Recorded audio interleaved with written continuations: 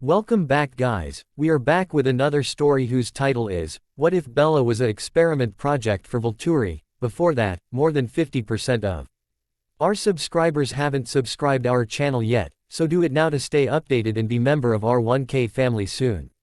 So let's get started on story. Bella's paw. Right now I'm not sure who I hate more. Myself for allowing them to force me into this fucked up situation or the Cullens.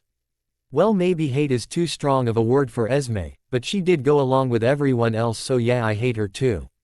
Then there's that fucking bastard.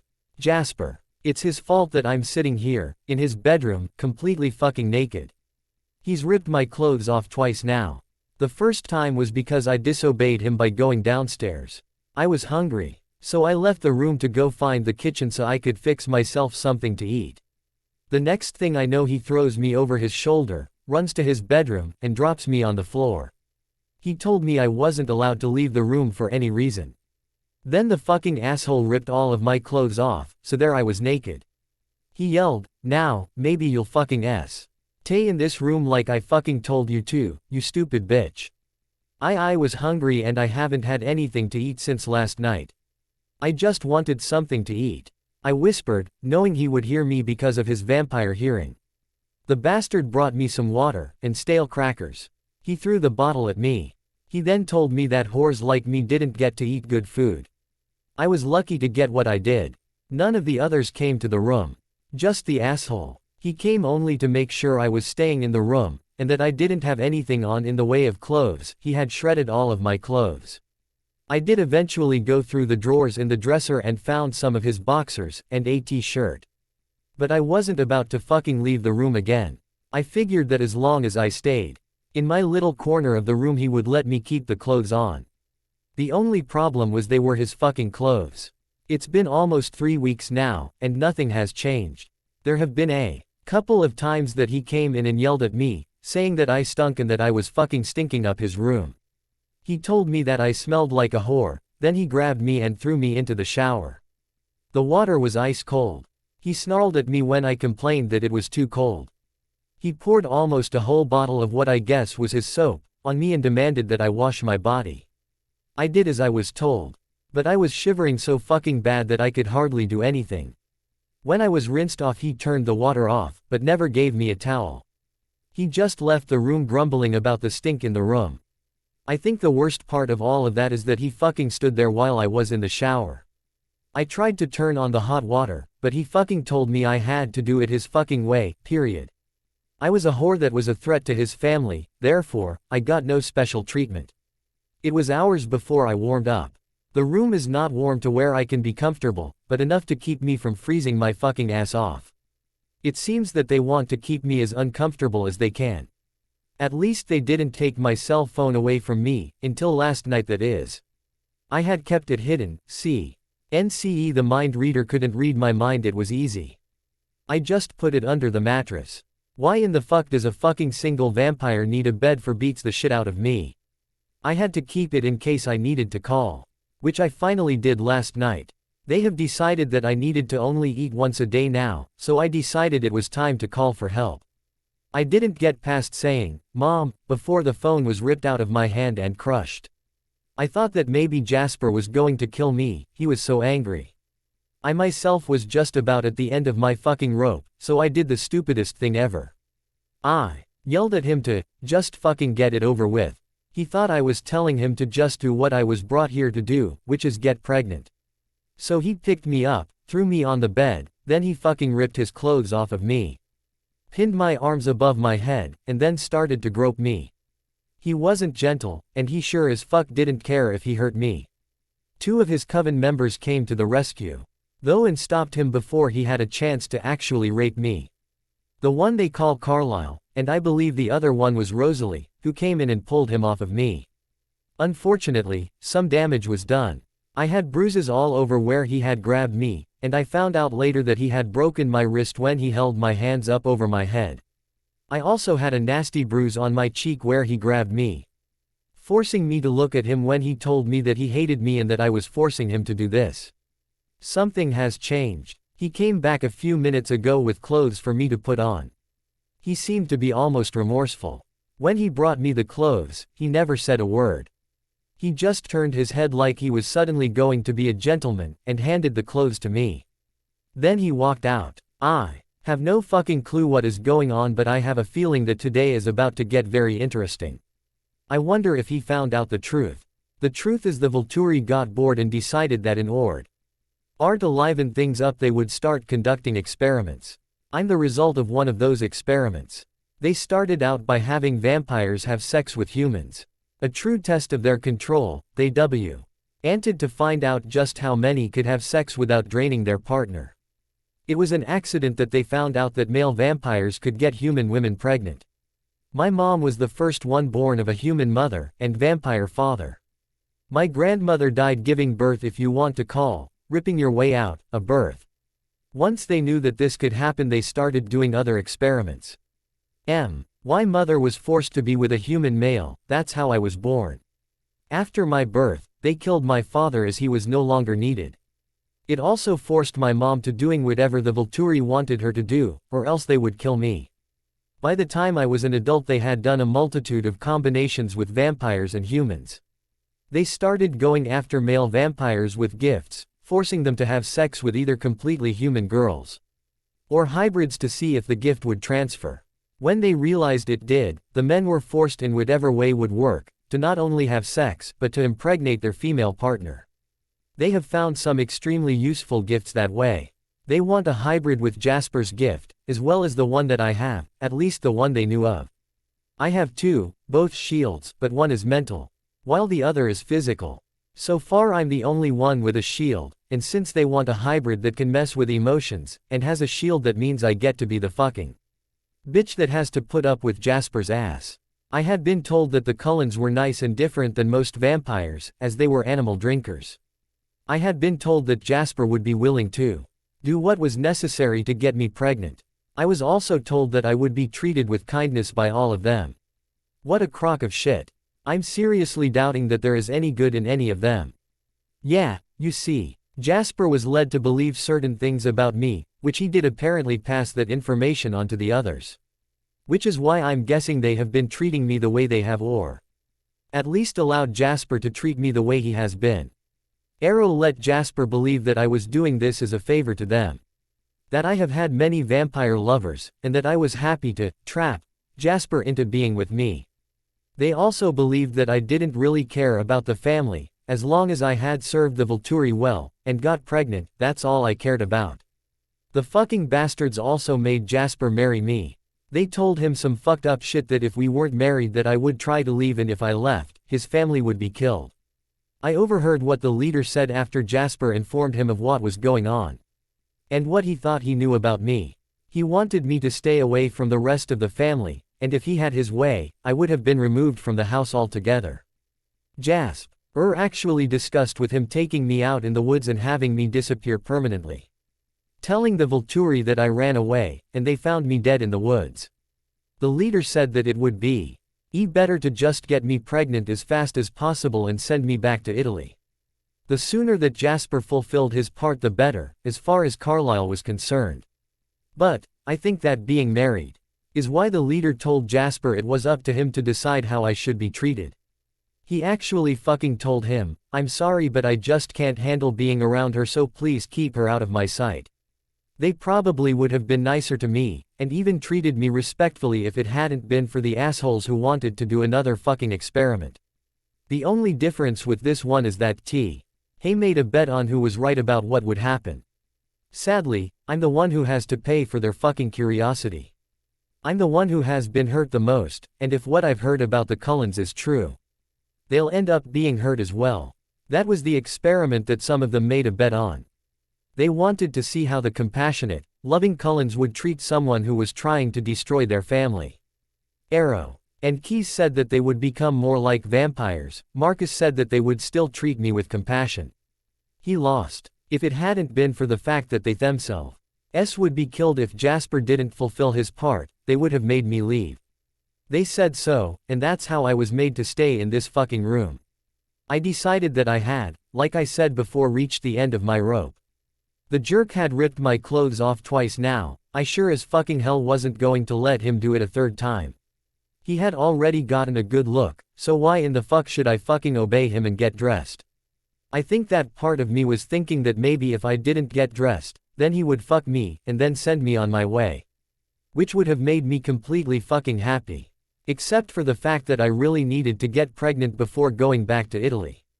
Even though at this point, I don't want this fucking asshole to touch me. There's really no way around this fucked up shit. At some point, I'm going to have to let this bastard not only touch me, but take my virginity. Of course at this moment they may or may not know that I am actually a virgin. They probably still fucking think that I'm a fucking whore, that fucks every vampire she can. Of course what none of them knew, at least until possibly now, is that I too was being forced to cooperate. If I didn't, they would kill my mother. I knew for a fact that they would. I couldn't even tell Jasper or any of them that I too was being forced. If I had, my mother would have been killed. I have lived low enough around the Volturi to know they never make empty threats. If I didn't allow them to continue their treatment of me, and keep my mouth shut, I would have lost the most important person to me. I just couldn't allow that to happen. No matter what Jasper did to me. She's my mother, and she's all I have in this world. If I ever become a vampire, the first fucking thing I'm doing is killing Arrow with my bare hands. Jasper's paw. I was in my study reading, trying my best to ignore what Rose and Emmett were doing. I loved my family, but sometimes it was just too hard to be around them. They were all coupled off. And had even gotten married. I am alone. I'm a fucking empath, and so I feel their lust for each other. The problem is that I have no one to help me with some of the lust that I fucking feel. Sure, I could probably go to Denali and spend time with Irina or Tanya, but they just don't interest me as far as sex goes. I prefer brunettes, you see. Occasionally, there will be a pretty nomad pass this way, but I like to say that I'm still a southern gentleman at heart, and just don't fucking like the idea of a one-night stand as the humans call it. Some vampires feel like the mate bullshit is true. It's not. There is no such thing as a pull from the chest, pain of leaving, or even just knowing that you are meant to be with someone. It's almost the same as humans. You meet, get to know the vampire, and maybe fall in love. The only difference is that with us vampires, once we fall in love, that's it for us. It's permanent, and lasts as long as the vampire couple exist. Now, if one of the couple is killed, the surviving one will seek revenge, and then destroy themselves. They will also kill anyone who tries to come between them. There is no such thing as fucking falling out of love, not for us vampires. Edward and Alice were out hunting, and doing other things that I don't want to know about. I could suddenly feel their emotions, and they both were feeling worried and nervous about something. It only took a few more seconds to hear their footsteps as they ran towards the house. Once inside, they yelled for a family meeting. As soon as everyone was in the dining room, around the huge table set up just for times like this, Alice started talking. She had a vision of some of the Volturi guards coming here, and whatever they were here for had something to do with me. He couldn't see them fighting us, but she did see me going with them. I had never met the brothers, but because of Carlisle, I knew about them. From what Carlisle has said, they know all about me, including my gift. Alice said she didn't know why they would suddenly be interested in me. She also said that she could see me coming back, but for some reason it was extremely blurry. There was something, or someone involved that she couldn't see clearly. She could tell me that they would be here the next morning. So, we all did whatever the fuck we did while waiting for them to show up. They did show up, but it was only Felix, Jane, Alec, and Dimitri. They were ordered by the brothers to bring me to Italy. We were all told that the brothers just wanted to speak to me, and promised Carlisle, along with everyone else, that I would be back, and it would probably be in a couple of weeks at the most. They had something that they wanted me to do. They sent the guard to bring me to them, because according to Dimitri, it was of utmost importance, and I would make it there faster by having an escort. The most important part, I was to come alone. If I had known what the Volturi wanted me to do, well, to be honest, I might have been more willing, at first, anyway. You see, I've been alone now for decades. The fuck up came when they told the lies, and I believed them. The Volturi have truly become the monsters that most believe us as vampires to be. As soon as I got there, I was escorted into the throne room. The brothers were all there, apparently waiting for me. They were very well-mannered, even going as far as asking if I would care to feed before the meeting. Knowing they fed from humans, I declined the offer. They were actually excited to meet me. They of course knew of my past with my sire, Maria. And the fact that I was the most feared vampire, at least in the south. They were also extremely interested in the fact that I had been able to go from a mass murderer to the quiet life of an animal drinker. After a few minutes of asking how Carlisle and the rest of the family were doing, they finally decided to get down to the reason they had sent for me. Jasper, it's time to you know why we have asked you to come here. If my information is correct, you are still single, correct? Arrow started. I nodded, not really understanding why this information would be of any use to the Volturi, and the reason I'm here. There's a lot of single vampires out there. From what I have heard from Carlisle, these three sitting in front of me love drama, and love to just fucking drag things out. They just can't seem to fucking say what it is they want without adding shit to it. Personally, I think they just want to watch the ones they are dealing with squirm, which is something they will never see me do. Good. We were hoping that you would be willing to help us with something. We are asking the single males that have gifts that would be useful to us to join us in our research. You of course are one of them. We will be expecting your full cooperation. I truly hope that you will agree to do this. You really have no choice, because you see, if you refuse, then it will be your family that will suffer. Keyes said coldly and calmly. They then told me that they had been conducting different kinds of experiments. They had found out in their research that male vampires can get human females pregnant. Now, they were starting to test out mixing gifts, so to speak. They had had a couple of successes, so they wanted to try to get a hybrid with my gift as well as the gift the hybrid female had. It had worked already, but they wanted my gift. They then told me that it was voluntary on my part. The only catch is that if I refused, like I said, they would kill the whole family. Then they asked me a really strange question. You are an honorable man, are you not, Jasper? Marcus asked. I told them that yes, at least when it came to my word, or promises. I never failed to keep a promise. And if I said I would do something, then I would do it if I could. If I made a vow, I kept it, and I never lied, at least to others that I cared about. They wanted me to get this girl pregnant. All they would tell me is that she was 1/4 vampire. I could take her and go back to the family. They would give me 6 months to get her pregnant. If she wasn't pregnant by then, we would both have to come back here and I would have to stay until she was pregnant. There was only one catch to all of this. I had to marry her, right away, in front of the Volturi. I had exactly 1 minute to decide. If I took longer than that 1 minute, they would kill a human in front of me. I was starting to fucking hate these assholes that had enough power behind them to get away with this fucked up shit. They would tell me more about her, and her history after the wedding. There was a part of me that in a small way wanted this. I had been alone for a very long time now. I told them yes quickly. Mostly just to keep them from killing a human in front of me. I was then taken to a room to get changed.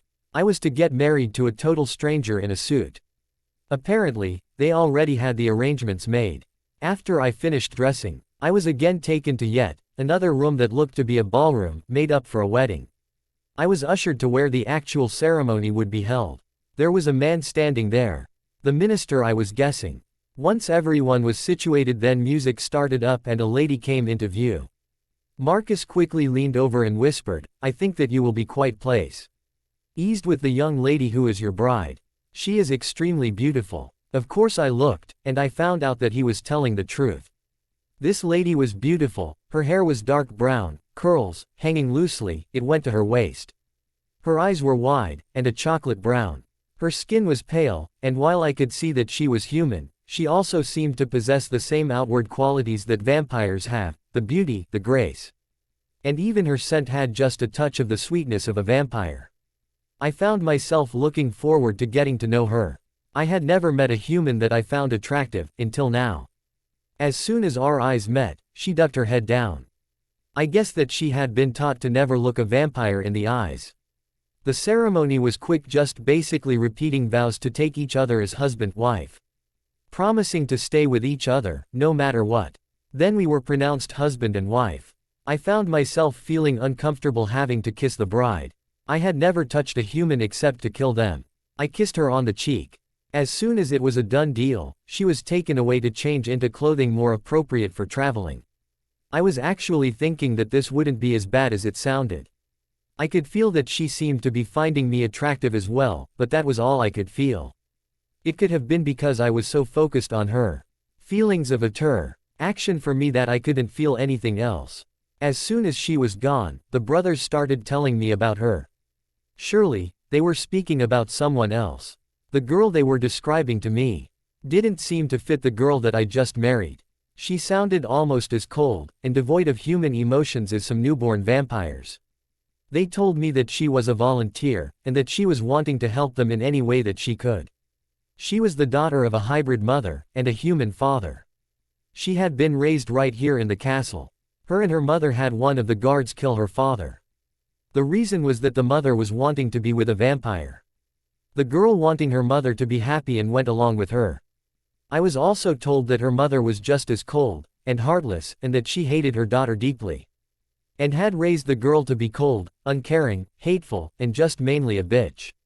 While the girl cared for no one but herself and the Volturi, she was doing this simply because they had asked her to. They told me that she was cold, heartless, and that she didn't care if my family was killed or not. She also didn't care that I was being forced into this, as long as she got to fuck me she would be happy. I heard how she has fucked most of the guard, according to Keys. If it was male and a vampire she would fuck it. Next, they told me she had her own mother killed because she wanted to fuck the vampire her mother was with. She got her favorite fuck buddy to kill her mother. She refused to even go to the funeral because she was too busy fucking one of the guards. She did care about having the reputation of having fucked the infamous Major, or God of War, and having his baby. Then all of the other male vampires would want to fuck her because if I had enjoyed her, she had to be very good sexually. I was then told that she would use her beauty and her charm to get me to fuck her. Then she would probably go and have the family killed off one by one, at least the females. The males, well, she would try to get them to fuck her first. They said that while I used emotions, she had none. They even asked me to use my gift when she came, to see if I could feel any emotions. They warned me to watch her, and watch out for the other family members. Then Marcus spoke up. Jasper, when she came out, and even during the ceremony, did you feel attraction coming from her for you? I nodded yes. And he went on, she knew you were a vampire that can feel and manipulate emotions. She was able to feel the attraction for you, because she is attracted to vampires. But, then again, she is attracted to all vampires. I couldn't believe they didn't tell me before we got married, but they explained that she was wanting to get pregnant so badly for the Volturi. They were telling me so that I would be warned about her, and wouldn't be caught off guard. They did explain that she made the Volturi let her marry me, by telling them she wouldn't do it at all, unless she could have me. It was all her fucking idea. They also said that without the vows, she would run. As long as she took those vows in front of the brothers, she would honor them, by staying with me. Not long after this she came back letting the brothers know that she was ready to leave. I did as Arrow had told me to and felt her emotions. There were none. Not strong ones, just a little sadness, but nothing else. She didn't even look at me. I might have questioned what the brothers had told me if it hadn't been for Felix and Dimitri telling me about their sexcapades they had had with her. They told me that I was so fucking lucky because she was hot and was a wildcat in bed. It made me feel sick, that is if it were possible for a vampire. I did send out my gift to see if I could feel a deceit coming from them, and there was none. They were telling the truth. My gift has never been wrong when it comes to being able to tell if someone is lying. Now, how in the fuck am I supposed to take her back with me? Someone would probably try to kill the bitch. Probably Rose, maybe even Emmett, seeing as how his mate is in danger. One thing was for certain, her beauty had just been shot down by the ugliness that was inside of her. I could already feel the tendrils of hate for her wrapping itself around my cold, dead heart. Marcus's paw. Well, that went much better than planned. Not only were we able to convince Jasper that what we were telling him was the truth, he wasn't able to feel our deceit. I know that Isabella will not say anything. She knows that her mother will be killed if she does. I also know that she is very angry about what we are making her do. I'm not sure which bothers her the most. The fact that she is being forced to marry a vampire that she doesn't know, and get pregnant by him. Or is it the fact that we are testing the Cullens? I believe that it's the latter. When we told her that we were going to lie to Jasper about her, well, her emotions were all over the place. I didn't need to be an empath to know that. She started screaming, and then proceeded to start crying. She told us that by doing this, it could ruin any chance of Jasper doing his part. He wouldn't want to have anything to do with her. We simply reminded her that if he didn't do his part, his family would be destroyed. Both Arrow and Keys believed that the ones that are compassionate will break and act like true vampires towards Isabella. They are convinced that they will not treat someone whom they believe is a threat to their coven, or family as Carlyle calls them, with compassion. I believe that they will treat her humanely, at least until they see the threat acted upon the family. Which of course the only real threat there is. If Jasper doesn't fulfill his part, then the family will be destroyed. That threat is very real, and it will happen if he doesn't at least do what he needs to do in order to get young Isabella pregnant. That means that if she is still a virgin at the end of the 6 months, one family member will be killed. Arrow and Keys both are truly wanting to have a hybrid that is a mental shield, as well as an empath. With someone like that on the guard, no one could ever defeat us. We could be secure in the fact that the power we hold would never be stopped. The thing is, that my instinct is telling me that somehow, this experiment with the Cullens is going to backfire. And we'll be the ones to end up suffering. I can only hope that Arrow and Keys haven't created a monster. I told them not to do this, but they thought it would be too much fun. The problem I see is that once the lies have been told, there may never be enough trust between Isabella and Jasper. I know that if I had been told lies about someone, and then later found it to be just that, lies, I wouldn't know who to trust, on either side. I also know that Jasper Whitlock has a nasty temper. He has caused much destruction when angry, and has gone on killing rampages. Of course that was before he met the Cullens. Still, I'm a little afraid for Isabella. What if he gets so mad that he ends up hurting her badly, or worse, killing her? There is also something else to worry about. What if Isabella is hurt so much, so badly, that she decides that it would just be easier all the way around to just kill herself? She is mostly human, and that means that she is weaker. If I'm wrong, and she is mistreated badly enough, she could just decide to destroy herself. I did address this with Arrow and Keys. They finally promised that if it could be proven, if something happened to her, that she did in fact take her own life, or cause her life to be destroyed, then neither her mother nor the Cullens would have to pay with their lives. I just wish they had listened to me, and never started this experiment. Bella's paw. I'm sitting here in this fucking wedding gown waiting for my groom to get here. I was told to be ready or else. I had already been strictly warned of what would happen if I didn't keep my mouth shut. I had to let Jasper and the rest of his family believe the lies they were being told, or would be told once we were married. Marcus seemed to truly believe that the Cullens would still treat me with compassion. Jasper, well, he wasn't so sure of. I knew all about Jasper Hale, or Whitlock, that was his human name, and that is what my new last name would be. He fucking assholes said that it would be better if I took on his real name, since it would be a real marriage. They didn't care if I went by Hale, or Cullen, or Whitlock, as long as I stayed with him. But I had been well informed of who and what this vampire that is soon to be my husband came from, and his history. I heard some of it from the Volturi, the rest I heard from either mom, or indirectly, her friends. While I had been born and raised here, my mother had been allowed to travel, for short periods of time. She had met a few vampires in her travels, and even kept up a friendship with some of them. With my help, she was able to keep those friendships a secret. She just didn't want the Volturi bothering them. She and I were so much alike in that we would rather die than bring any trouble to any of those we cared about. My mom had actually met a couple of vampires that had been sired by the vampire known as the Major. Peter and Char as we call her. She would stay with them for weeks, or sometimes just days. She told them everything that was going on, and what the Volturi were doing. They in turn told her that maybe the Major could get her out of there. They told her all about the family that the Major had found and was staying with. She also learned enough about the Major's past to know that he was a dangerous vampire, and he had never lost a fight. They were sure that Once the Major heard her story that he would help. The only problem was, she looked, smelled, and at times had the heartbeat of a human. He didn't deal with humans very well. He had changed his diet to animal drinker. But he still had trouble resisting human blood. That wasn't the main thing that stopped her from trying to find him. No, what stopped her from even looking for the Cullens was the fact that whenever she left, I always stayed behind. It was the only way that the assholes could be sure that Mom would come back. At the same time, Mom was trying to find a way to get herself and me out of Italy altogether. That was the main reason she took the trips. After another year of watching other young human girls being forced to have sex and carry hybrid babies, my mom decided that maybe, if she could just talk to the leader of the Cullen family, that maybe he could help, or at least give her some ideas. He had at one time been a part of the Volturi. She had told me all about what she had learned of the Cullens from Peter and Char. They only drank the blood of animals, and the leader was actually a doctor that worked in a hospital taking care of injured, sick, humans.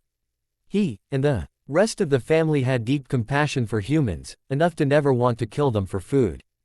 Jasper was different from them in the way he was sired, and his early beginnings as a vampire were full of death, destruction. And from what Peter told Mom, depression after a century of doing Maria's bidding. I myself have been surrounded by the very same things. The only difference is that Jasper actually did the killing.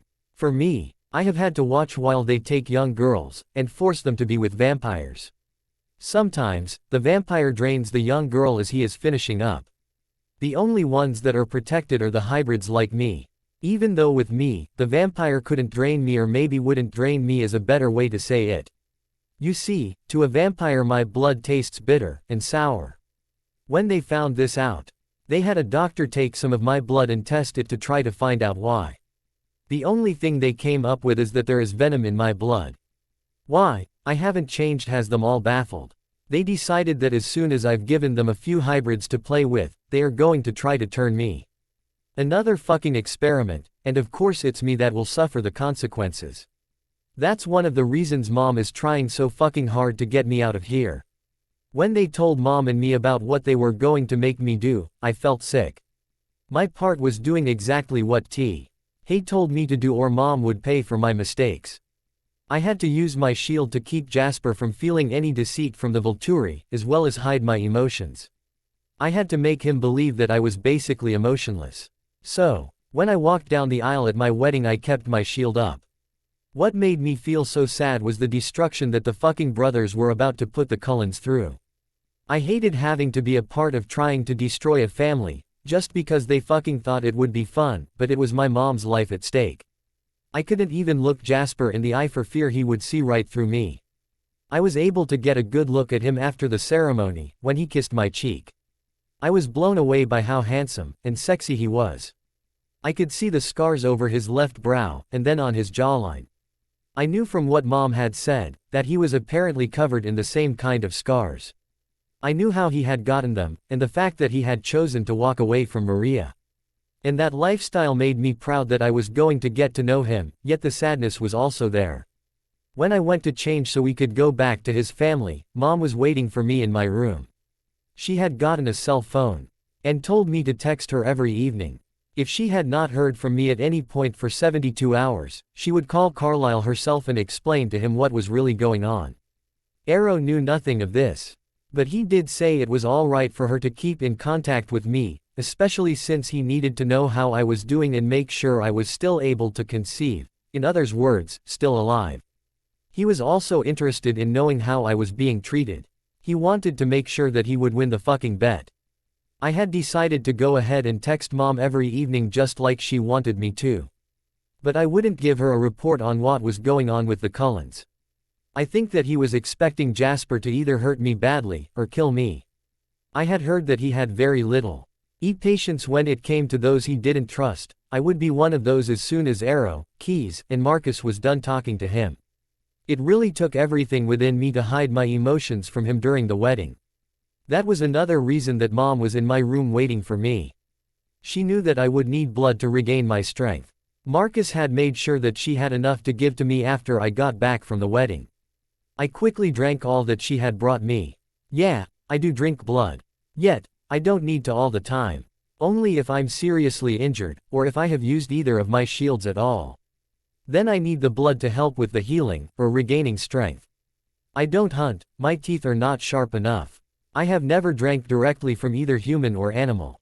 I also have no bloodlust at all, I never have. When my mom found out about the Cullens, and that they drank animal blood, she immediately changed her diet. The Volturi don't really care about what kind of blood we drink. He did make another hybrid drink human blood for about a month and then had them do things to try to find out if there was a difference between an animal drinker and a human drinker.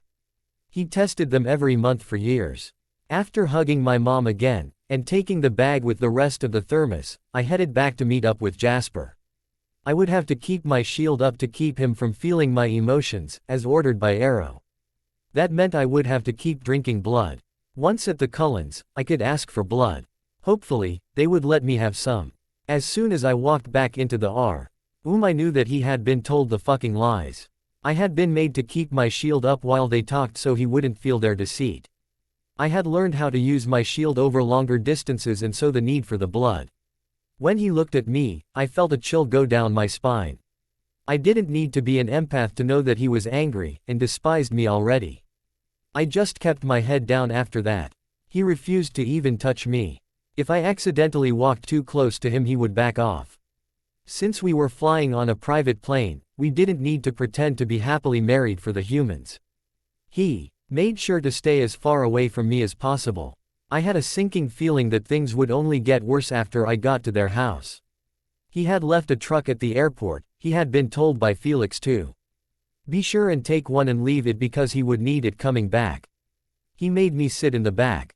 There were no words spoken, he just opened the back door and pointed. I didn't mind, if he was going. To be mean I didn't want to be close to him either. If only I had known what he would end up doing to me as the days wore on. I would have run, and maybe then he would have killed me. Sometimes, I wish he had. When we pulled into the long drive my curiosity went up.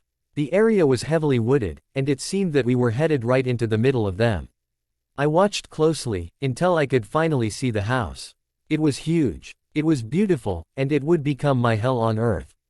For the first time Jasper spoke to me, or maybe I should say that he ordered me to stay in the truck until he came back out for me. He warned me that if I got out, or moved that he would make sure that I was in pain for a few days. He had to go and explain to his family what was going on and talk to the leader. I just nodded that I understood. And then he was gone. I sat in the truck for about 2 fucking hours. It was freezing out here, and I wasn't dressed for this weather. My jacket was a light one. I was shivering. And now I had to fucking use the bathroom. Maybe I should just piss myself, at least his truck would stink. Then I realized that I would become even colder, by being wet. Finally, he calms out and tells me that he will be taking me to his room. Before I was to go, Carlisle, the leader, wanted to explain the rules I would have to go by. I was not to speak, unless I was directly asked a question. He then told me that they had been informed of how I live my life, and not to expect to be treated any other way than a whore would be treated. Apparently, the whole family was there waiting for me. I made sure my shield was up. As soon as I stepped into the room I heard some growls, and then the one they called Carlisle told them to settle down. I could almost feel the hatred for me. This wasn't going to end well for me. At all. Carlisle told me that he hated that Jasper had to be forced to marry someone who could care less if the family was destroyed. Since there was no way around it, they wouldn't kick me out.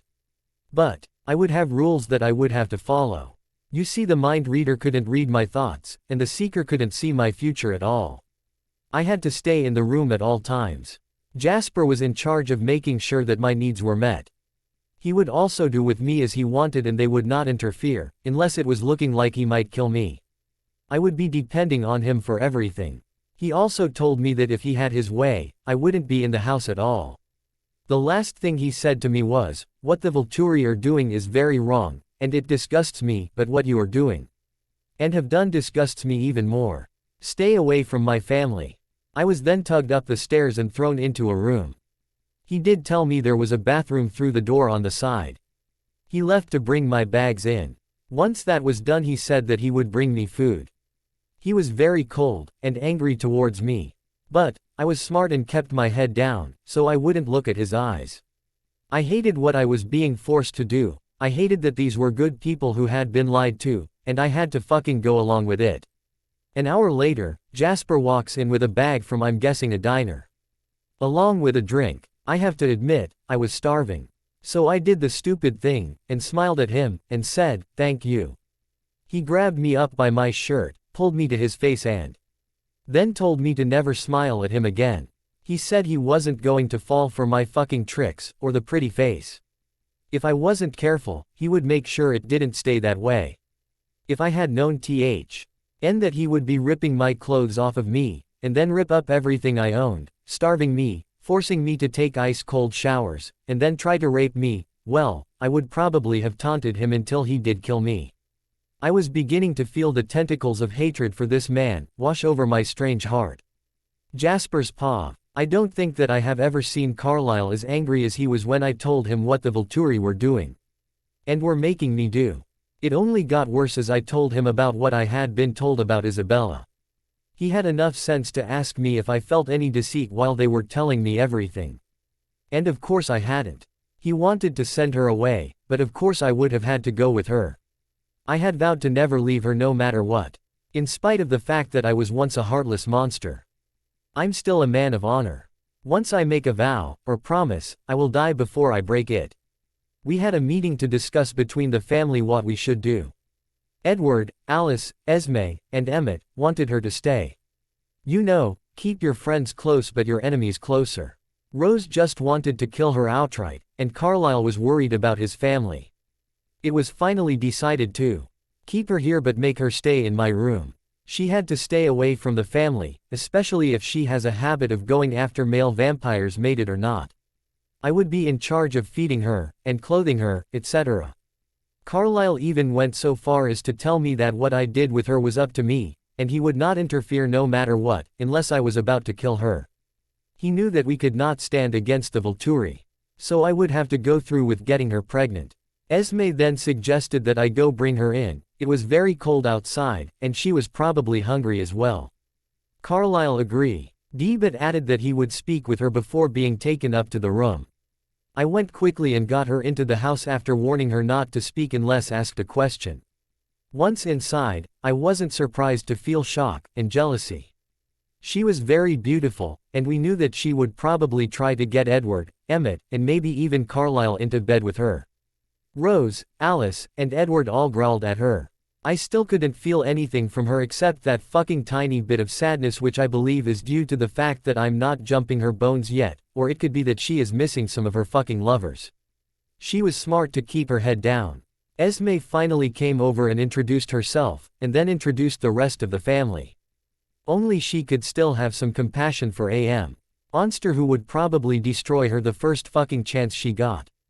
After that, Esme told me to take her to my room, and then go and get her something to eat. If I didn't respect Esme so much I would have growled at her for telling me what to do. I complied, not really wanting to do anything for this monster in human form. I took her to my room and showed her where everything was and then left. Esme told me that she would be going shopping for human food the next morning, as all we had was some stale crackers and water.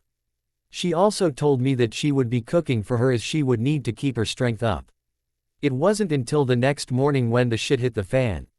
Carlisle was at the hospital, Esme had gone to do what she said she would do, Emmett, Rose, Alice, and Edward were all hunting. They really just needed to get some of the anger out of their systems. I didn't blame them. I had gone during the night while the monster slept. I was in my study reading, when I heard the noise. I knew that the only people in the house were her and I. I got up and sure enough, there she was in the fucking kitchen. She had left the room. I was beyond pissed. I threw her over my shoulder and ran at vampire speed to get her back to my room. I was so angry, but I could still control myself. I decided to try to fix it where she wouldn't want to leave the room. So, I ripped her clothes off, and then destroyed every piece of clothing she had brought with her. The problem was simple really, but I just couldn't fucking see it at the time. I was strongly attracted to her. It was part of what was making me so angry. Somewhere, deep down inside of me there was a soft place in me for her. I hated it, and I hated her for making me feel anything towards her. Once I had calmed down I happened to finally notice what I had done. All I could think of was, oh fuck, now with her being naked she could really seduce any male member of the family. But, something strange happened when I looked at her. I expected to see a female sprawled out, with her legs wide open in invitation to have my way with her. Instead, she was sitting on the floor curled up into a tight ball, and trying to hide her body from me. Her face was turned away, but I could smell the tears. I still couldn't feel anything from her. For a second, just a second mind you, I felt sorry for my actions. Then the words of the Volturi came back to me. And my anger rose. I hated her even more, because she apparently knew how to get a vampire to feel sorry for her. I realized that it was just another way to try to get to me. Yet, I knew that in order for my family to be safe, I would have to touch her at one point. I did go and bring her some of the stale crackers, and water, when she said she was hungry. That day when I went to check on her, I noticed that she was wearing a pair of my boxers, and a t-shirt. I tried to make sure she didn't see what it did to me. She was so fucking beautiful, and even more sexy in my clothes. My anger only got worse. I hated that she could affect me like that. She basically stayed in the little corner of the room. She did pull the blanket off of the bed, as well as the pillows, and slept there as well. That was fine by me. She didn't deserve a nice comfortable bed. Esme did make me turn up the heat in the room so that she wouldn't freeze to death. After a week and a half, I could tell that she hadn't taken advantage of the shower. Fuck, we all could smell her from downstairs.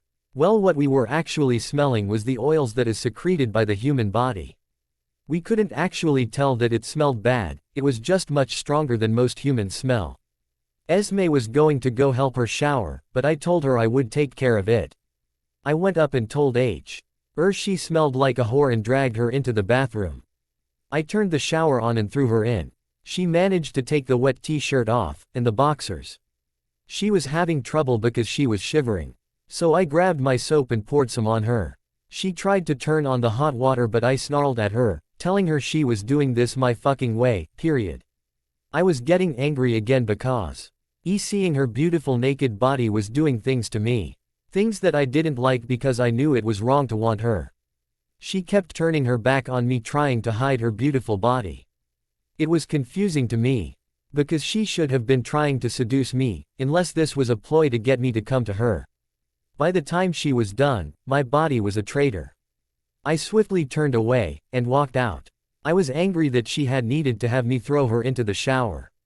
Now, I had a fucking hard-on that I needed to take care of. But, I wasn't about to let her know how she was affecting me.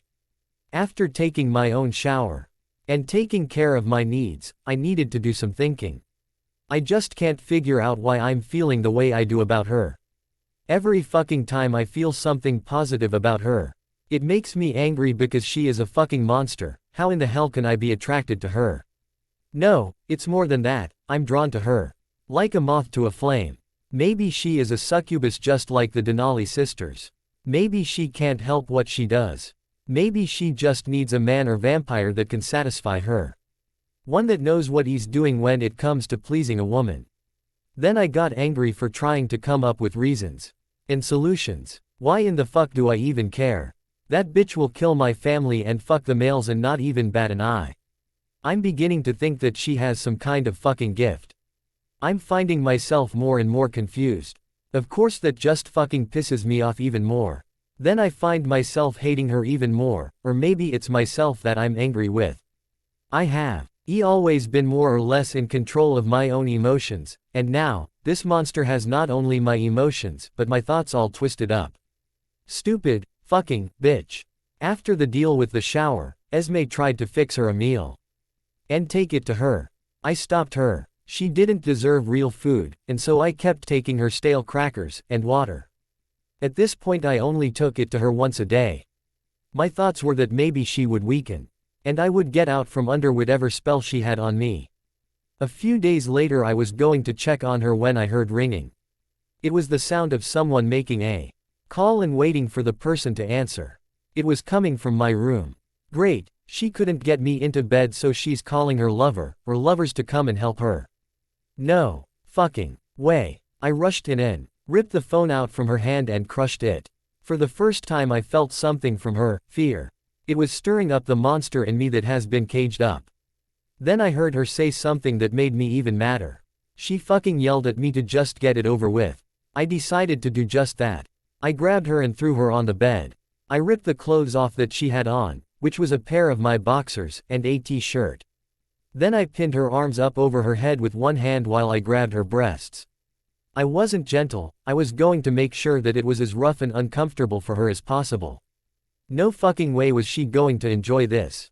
I would though, maybe I could finally get rid of this hard-on I've had every single time I'm around her. I heard some of the family yelling at me through the door to stop. But I paid them no mind. Finally, Carlisle and Rose came in and managed to drag me away.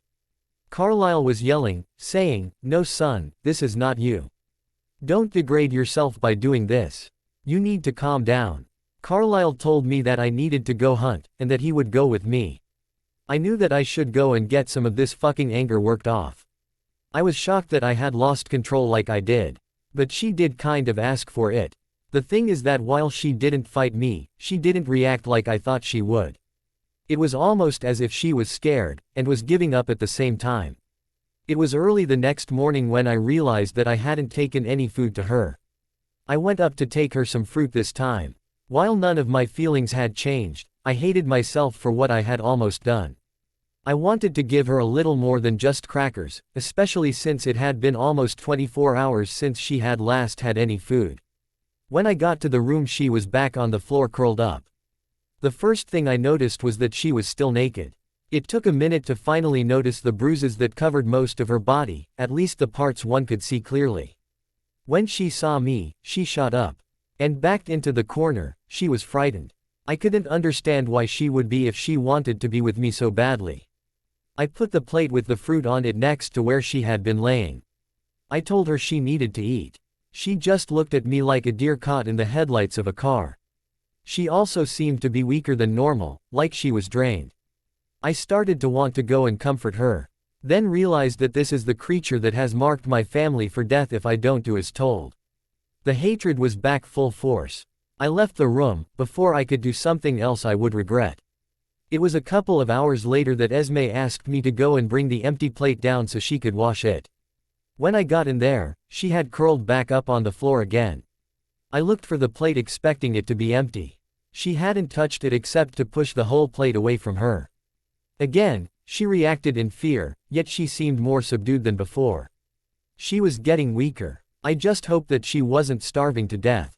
Then I realized that she was just doing this to get me to feel sorry for her.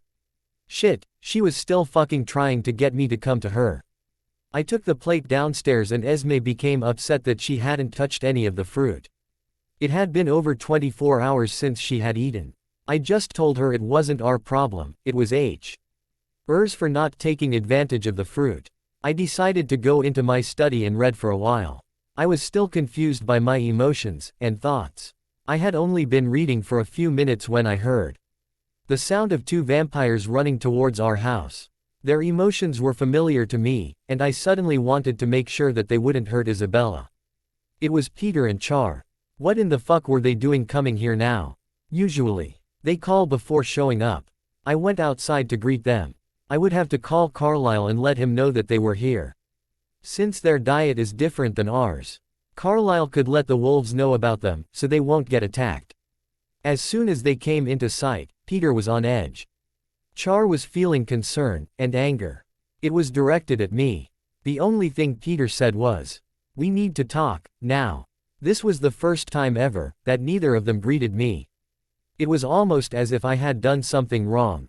Something was telling me that I wasn't gonna fucking like what he had to say. Before saying anything else, he asked where the rest of the family was. At vampire speed everyone was there, except Carlisle, who was still at the hospital. Emmett was the one who finally asked Peter why they were there, and why so serious. Peter was just about to say something when his phone went off. He answered, and it was Carlisle. Peter told him that him and Char were already here. Then we heard Carlisle tell Peter to get away so he could speak freely. Now, we were all feeling confused and curious. What in the hell would Carlisle have to say to Peter that he couldn't say in front of us? Peter was back a few minutes later. He told us that Carlisle was on his way, and he was bringing someone with him. He had been asked to check on Bella, and to find out what her condition was. That really fucking confused me. I had fucking had it by now. Peter, what the fuck are you doing here, and what is the secret between you and Carlisle? You'll find out everything when he gets here. Right now, I need you to tell me if I can go and check on her. No, she's not dressed. She has no clothes at all. I kind of got angry and ripped up everything she had. I whispered. I heard Char gasp loudly. And Peter was suddenly so fucking angry. He just glared at me before saying, now why in the fuck would you do that? My next question is, I'm guessing that you belly. Even every fucking word that the Volturi said. Didn't you feel any deceit from them at all? I told him that I didn't, and I always felt it if someone was lying. Char then looked at Peter with a look of pain. Oh, Peter. I bet they made her use her gift on him. It's the only way they could have gotten away with lying to him. Char then told me that the first thing that needed to be done was for me to take her some of her clothes to put on. Bella was a tiny little thing, about 4'11". Char was an even 5 foot. But she was the smallest besides Alice. She quickly got some jeans, and a long-sleeved t-shirt. Along with some underwear, and a bra. She told me that she didn't know if it would fit, but she could at least have it if it did. I then asked them why in the fuck should I care if she's dressed or not. That's when they dropped the bomb.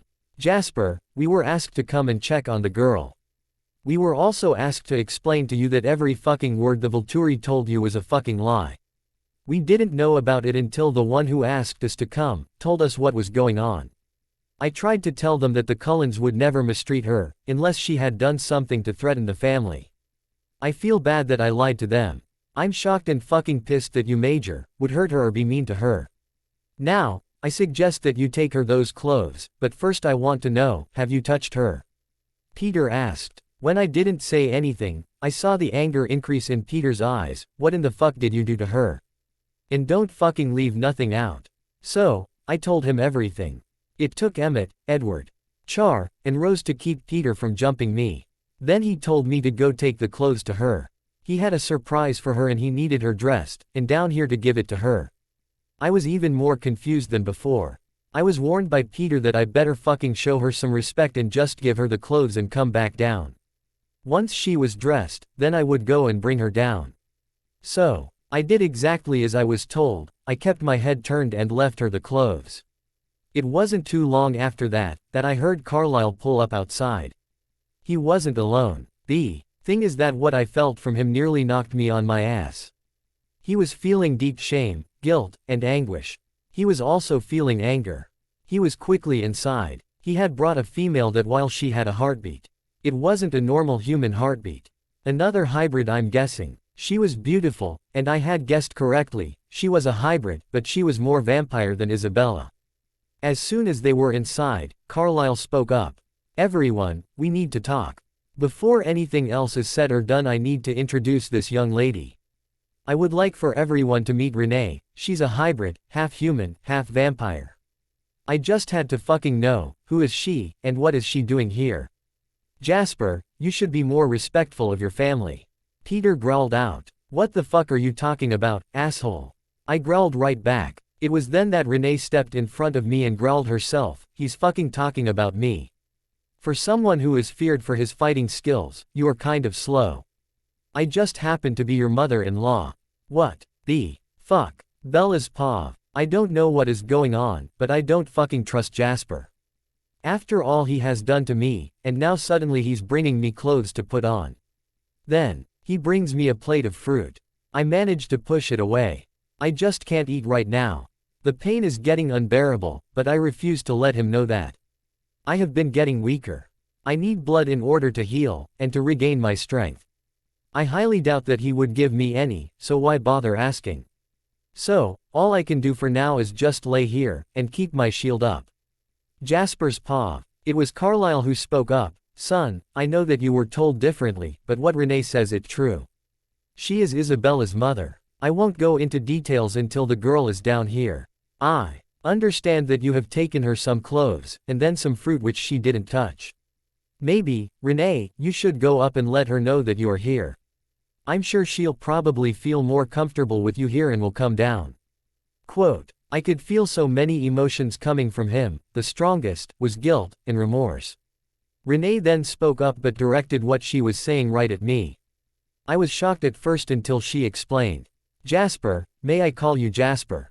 I don't know everything that you have done to my daughter, and until she is down here, I'm not sure I want to know. But, whatever you have done, or haven't done, it's you who has messed up with her, so you should be the one to fix it. I doubt that she trusts you, so you need to start right now trying to earn her trust. I know that you are a good man, with a good heart. That has just fucked up big time. You need to take care of her. Now you go up there, get her to get dressed. Tell her you have a surprise for her that will make her happy. But do not tell her I'm here. Now go on, young man, before I beat your ass." Something told me that I had better just do what she told me to do. She had turned her attention to Carlisle, and asked if he had any blood on hand. I knew he did. He always kept some bagged blood on hand in case of emergencies. With that they both turned and walked away, leaving the rest of us in shock. Bella's paw. I knew that my shield wouldn't hold much longer. While it would still protect me from others' mental gifts, it might not keep my emotions from Jasper. He couldn't find out the truth, not from me anyway. As long as I could just lay here, and not move much, I might be able to keep it up a little while longer. The pain is getting worse, and soon I wouldn't be able to keep it from leaking out. Ma, I'll die and then Jasper and his family won't have to worry about me. The only problem is that it would have indirectly been Jasper's fault, and Arrow might have Mom killed, or maybe even Jasper's family. While I haven't been on the receiving end of their compassion, I would still hate to think that my death would result in his family's destruction. Maybe if I just fucking give it up and tell him I need blood. Then I can start healing. The door opened up and it fucking hurt to move, but I did manage to sit up. I kept my body curled up so that number 1, he couldn't see anything, and number 2, he couldn't see the injury. He came over to the bed where he had laid the clothes he had brought, picked them up and then came over and squatted in front of me holding out the clothes. I turned my head away from him. And I expected him to get angry. Instead he spoke up softly, "Please, take the clothes and put them on. I'll turn around while you get dressed." "Why?" "So you can have fun ripping them off of me," I whispered. I was weak from lack of food, blood, and my injury, so even saying that much took a lot out of me. I still wouldn't look at him. He finally took his fingers and was about to touch my chin, I'm guessing. But I was scared and I flinched. He pulled away and then spoke again. "I'm sorry. I really need to talk to you, but I would prefer that we talk on equal footing, so to speak, so can you please get dressed?" I just shook my head no. What he did next shocked me. He tossed the clothes back on the bed and then before I could even understand what he was doing he said, "Fine, we'll do it your way then." I was frightened that I had made him angry, but it wasn't even a matter of just not doing what he had asked. I couldn't, I was too weak, and in too much pain. I knew he was doing something, and decided to risk looking to see what it was. What I saw made me gasp, and then blush. He was standing in front of me butt-ass naked. As soon as I saw that I knew this was it. He was going to take me. And there was no one to stop him this time. I started crying, but I wouldn't fight him either. I could feel calming waves flowing over me. I guess he was going to make sure I wouldn't fight him. He sat down right in front of me and asked me to please calm down. He wasn't going to touch me. He just wanted to talk to me for a few minutes, but since I refused to get dressed, he made sure he was just as naked as I am. He explained that something had happened, and while we still had to go through with the arrangement, things were going to change. He told me that he had a our prize for me, but I needed to get dressed and go downstairs to see it. His voice, while deep, was soft, and I actually started to feel more calm. It wasn't his gift either, there was something comforting in the sound of his voice. Since he wasn't angry, or yelling, while my shield was up, he couldn't manipulate my emotions. He kept talking, and telling me that he was sorry for everything and that I would be happy once I got downstairs. After a couple of minutes, he finally stopped, and asked me, "Please, Isabella, please get dressed, and you can eat something when we get downstairs." He went quiet then, waiting for my answer. It was getting harder by the minute, and his naked body wasn't helping any. He was the first and only man I had even seen naked in real life, that is. He was beautiful, but I was too weak to fully enjoy him. Finally, I decided to tell him that I couldn't, and why. I know you think I'm refusing, but it's not that I don't want to, it's the fact that I can't. I'm too weak, and in too much pain. Pain? Why are you in pain? I don't see any injuries. Please tell me, he was pleading. I decided that maybe if I showed him he would bring me blood. So, I carefully pulled my left hand out. It was severely swollen, and was black with bruises. He sucked in a breath, and just stared at my hand. How did that happen? He whispered. Yet, I looked into his eyes and I knew that he knew exactly how it happened. This is why I'm not eating, or getting dressed. It hurts too much to move, and now I'm too weak to do much of anything except sit here in pain. I need blood. It's the only way I can heal and regain my strength. He nodded and then asked me, if I get dressed, can I help you get dressed? Then I'll carry you downstairs so you can see your surprise, and Carlisle can get you some blood. He keeps some on hand just in case. I was really confused now. Why in the fuck is he suddenly being nice? I'm willing to bet that he found out the truth, and now he's sorry for what he did to me. It's a little too late for that. How in the fuck am I supposed to trust someone, or the whole family for that matter, that was willing to treat me based on some hearsay they were told? Shit that they believed to be the truth, and they never even thought to ask me, they just assumed. I was told by Arrow that if the Cullens asked me directly if what they had been told was the truth, then I could tell them. You see, the experiment was to see if they would believe the lies, and then treat me accordingly. They never even questioned what they had been told. They never asked me. Jasper got up and dressed quickly. Then he picked up the clothes and came slowly over to me. The clothes I knew were too big for me, but at least they would cover me. The underwear would fit enough for me to at least have them on. But the bra was a little too big, at least around. He came over to me, slowly, and went around to my back. He then had me hold my hands so that he could slip the bra on. Once it was where it was supposed to be, he hooked it for me. Then he came around with the shirt. It was a t-shirt that looked like it belonged to Alice maybe. He kept his eyes locked on mine. And when he had to put the injured hand in the sleeve, he did so with very gentle touches. He went slow so he wouldn't cause any more pain. Once that was on, he had me stretch out my legs and again, being careful to not look anywhere but my face, pushed the underwear up and on. He did the same with the jeans, making sure to roll the pants legs up. I was shocked at how gentle he was treating me. If I wasn't so fucking weak I would have blown up in anger. For 3 fucking weeks he treats me like shit on the bottom of his shoe. He locks me away, does things to torture me, almost rapes me, and hurts me badly in the process. And now that he knows the truth, now he wants to treat me good. I don't fucking think so. I bet his family will be the same way. When I'm better and stronger, I'm going to fucking let him have it. He wants this to work, well, he's gonna have to fucking earn it before I even want to be around him. The only problem is that right now his touches are gentle, and feels so fucking good that I don't want him to stop. He was looking at my hand, and when he looked up at me I was shocked. There was venom in his eyes, and if he was human he would have been crying. The pain in his eyes made me inhale sharply. I hissed when he moved my hand to look at the other side.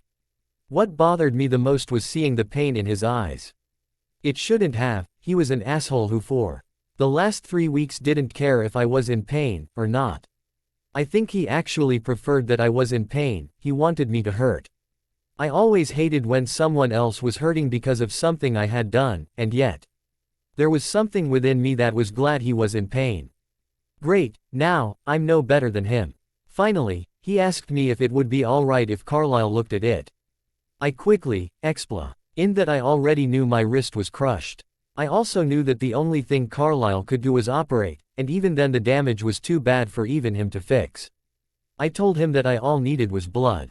It would not only help me to regain my strength, but it would heal my wrist.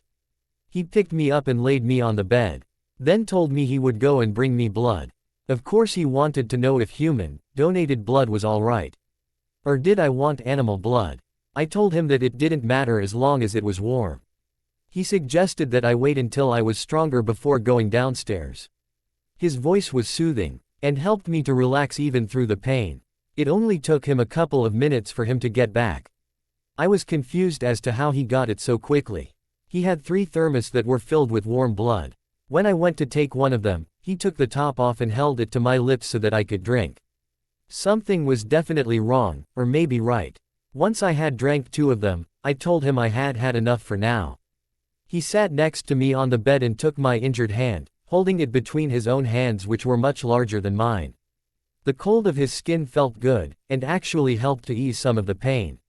It only took a few minutes for my hand to start the healing process. My strength came back, and as my wrist healed, my strength increased. It did take longer for the wrist to be completely healed than normal, but then it had been that way for a couple of days. He didn't say anything while waiting, he just kept staring at me.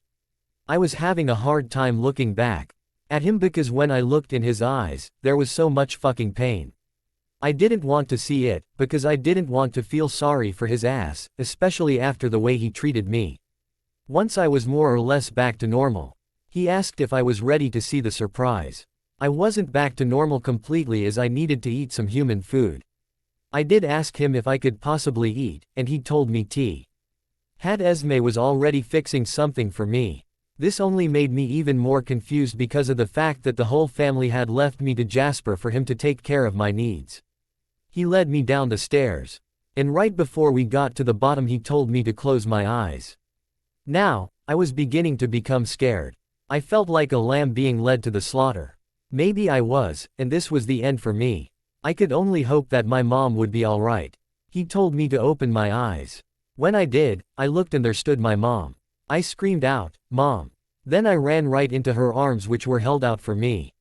I was crying because I think everything was finally catching up to me, and in relief. Now, I could go with her, and I wouldn't have to worry about touching his fucking ass, or him touching mine. I was free, or was I? After a couple of minutes I pulled back to look at her face. She asked me how I was doing while looking at my wrist. I guess Jasper told her what had happened. I was surprised he was still fucking standing. I started to pull Mom's arm in the direction of the door. When she realized what I was doing she stopped me saying, "Baby, no. We need to talk." It was then that I noticed the 2 red-eyed vampires standing next to Jasper. Mom then introduced me to Peter and Char.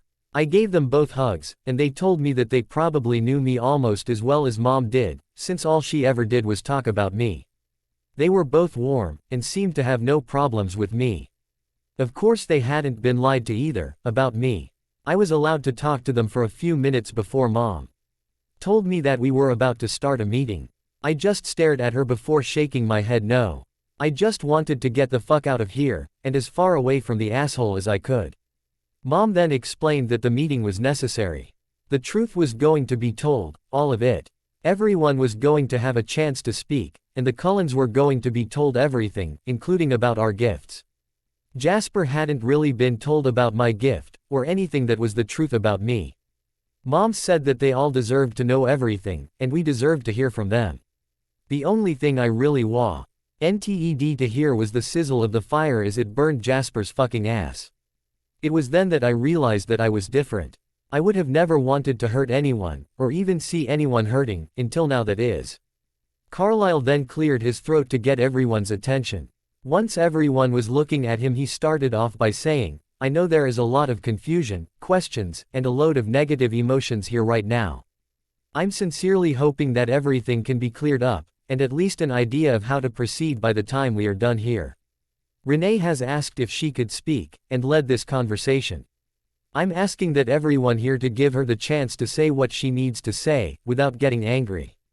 Once she is done, Bella, I hope that you will give me the chance to speak to you as well." Mom then told everyone that she was waiting for 2 more vampires to arrive.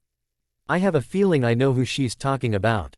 I was holding on to Mom like she was a lifeline for me. And she was here. And was going to take me out of here. I already knew that what Carlyle wanted to say was how so fucking sorry he is for their treatment of me. All I have to say about that is, so fucking what? A couple minutes later the other 2 arrived. I was right about one, but was kind of surprised to see the other one. Felix walked in and I ran into his arms and hugged him. He lifted me up and swung me around. When he put me down, he kissed me on the cheek and then said, I'm so fucking sorry, little one, for not only what you are being forced to do, but what the Volturi did to you by lying. Even though, I must say, that I'm disappointed that this family would treat you the way they have. Once he had finished with me, he went to Mom and gave her a passionate kiss right in front of everyone. They have been seeing each other for a couple of years. The brothers knew and seemed to encourage it. I liked Felix. He has always been kind and gentle with not only my mom, but with me as well.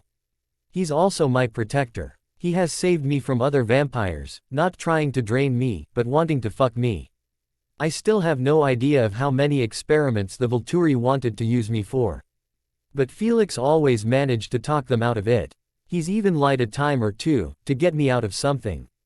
He has always had a soft spot for Mom and I, but had to always hide it in some ways. The other vampire was Dimitri. I was confused at first, until I realized that he was probably made to come to help Felix if there was a fight for any reason. Even though the only fight I could even think of was either Mom trying to hurt Jasper, or me hurting the asshole. Mom brought me out of my daydreams to say, "Bella, you need to go and stand next to your husband." "No," was my brilliant answer. 8. "Her, you go willingly and stand next to him with your head held high, or I will have Felix take you over there and tie you to him." She was getting angry. I was shocked, but Jasper started to speak up, and Mom yelled, "Don't you even fucking say a word. You hurt my daughter, and if it wasn't absolutely necessary for you to make a baby with her, I would have already toasted your fucking ass.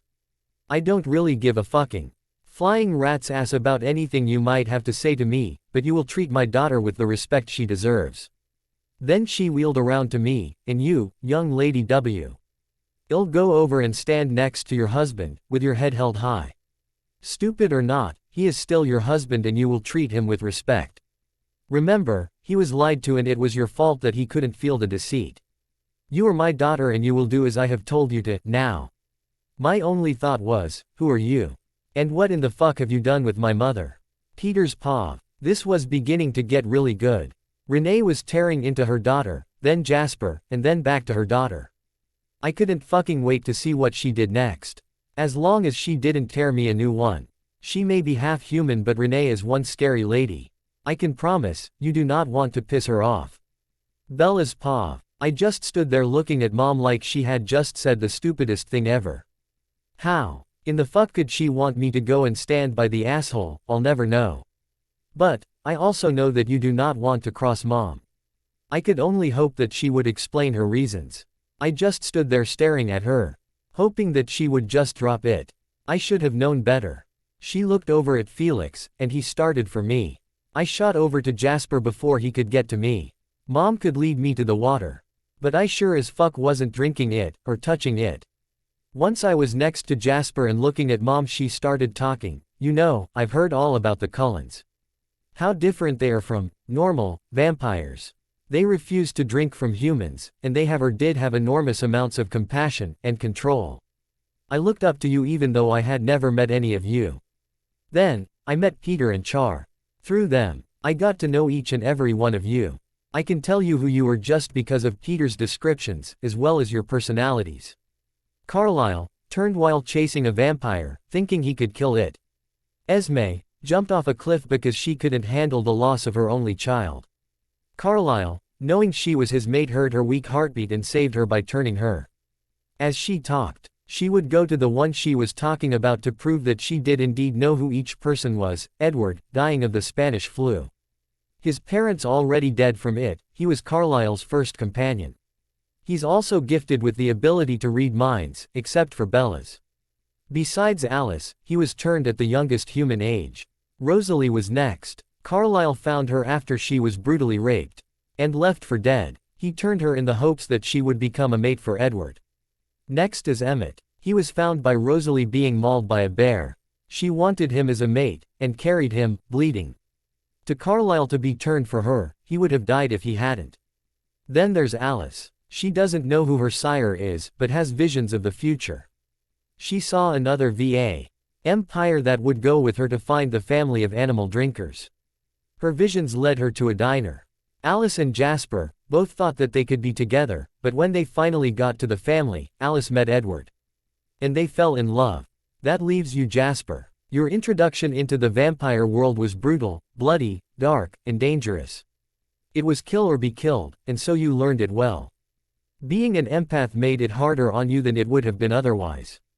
You hated having to feel the fear and pain whenever you fed, so when Alice offered you a different way of life you jumped on it.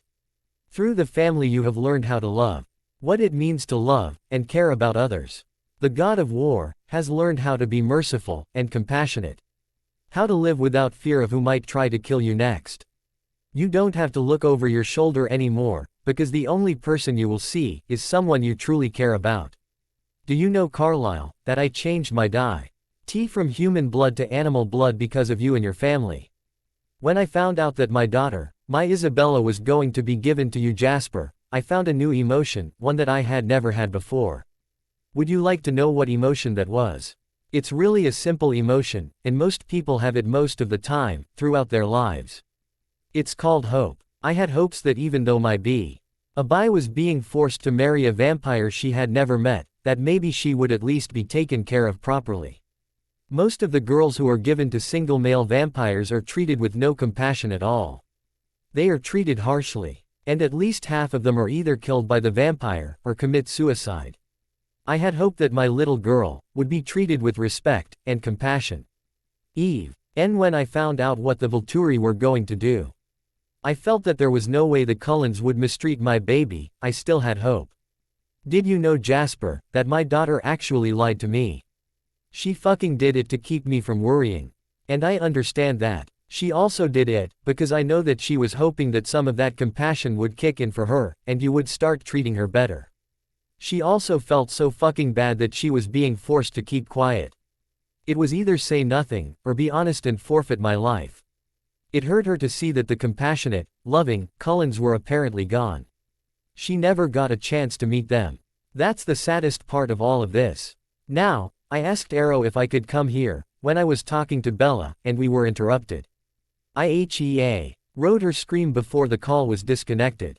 I immediately called Peter, and begged him to come and check on my baby. I told him I was going to Arrow and asking if I could visit. He wanted proof that the Cullens were treating Bella badly because of the lies before he would let me come. So, I called you, Carlisle. You then called Arrow, and because Arrow knows you to be an honest man, he simply asked how things were going. I hated how excited and happy he became when he found out the mighty Cullens could treat someone with no compassion at all. Now, before I go on, there is something that I need to say directly to both Jasper and Bella. Baby, I need you to listen to me, and I know you will not like what I'm going to say, but please just wait and hear me out. I want you to talk to Jasper, and I want you to tell him exactly how you felt when he did different things. Then Jasper, I want you to explain to her why you were so angry with her. And just so you know, I am not an empath like you are. But I will know if you are fucking lying or leaving something out. There is a reason that I'm telling you this. Before I continue though, I need to ask if you have eaten any regular food, baby. I nodded that I hadn't eaten. Esme, who had been in the kitchen off and on, came out with some sandwiches. Mom and I both started eating, and then she nodded to Felix. He stepped into the middle in RTED, explaining how the brothers are obsessed with doing experiments. He went on to tell how many of the guard members are sick of what the Volturi are doing. Then he dropped the bomb. I know that you, Bella, are wondering why Dimitri is here. I of course was to escort your mom here, and make sure she goes back to where Arrow can keep her under control. Dimitri will be staying here to make sure that things go accordingly as they should.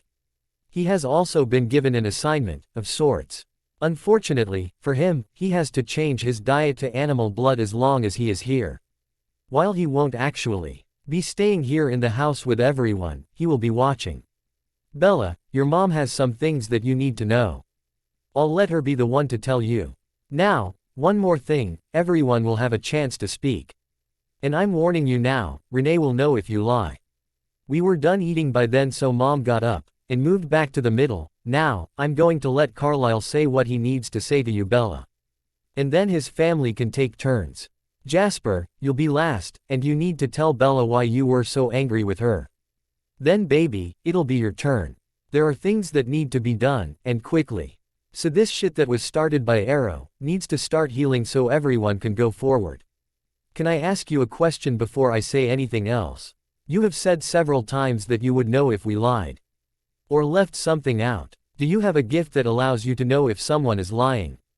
Carlyle asked. Yes, and no. I'm what you would call a seer. But, unlike Alice who has visions based on decisions, and can be changed by changing your mind, and Peter who just knows shit, but never the reasons why behind what he does know, my gift is sure.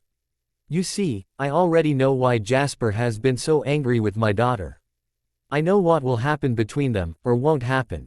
I know that this isn't going to be fixed by just talking, but at least if everyone has a chance to explain their thoughts and feelings, then everyone can be able to start to heal from all of this fucked up shit. Mom, you are talking like I'm staying here. Surely, you're not leaving me here with Jasper. I cried. She quickly pulled me up and over to Jasper, making me stand once again next to him, and with tears in her eyes she dropped the next bomb. Baby, you have to stay here. If I don't go back, they'll come and kill me. Now, they are offering you a new deal, so the Cullens are no longer in danger. Even if Jasper doesn't fulfill his part, his family and himself are now safe. But I'm saving after we have done the heart-to-heart. She nodded at Carlyle. First of all, Bella, I need to say how so very sorry I am for what we did, and didn't do. I know there just aren't words to convey. NCEU just how sorry I am personally for my part in all of this. There isn't really any way to make up for how we allowed you to be treated. But, please just allow me to say what I need to. I nodded, letting him know to go on. But his words held no meaning to me at this point. I have never been more ashamed of myself than I am right now. I always prided myself about being a compassionate person, or vampire if you will. I have always given others the benefit of the doubt. I have tried to never judge a person, and I have always given compassion even to those who really didn't deserve it. In this regard, I have severely failed. Not only you, but my family as well. They have always looked to me for leadership. I know that I can't ask for your forgiveness because what we did is unforgivable, but I do ask that you would allow us to treat you the way you should have been treated in spite of what we were told. I do have a question though. Mom nodded to go ahead. Jasper said that both Felix and Dimitri told him about having sex with Bella. He also said that she had killed her own mother. What was that all about? It was Felix that spoke up. We had to make you believe all of the lies. We had to make you believe that she was evil enough to kill her own mother, which you all know now didn't happen. She never had sex with any of the guards, or anyone else. Jasper then gasped, and nearly fell to his knees. Oh fuck, and I almost raped you. No wonder you hate me. I can't feel your emotions, but I can see the hate in your eyes every time you look at me. The pain in his eyes and on his face almost made me feel sorry for his ass. It was Mom who spoke up then. Bella, you need to keep in mind that these people are as much of a victim as you were. Wait until you hear everyone out before allowing an ugly emotion like hate fill you up. At that point, everyone in the family came forward and told me they were sorry. I didn't really blame any of them as much as I did Carlyle and Jasper. Esme had tried to get Jasper to take it easy on me, so I didn't hate her as much. Rosalie had helped Carlyle pull Jasper off of me, so I kind of owed her. Then it was Jasper's turn. And Mom made me turn to face him. He did something that shocked me. He dropped to his knees in front of me, not caring that there was a room full of people, or vampires. He gently took my hands and then started. I was about to pull my hands away, but the look Mom gave me stopped me cold. When he finally started speaking, his voice was low, and laced with pain. Isabella, I'm so fucking sorry. I know that it's not good enough. But please know that I would have never touched you if I had known the truth. I treated you like shit stuck to my shoe, and your mom is right, there is a reason behind my anger. You made me feel things that I have never felt before. Not for humans anyway. You are so very beautiful, and I found my heart trying to betray me every time I looked at you. Now, I understand that my heart wasn't trying to betray me, it was trying to show me the truth and I refused to listen. That's why I was so angry. For the first time in my existence I was confused. I know you hate me, and I don't blame you. I hate myself. But, can you at least give me the chance to show you that I can treat you like a queen? I quickly looked at Mom and she just nodded yes to me. So, I looked at Jasper. and realized that he was telling me that he was strongly attracted to me, just like I was. No, yeah, I'm confused too. I really want to hate him, but I'm finding it hard to do. I do know that I won't trust him. And he'll have to work to earn it. My mom spoke up then. Jasper, you are under no obligation any longer to even stay married, let alone make a baby with her. But I need to know what you want to do. He stood up and faced Mom. Ma'am, I am a man who believes in honor. I married Isabella, and I will stay married to her and will complete what I promised to do, if she'll allow me to. Bella, what do you want to do? Like I said, there is a new deal on the table and you have a choice. Do you want to hear it? Does it mean I don't have to get pregnant at all? I asked. Unfortunately, no. You still have to be pregnant in 6 months. Here's the deal. Arrow realized that with Jasper he would have a hybrid with the empathic gift, along with your gift. Now, if you got pregnant with a tracker's baby, then that would be even better. A tracker that couldn't be affected by another vampire's gift. That's why Dimitri is here. So you have a choice, either Jasper or Dimitri. If you were to choose the latter, then your marriage would be dissolved. It's up to you. I just stood there shocked. I knew more about Dimitri, and I also knew that he was attracted me. That's why Felix fought so hard. Besides Mom, of course, for me not to get pregnant with someone else's baby. I have never returned the feelings, but then I just always saw him as kind of a friend, and not even a close one at that. I had found out that Felix was actually going to suggest I be given to Dimitri, but Mom had told him that she would prefer me to be with Jasper. Mom still wasn't finished dropping bombs. There's more, baby. But I need you to allow Jasper to do something before I say any more. Jasper, I need you to just hold my daughter. Pull her to your chest and wrap your arms around her, just Lee. You would if you needed to restrain her. Bella, do not use your gift on him to get away, do you understand me? Now, I was scared. I allowed Jasper to do as he was asked, but he was very gentle about the way he did it. Once he had me pinned, I saw Felix go and stand next to Mom, and hold her. Oh, fuck, this must be bad. Bella, you aren't the only one being forced to get pregnant and carry a child. It's why I value my life even more. If the Volturi kill me, they'll also be killing the unborn baby I now carry. If you do not obey, not only will I be killed, but so will my baby. Felix is the father. All I could see was red. I vaguely remember trying to get out of Jasper's grasp, fighting, and I was just about to use my shield to push him away, and then everything went black. Jasper's paw. Renee told me to put her to sleep if I could. I guess it worked because she suddenly went limp. I was confused, my gift hadn't worked on her until now. I laid her down on the couch, and Renee told me to let her sleep for a few minutes. I asked her why my gift worked on her now, when it wouldn't before. She just told me that I should wait and let Isabella tell me. I know that I should feel relief at not having to go through with getting her pregnant, and I do. I feel relief that the family is safe. When Renee told us that now Isabella can choose who she wants to be with, and get pregnant by, it felt like a dagger being shoved into my heart.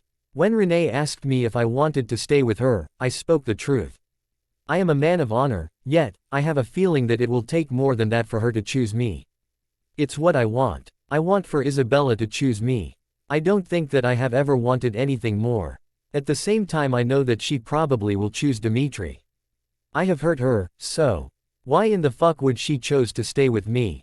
I believed that she was an evil person and treated her as such. I never even considered that maybe I had been lied to.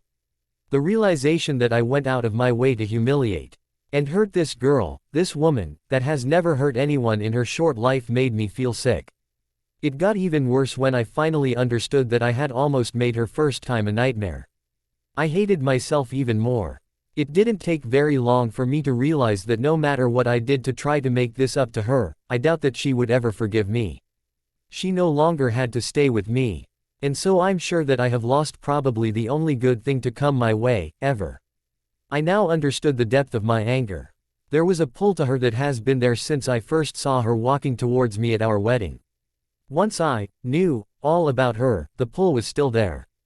The more I was around her, the stronger it got. It made me angry for having feelings for her. At least she knows why I was angry now. Renee asked if I would take a short walk with her. I just nodded that I would. She asked Felix and Dimitri to watch over Isabella, and explained that we would be right back if she woke up before we were. I had to fight to keep from growling at the thought of Dimitri being anywhere near her. When we were outside, Renee asked if there was somewhere private that we could talk. I knew a place, and told her that I did indeed have a place in mind. She told me to lead the way, and then explained that she does have vampire speed. With that we took off. It was a small waterfall. And I had found some large boulders and placed them so that I could sit and think. This was where I often came when everyone else in the house was busy, doing things that I didn't have access to at the moment. I also came here when I was being overwhelmed by emotions, or just wanted to be alone. I know that she didn't need my help and I may be an asshole, but I'm still a gentleman. I helped her up, and then just stood there. I didn't know if she wanted to be able to look down at me, or have me sitting close to her, so I waited. Finally, she spoke up and said, "Jasper, you can sit down next to me.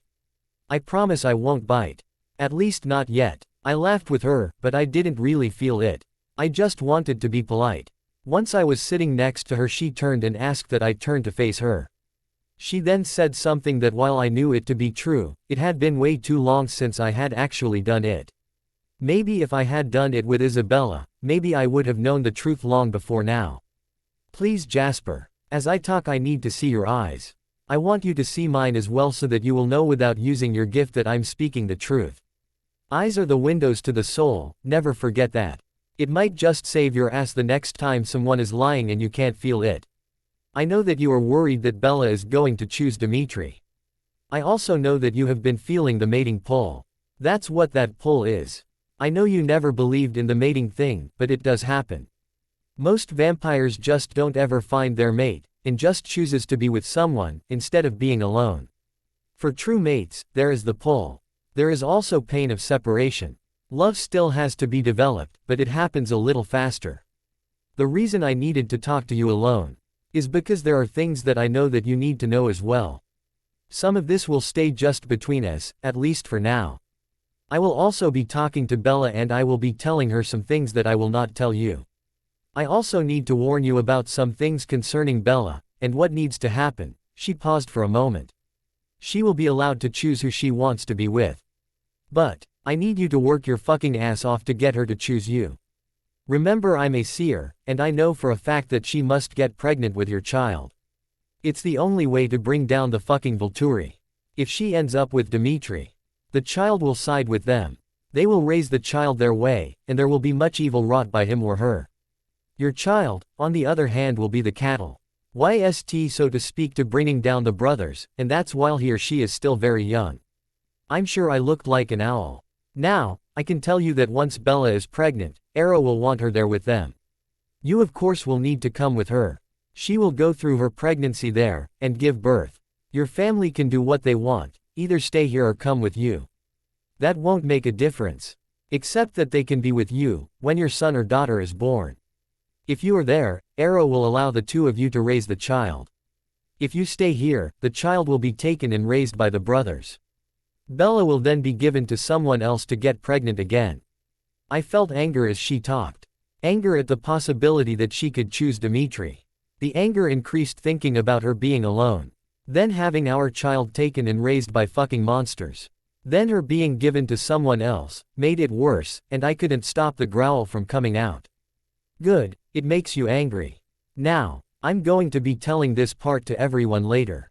There is already a plan in motion to stop the fucking assholes from continuing to ruin and destroy innocent lives. But we need your child to help us. We need you. And Bella as well. Her gift is very powerful, even now. The brothers know of one gift, but they have no knowledge of the other gift, and they don't know about my second one as well. I started to say something.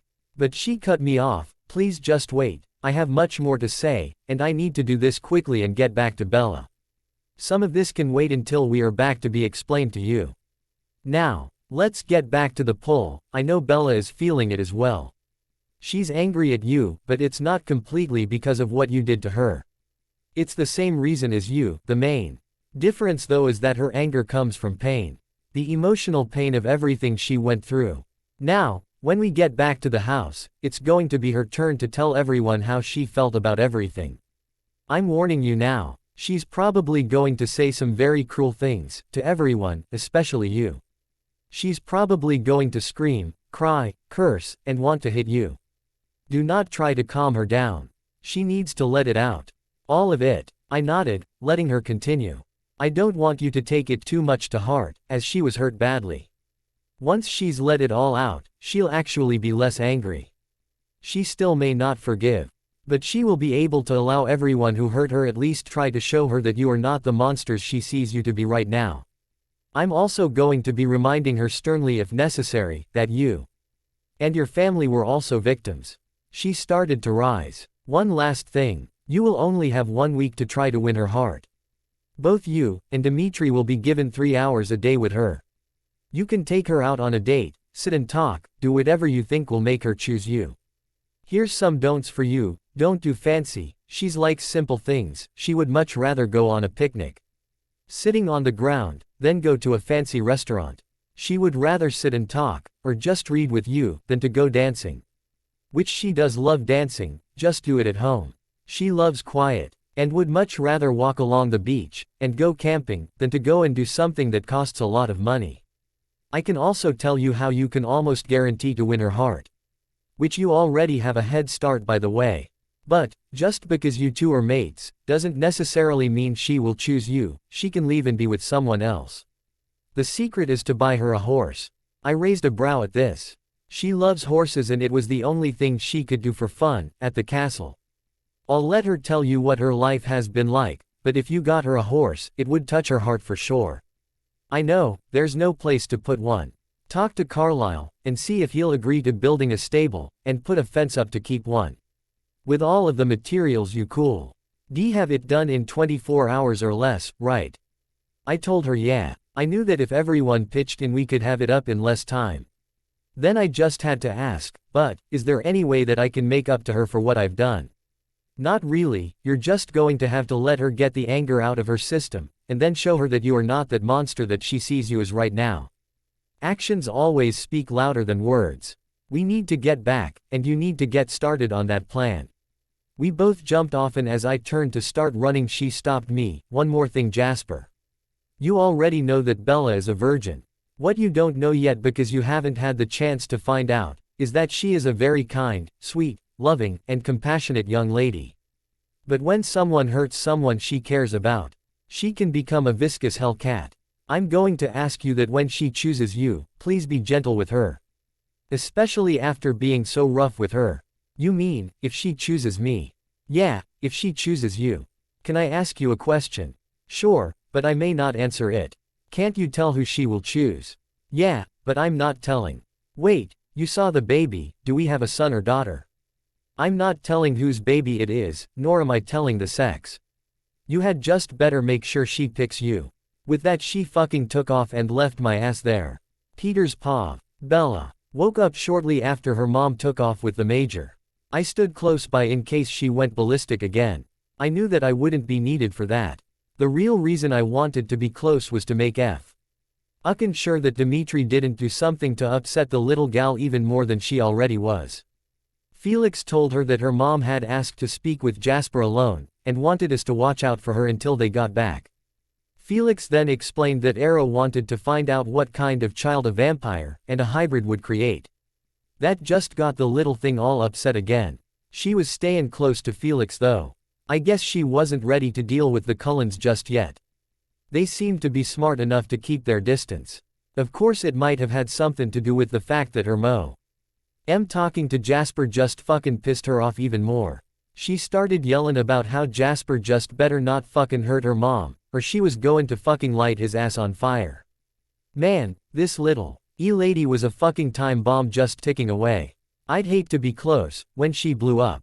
One thing my knowing shit was telling me was that she was gonna blow. But, she needed it. She's been keeping all of that fucking anger, hurt, pain, and fear bottled up inside. If that shit doesn't come out, it can fester just like a sore, and it will end up destroying any goodness that's in her heart. Now Jasper, well, he needs to have his ass kicked. I don't think that I have ever seen him treat a woman as bad as he treated Bella. Now, he has killed women, but he never tortured them. And that shit with making her take ice-cold showers. is just fucked up. Not to mention, he crushed her wrist. But I ain't worried. I know that Miss Bella is gonna shred his ass, and the Cullens as well. I can hear them comin' now. So that means that the show is about to begin. Just so happens, I have a front row seat. Jasper's paw. As soon as we got close to the house, I knew that Isabella was awake. She was ranting some shit about if I hurt her mother. She was going make sure that I hurt as well. Part of me wanted to laugh. I mean, come on, seriously. Just how much damage can a tiny mostly human girl do? The other part remembered Renee's words. Hurt someone she cares about, and she becomes a vicious hellcat. As soon as we were through the door, Bella was hugging her mom. She asked her if she was alright, and then if the baby was alright. She glared at me like she was warning me. I almost wanted to laugh again. There was just no fucking way that I would ever be afraid of this tiny girl. Renee told her that I would never hurt her. And she knew that. Renee asked her if she was alright, and then if she had eaten again. She had, so Renee said it was now time for her daughter to have her say. Then she turned to Isabella and told her to not hold back on what she needed to say, but made her promise not to use her gift. I wish I knew what this fucking gift is. Renee spoke up first. I know that most of why. Oh, you have no idea of what my daughter's life has been like. You only know the lies. Now, Bella, I want you to make sure that you tell enough about yourself that they will understand you better, and why. Some things bothered you more than others. I watched as Isabella was standing there and I could tell she was trying to figure out where to start. Finally, she sighed and then started. I was born and raised in Volturi.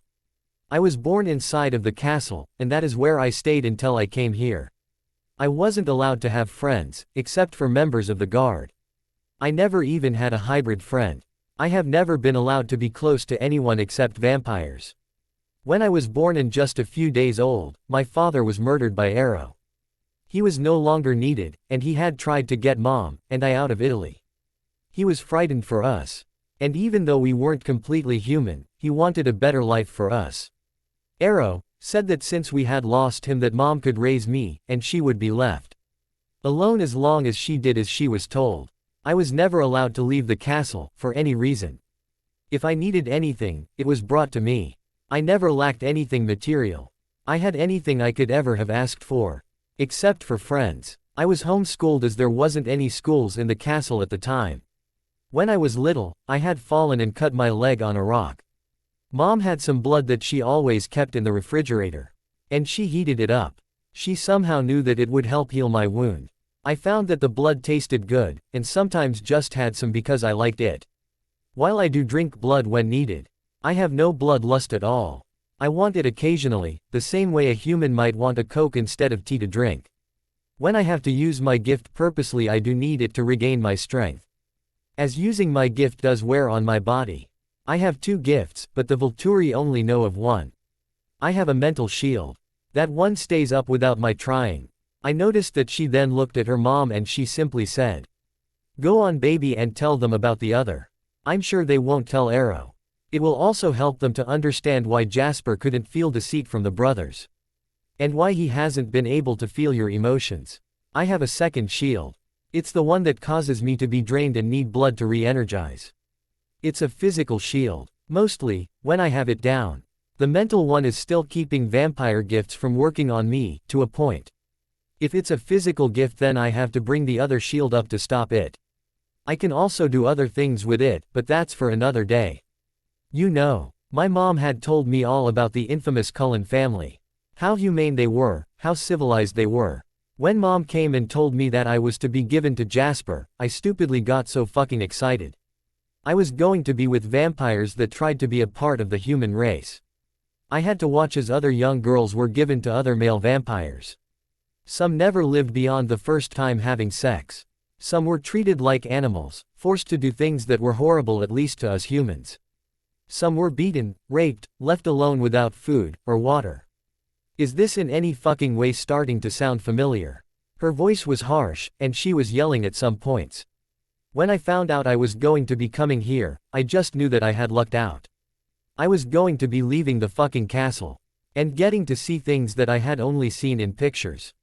I couldn't believe that I had been chosen to get to leave. Most of the other girls didn't. When the brothers called, Me and told me that they were going to be conducting another experiment, and that I had to use my shield to keep you, Jasper, from feeling any deceit from them, as well as hide my emotions. I was sure that even with that, I would still be treated with compassion. Her voice was getting louder, and she was crying. She suddenly leveled her glare at me. Do you have any fucking idea what I was feeling when I was told to stay in the room, unable to leave even for food? Can you imagine what it fucking felt like to be a virgin, not even having been kissed, or even out on a date, and having a man rip the clothes off of you? Can you put yourself in my place, and wonder what it felt like to be forced to have to sit in a room, naked, not knowing if at any moment that same man would come in and maybe do what you ended up trying to do? She was starting to cry harder. Do you have any fucking idea what it was like to have to stand under ice-cold water, while the same man stood there and watched you?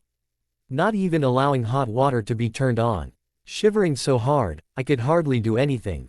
Then, not even getting a towel. Can you imagine being so fucking cold, that even a blanket doesn't warm you up? You said you felt no deceit. That was because I made fucking sure you couldn't.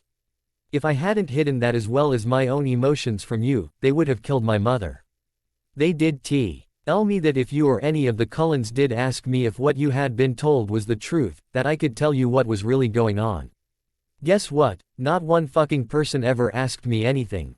She was screaming now. Do you even want to think about how I felt when you ripped off the clothing I had on? Then not just pinned my hands up over my head, but have one of my wrists crushed, while our other hand is squeezing my breasts so fucking hard that bruises were left. I am a fucking virgin, but then again if you had raped me, well, you would have known then that they had lied. If that wasn't enough, you made sure that I wasn't eating properly. You didn't fucking give a shit if I died or not, but if I died, then so would your family. Would you like to feel what I felt then? What I feel now? I bet you would rather not. Well, guess what? I'm going to finally drop my shield completely, and you will feel every fucking thing I have felt since I got here. She screamed out. She was hurt, and most of the time hurt turns into anger. At this point she was crying so hard that she could no longer talk. She looked at me, and then I was hit with an onslaught of mixed emotions so strong that I was knocked down. The mixture seemed to swirl around each other. There were so many, and not one of them positive. There was humiliation, embarrassment, disappointment, depression, disgust, pain, anguish, anger, and fear. There was also some self-loathing. I heard a scream, and it took me a few seconds to realize it was mine. I knew that I needed to be careful that I didn't start to project. There was no fucking way I wanted the family to feel this shit. Then something happened. I felt like something that I can only describe as a presence come into my body and pushed out my gift. Suddenly, I hear the screams and cries of my family. I couldn't really focus on anything, but I knew that somehow they were feeling what I'm feeling. What the fuck just happened? Jasper's paw. After a few more seconds of feeling Isabella's emotions, it stopped. Not completely, but enough for all of us to get up. I noticed though that Renee handed Isabella some blood. She looked straight at me and said, "She needs blood because she's had her physical shield up this whole time. From now on, she'll only put it up when she either doesn't want you to feel her emotions, or when in danger." I just had to know. Something happened while her shield was down. I felt something come in and push my gift out so that everyone could feel her emotions. I promise, I did not project. So, what the fuck just happened? That will be explained at a later time. I promise to tell everyone before I leave tomorrow. Renee said. A few minutes later Isabella started in again. She was still crying but not as much. You know what bothered me the most? The fact that most dogs are treated better than I was. I'm mostly human, and I have feelings just like most people. There are very few people that I truly love. But I love them deeply and would gladly give my life for them if necessary. Even if they make me angry, I still love them and will gladly forgive them for almost any wrongdoing. She turned looking at the family, but I was allowed to be treated worse than a dog. I had hopes and dreams. You, all of you, took that hope and bashed it into the ground, then stomped on it, and then burned it to make sure it couldn't return. Then you did the same to any dreams I had of at least being away from the castle for the first time in my life. Right now, I have no hope, so why should I even dream? I'm sure that none of you care. As a matter of fact, I know you don't. Well, you are all free now. You can just go on with your fucking lives. You don't have to be bothered with me anymore, she said, mostly looking at the family. Then she turned back to me. Jasper, that was such a pretty little speech that you made. It almost had me believing that you could be nice. How good of you to be a man of honor, when it comes to your word. You'll stay with me and do what you promised, just so you can prove that you are a man that has fucking honor. Well, guess what, oh mighty man of honor. I'm a living being with a heart. A heart that needs love, compassion, understanding, and hope. I don't want a man to be with me because he's fucking honoring his fucking word. You basically said you were attracted to me, and no matter how much I hate you right now, I feel the pull, the attraction, the need to want to comfort you when I see pain in your eyes.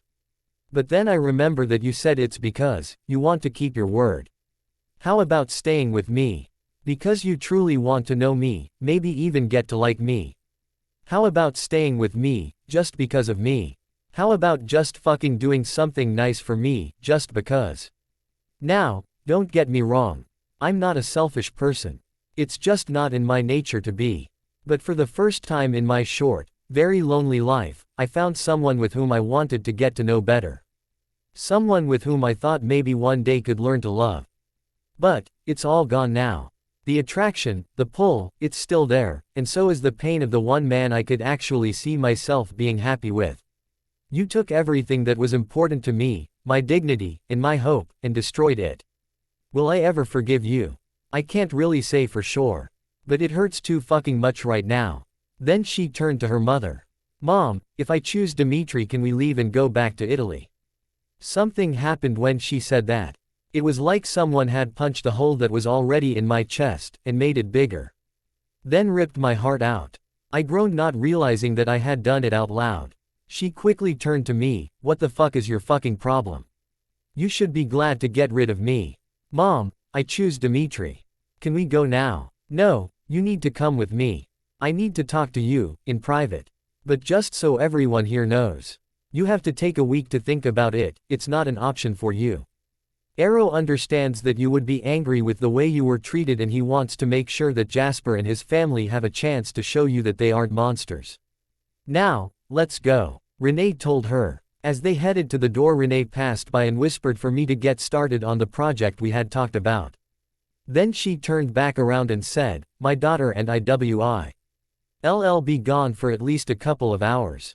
Now, the way the week is going to happen is that Jasper will get to go first. He'll get 3 hours to do whatever he wants to do to show Bella the man he really is. 2 hours later, Dimitri gets his turn for 3 hours. Neither one will approach her after their time is up, and they will not interfere or interrupt the other one's time with her. Another thing, neither Dimitri nor you, Jasper, will be allowed to touch, hold her hands, kiss her, or even hug her. The only touching allowed will be if it's necessary in order to do whatever it is that you are doing. Once I have left, which will be tomorrow morning, Bella will have 24 hours to herself to do whatever she wants, but everyone is to leave her alone with the exception of making sure she eats. I would suggest that if you have another room, fix it up for her. She won't want to step foot inside of her torture chamber. Then they walked out, and left in the car that they had come in. Metri and Felix both came to me, and Dimitri shook my hand and said, may the best man win. I felt a smugness coming from him. It was like he was so fucking sure he was going to win. They both said and it would be best if they went hunting, and would go to Seattle to do so. They also promised to feed only on scum. Then they were gone. Now, I can put my plan into action. I just hope it's not too late. When I told Carlisle of the plan, he quickly agreed to building the stables, and putting up a fence. Peter said that he knew of someone who had sold him a couple of horses a few years back and said that he would get in touch with him. The problem is, finding a horse that she would love, but it would have to be one that was comfortable with us vampires. Esme, Rose, and Alice all set to redecore it. In the spare bedroom that was next to my study. They went to make a list to go by what they would need, and it had to be done by tonight. The room was already painted a light powder blue, with cream-colored door and frames. They would also need to go and buy her some clothes. This thought just made it worse for me. Emmett, Edward, and Carlisle left to go and get the supplies that we would need to build everything. Char had decided to stay with me to help clear the area where we would be building. There were a lot of trees and we needed them gone in order to build. After we had an area clear, and ready to build on, we both sat down on the porch. Peter was still in the house talking to the guy about a horse. They had been going back and forth calling each other. I'm guessing trying to find a horse suitable for Isabella. I talked to Char about how to be romantic. I have never had to try to get a lady to want to be with me before. This was completely new territory for me, and I had no fucking clue what to do. She did give me a couple of suggestions, and I would think about putting those plans into action, without Dimitri knowing about it. I sure as fuck didn't want him to steal my ideas. It was bad enough that I had hurt this sweet girl. I still couldn't really understand why in the fuck I treated her that badly. She had been right on everything she had said. All I wanted to do was take her in my arms and love her. I'm not sure that I'm in love with her, I just know that there is no fucking way I'll survive without her. I just hope she'll give me a chance. Bella's paw. I was glad to finally leave the house of horrors. I asked Mom why we couldn't just leave and never come back. She reminded me that she was pregnant, and she and Felix were mates. Besides, they would kill the Cullens for allowing us to leave. After a long drive, Mom found a restaurant and pulled in. She asked if I was hungry. I wasn't really, but I figured that I would eat anyway. Once she was gone, no telling how long it would be before I could eat again. Once we were seated at a table in the back, Mom started, "Baby, there are some things we need to talk about, and things that you need to know. But first, I need you to tell me, if you were to follow your heart, and have to pick right now, who would you choose?" I heard her but decided to not fall into her tricks. "I already told you, I choose Dimitri." "That's not what I asked. Follow your heart, and tell me, if you had to choose right now, who would it be?" Based on the pull, the need to be close, I would have to pick Jasper. "But Mom, he has hurt me so deeply. How can I love a man that treated me like that?" Next question, based on the time after he realized that he had been lied to, think back to how it felt when he has touched you for any reason. Tell me how it made you feel. I know you got angry, but I also know that you got angry because of how his touches made you feel. Tell me. "Well, he had to help me get dressed, and then he looked at my wrist. His touch, fuck. How do I explain this? Oh, his touches were so gentle, and anywhere he touched it tingled and made my whole body ignite with fire, I guess is the best way to explain it. I know that I have never felt anything like it before. Dimitri has touched you before. Did you feel the gentleness and tingle with him?" "No, just Jasper." "Let's say, for argument's sake, you go with Dimitri. Now, it's your first night with him and he will have sex with you. He won't wait because you chose to go with him. Now, imagine his hands all over you. Imagine taking the little that you know of him. Taking you whether you were ready or not. He is a very impatient vampire. Imagine his kisses, his caresses that aren't gentle because he doesn't know how to do gentle. He only knows what he wants, he gets. And he has killed some of the humans he has been with. He has no clue how to please a woman. He believes that it's a female's duty to please him." "Mom, how do you know all of this?" Then it hit me. Wait. Are you fucking telling me that you have had sex with Dimitri? Yes, they were trying to do to me what they really wanted, which was get me pregnant by a full vampire. It was so bad that I told them I would kill myself before I let him touch me again. They couldn't really see any reason to continue with Dimitri, because Felix had already gone and asked if he could be the one to get me pregnant. Now all of this happened when you became a teenager. Felix was able to talk them into letting me wait until you were grown. Now I need you to listen to me, baby girl. I won't tell you everything. But I will tell you that you need to choose Jasper. Not just because he is your mate, but because the child you will have with him will be the catalyst in bringing down the Volturi. Without him or her, the Volturi will continue their monstrous acts against humans and vampires. I was about to let her know that there was no fucking way I could let that creature known as Jasper touch me. But she cut me off. "Baby. I know that you can't forgive him for his actions against you, but please listen to me. Try to remember that you had your own part that you played very well. You kept him from feeling any deceit. Now I know it was to keep me alive, but you need to remember, Jasper is a victim too. Just try to put yourself in his place for just a minute. Sit there right now and do it. You're an empath. They tell you about this girl, and she's evil according to what you are told. She's dangerous to not only you, because she'll crush you if she can, but she'll try today. Troy the family just so she can have fun. She has plenty of tricks up her sleeves, and even others tell of her evil deeds. How would you react? Now, think long and hard before you answer. I did just that. We had our food for a few minutes now, so I decided to think as I ate. I did put myself in Jasper's place. It took me a few more minutes to realize my answer. Mom, to be honest, I have no clue. I have a feeling that I might treat the person the same way I was treated. Being an empath, I guess there was no reason for him to think he had been lied to. But I still can't just forgive. I'm sorry, Mom, but I just can't do it. I understand, and I'm not asking you to forgive them. What I am asking is that you go along with this 1 week getting to know the real Jasper.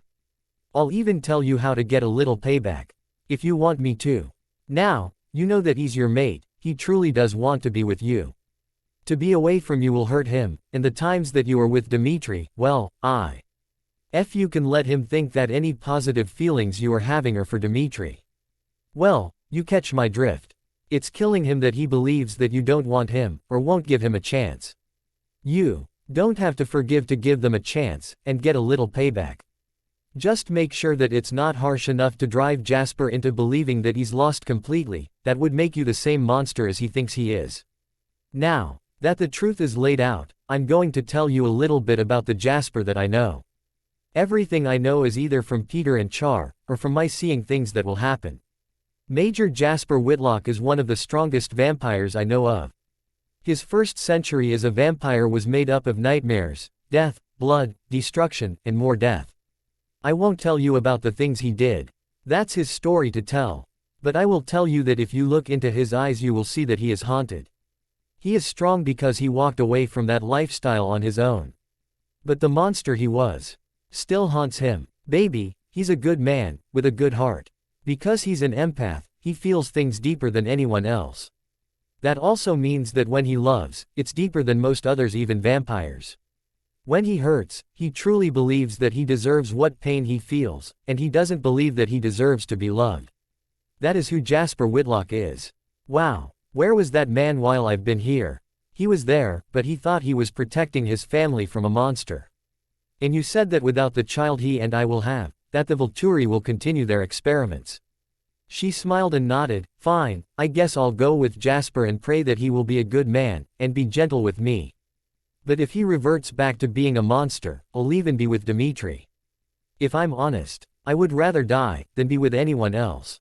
Oh fuck, did I just say that I wanted Jasper? An hour later we had just gotten back to the house. The ladies were all upstairs. And the men were doing something outside. From the looks of things they were building something. Felix met Mom and I and told us that the girls were redoing a bedroom for me to stay in, and the men were fixing a surprise for me. I couldn't go up yet as they were doing the finishing touches, so I decided to go outside and just sit on the porch. I wanted to watch this family interact with each other. And I wanted to watch Jasper as well. Dimitri was helping them with whatever they were doing so I could observe him as well. Even though I already knew who I was picking, I sure as fuck wasn't going to let them know that. Mom came out and then went to speak to Carlisle for a minute. She was going to need more human blood before leaving in the morning, and hoped that he had enough for her to have some without leaving the pantry empty, so to speak. With the baby growing she needed more than usual. A minute later she came and sat down. I saw Jasper smile at me and then headed in my direction. Mom turned to me and said that they needed to know when Jasper would have his turn, since he would go first. I knew what Mom was doing. She wanted me to really look into Jasper's eyes, which I had never really done before. When he got to us, Mom told him that the day after tomorrow would be my first time. Then Mom was talking to him and I looked at Jasper's eyes. I almost gasped out loud. Mom was right, there is a haunted look. Dimitri's eyes have always had a smug look, like he's so sure of himself. Then he said that he needed to get back to work. Before leaving though he took his shirt off.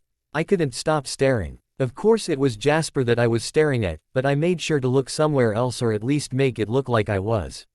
Mom had told me about Jasper's scars, and I could see them. But that wasn't what I was staring at. Oh, fuck no, I was staring at the muscles that were flexing in his arms, chest, stomach, and back.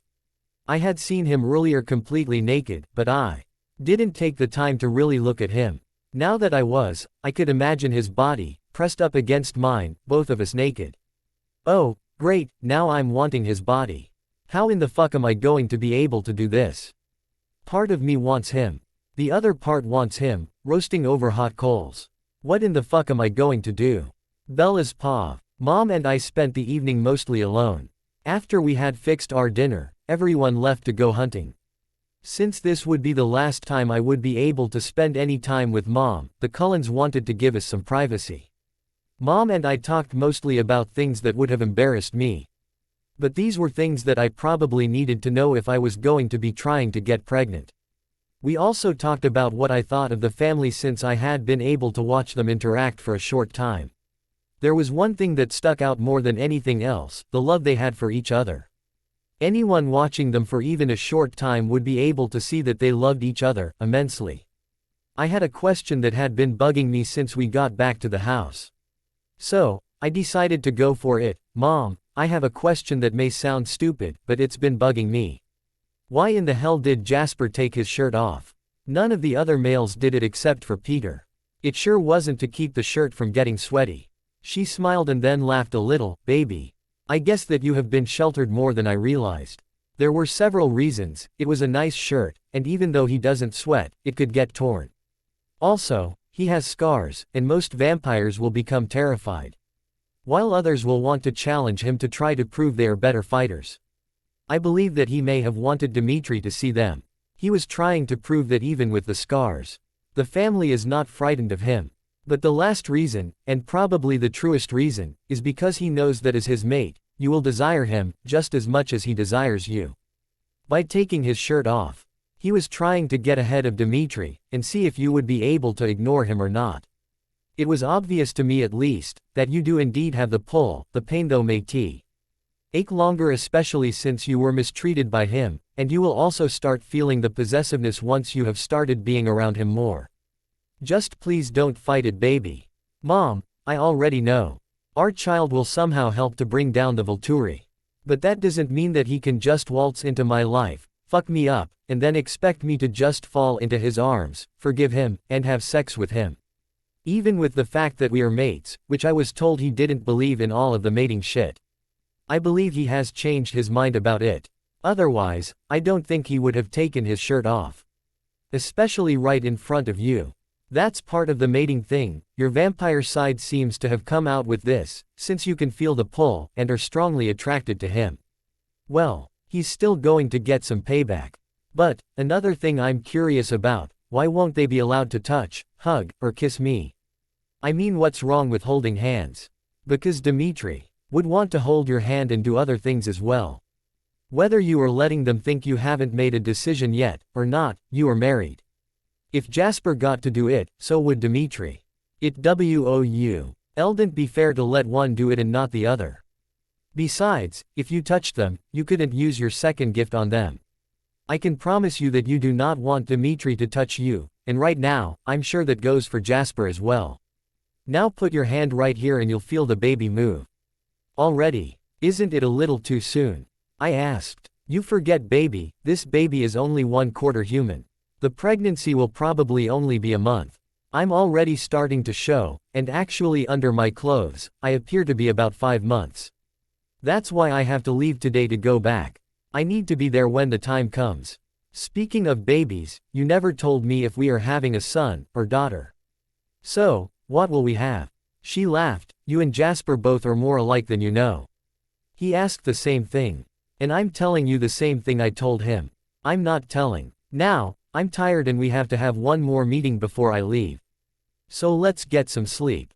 By the way, how do you like your new room? Don't tell the Cullens, but I love it. It's perfect for me, even though there are a couple of items that I have no clue about. What is that over there? I asked, pointing to the object in question. How about you use your time with Jasper and ask him to explain the things you don't know about? I'm sure that he would even show you how to work the things. And you think he'll tell the truth? I huffed. Yes. Now lay down so we can get some rest. The next morning I woke up to the most amazing smells. Mom wasn't in the room, so I'm going to assume that she was already downstairs. The smells were coming from her cooking. I got up and quickly got dressed. I had found 3 outfits when I first went into my room that Esme had gotten for me. I was grateful of course, but I shouldn't have needed them. I knew that I would have to go and get more clothes, but didn't know how. I guess it was something that I could bring up to Jasper. It was his fucking fault anyway.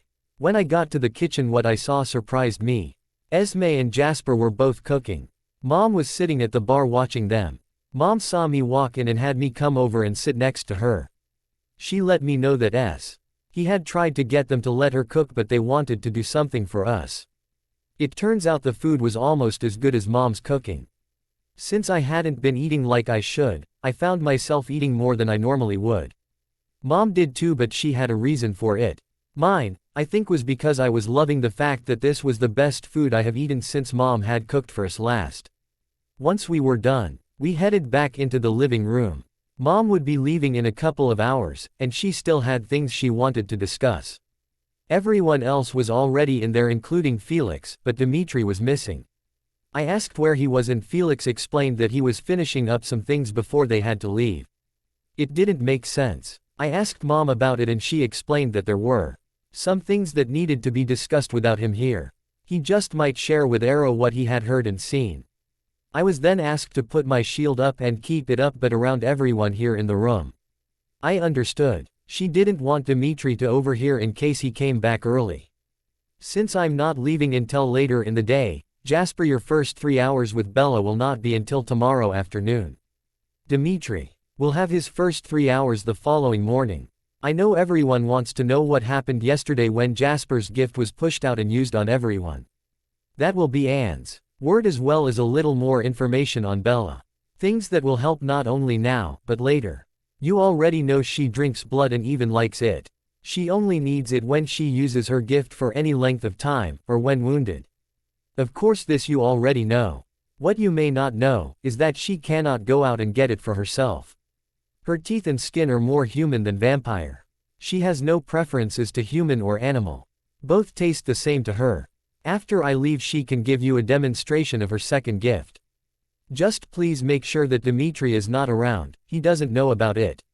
If he were to find out she has a second gift, he would tell Arrow. What he has seen of her gift, he believes is done by her first gift.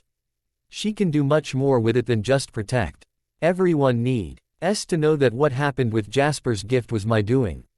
I'm not sure what to call it, and it's hard to describe. Basically, what I did with Jasper, I can do with anyone's gift. I just kind of go in and take control of the gift and use it myself. Example, I can go into Edward and use his gift. What would the effects be? Let's try it and find out. Suddenly, as if a switch was flipped, all of us could read Edward's mind. Of course I knew about this, and each gift seemed to be different. Like with Edward's gift it turned against him. Jasper's, well, Mom got it and pushed it out to share it with everyone. We knew that with gifts like Jane and Alec, it would be turned against them, or she could send it out. I kind of thought of it as a rider. She would ride on someone else's gift and use it any way she chose without being affected by it herself. Then she focused on Alice, and suddenly everyone was having visions. She kept it up a few seconds and then stopped it. Then she started talking. My daughter already knows about this gift. Not one of the Volturi know about it except for Felix, and he simply cannot tell anyone about it as we are mates. Please do not talk about it around Dimitri. Neither Felix or myself know whose side he will follow when the shit hits the fan. He actually thinks that what took place yesterday was Bella using her mental shield to push Jasper's gift out. He must continue to think this. Bella, I know that this might make you not choose Dimitri, but if you were to choose him, then I'm pretty sure we could secure his loyalty. I heard a growl. It was coming from Jasper. Why in the hell is he fucking growling? Could it be that he's jealous? It sounded sexy. Oh, now I think I know exactly what to do to give him some payback. I'll have to be careful though, I don't want to lead Dimitri on.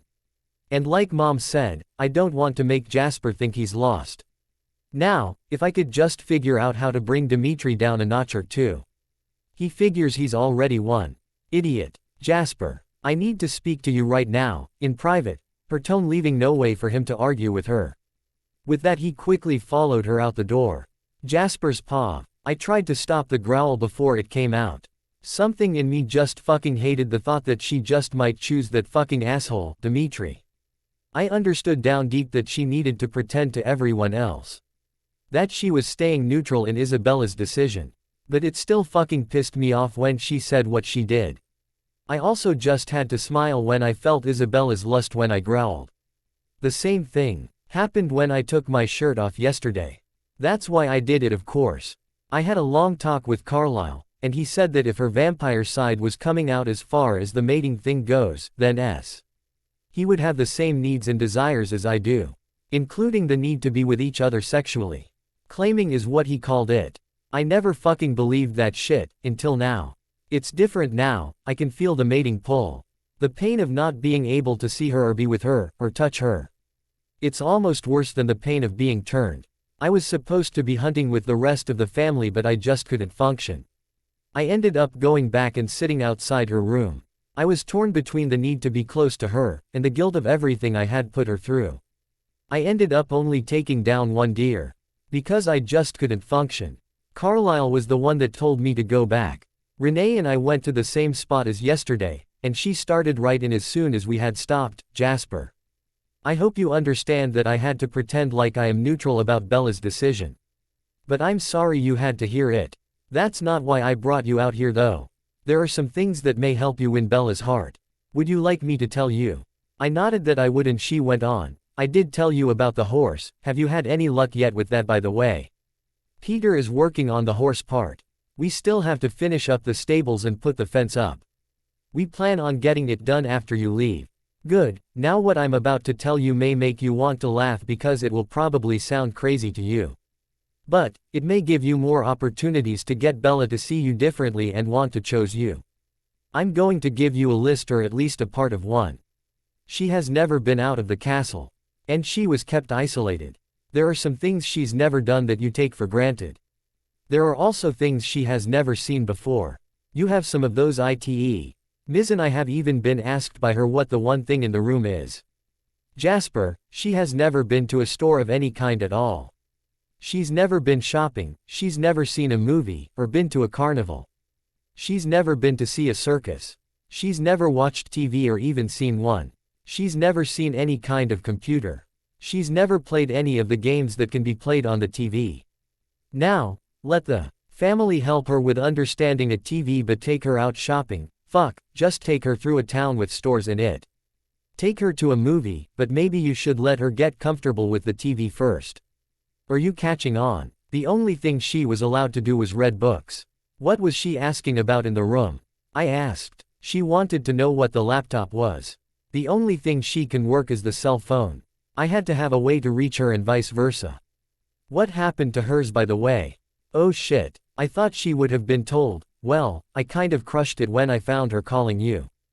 At least I think that's who she called. She yelled, "Mom," before I got it away from her. I'll get her another one, as soon as possible. I'll give you my number, and that way you'll have a way of contacting her until I do get her another one. That's fine. One more thing, Jasper.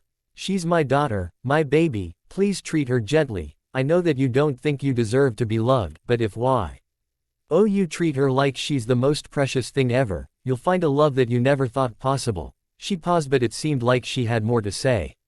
Oh, one last thing, I'm going to have to talk to Dimitri alone. It's only fair since I talked to you privately. But I'm just going to be warning him. Bella can tell you why after she makes her decision. I can only hope it's you. But please, do not let her be completely alone with him. He's dangerous, and he could hurt her. If they leave the house, have someone within earshot of them, please. Just take care of her, Jasper. Now, let's get back before they come looking for us. We took off running back to the house. We got there and Dimitri was waiting for us. A few minutes after getting back, Renee took off with Dimitri. Felix came up to me and motioned for me to go outside with him. I was a little surprised but went with him. I was relieved when all he wanted to do was to tell me to be prepared to take care of Isabella. She loved her other deeply, and her leaving would be hard on her. He also warned me to watch Dimitri closely. She was never to be completely alone with him. He wouldn't tell me why, just that he wasn't a very good loser. He also told me that if she should choose me, that Dimitri would be going back to Italy. I was just about to say something when we both heard a scream that could only be Isabella.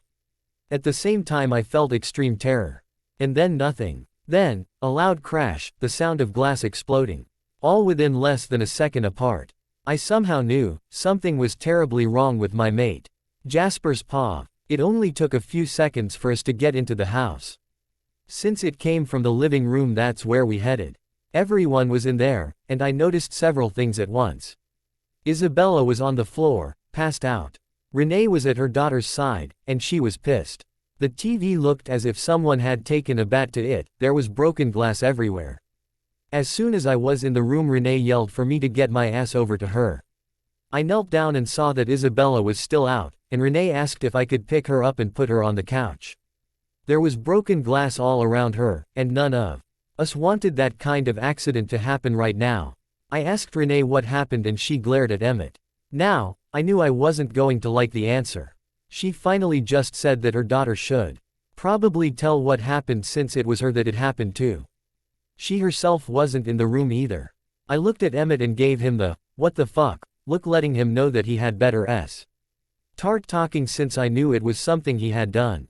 Man, how in the fuck was I supposed to know that she would react that way? She was in here looking at the TV like she had never seen anything like it before. I thought she was looking for the fucking remote, so I turned it on. Next thing I know, she's screaming and then passing out.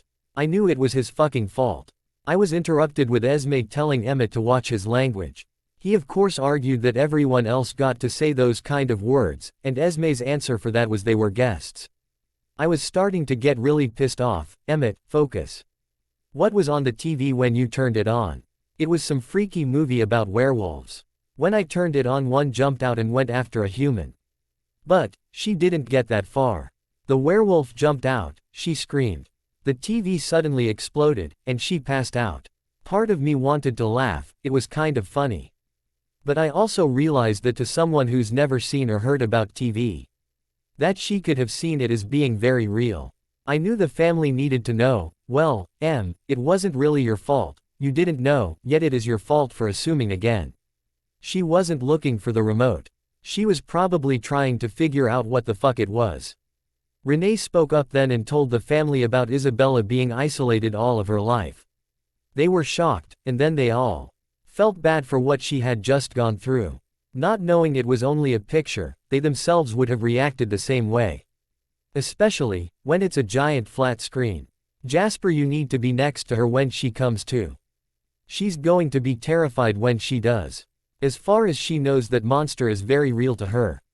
Renee told me. Sure enough, a couple of minutes later she came to and she started screaming. I sent her some calm. And then when she was calm enough, her mom explained about the TV, what it was, and the fact that it was basically only a picture. She was embarrassed that she reacted that way. Emmett told her he was sorry that he didn't know that she had never seen a TV, he was just trying to help her. I had an idea of how the TV had exploded, but I didn't want to say anything in front of Dimitri, who was still there. Of course the asshole just fucking had to ask how the TV got damaged. I looked at who could see my face, but Dimitri couldn't. I just mouthed, "Don't tell him." Emmett told him that she threw something at the werewolf, and of course it broke the TV. Carlisle then told everyone to leave and let her calm down. Besides, she needed a few minutes with her mom as they were about to leave.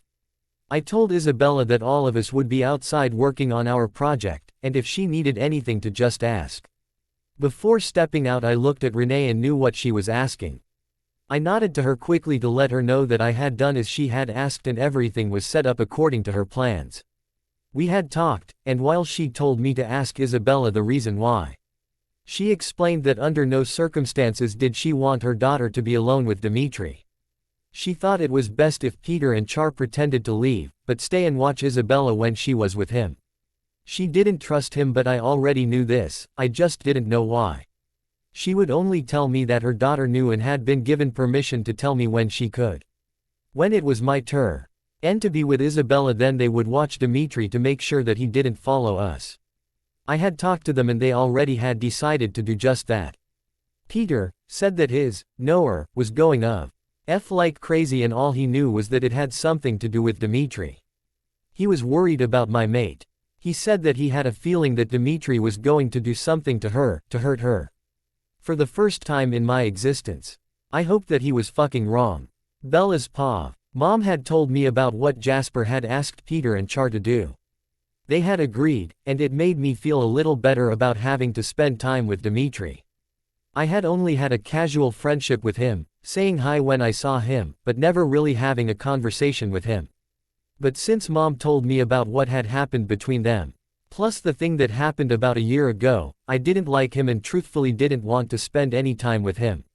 Arrow wasn't going to back down, and said that I had to spend time with him. And then I could make my decision after a week.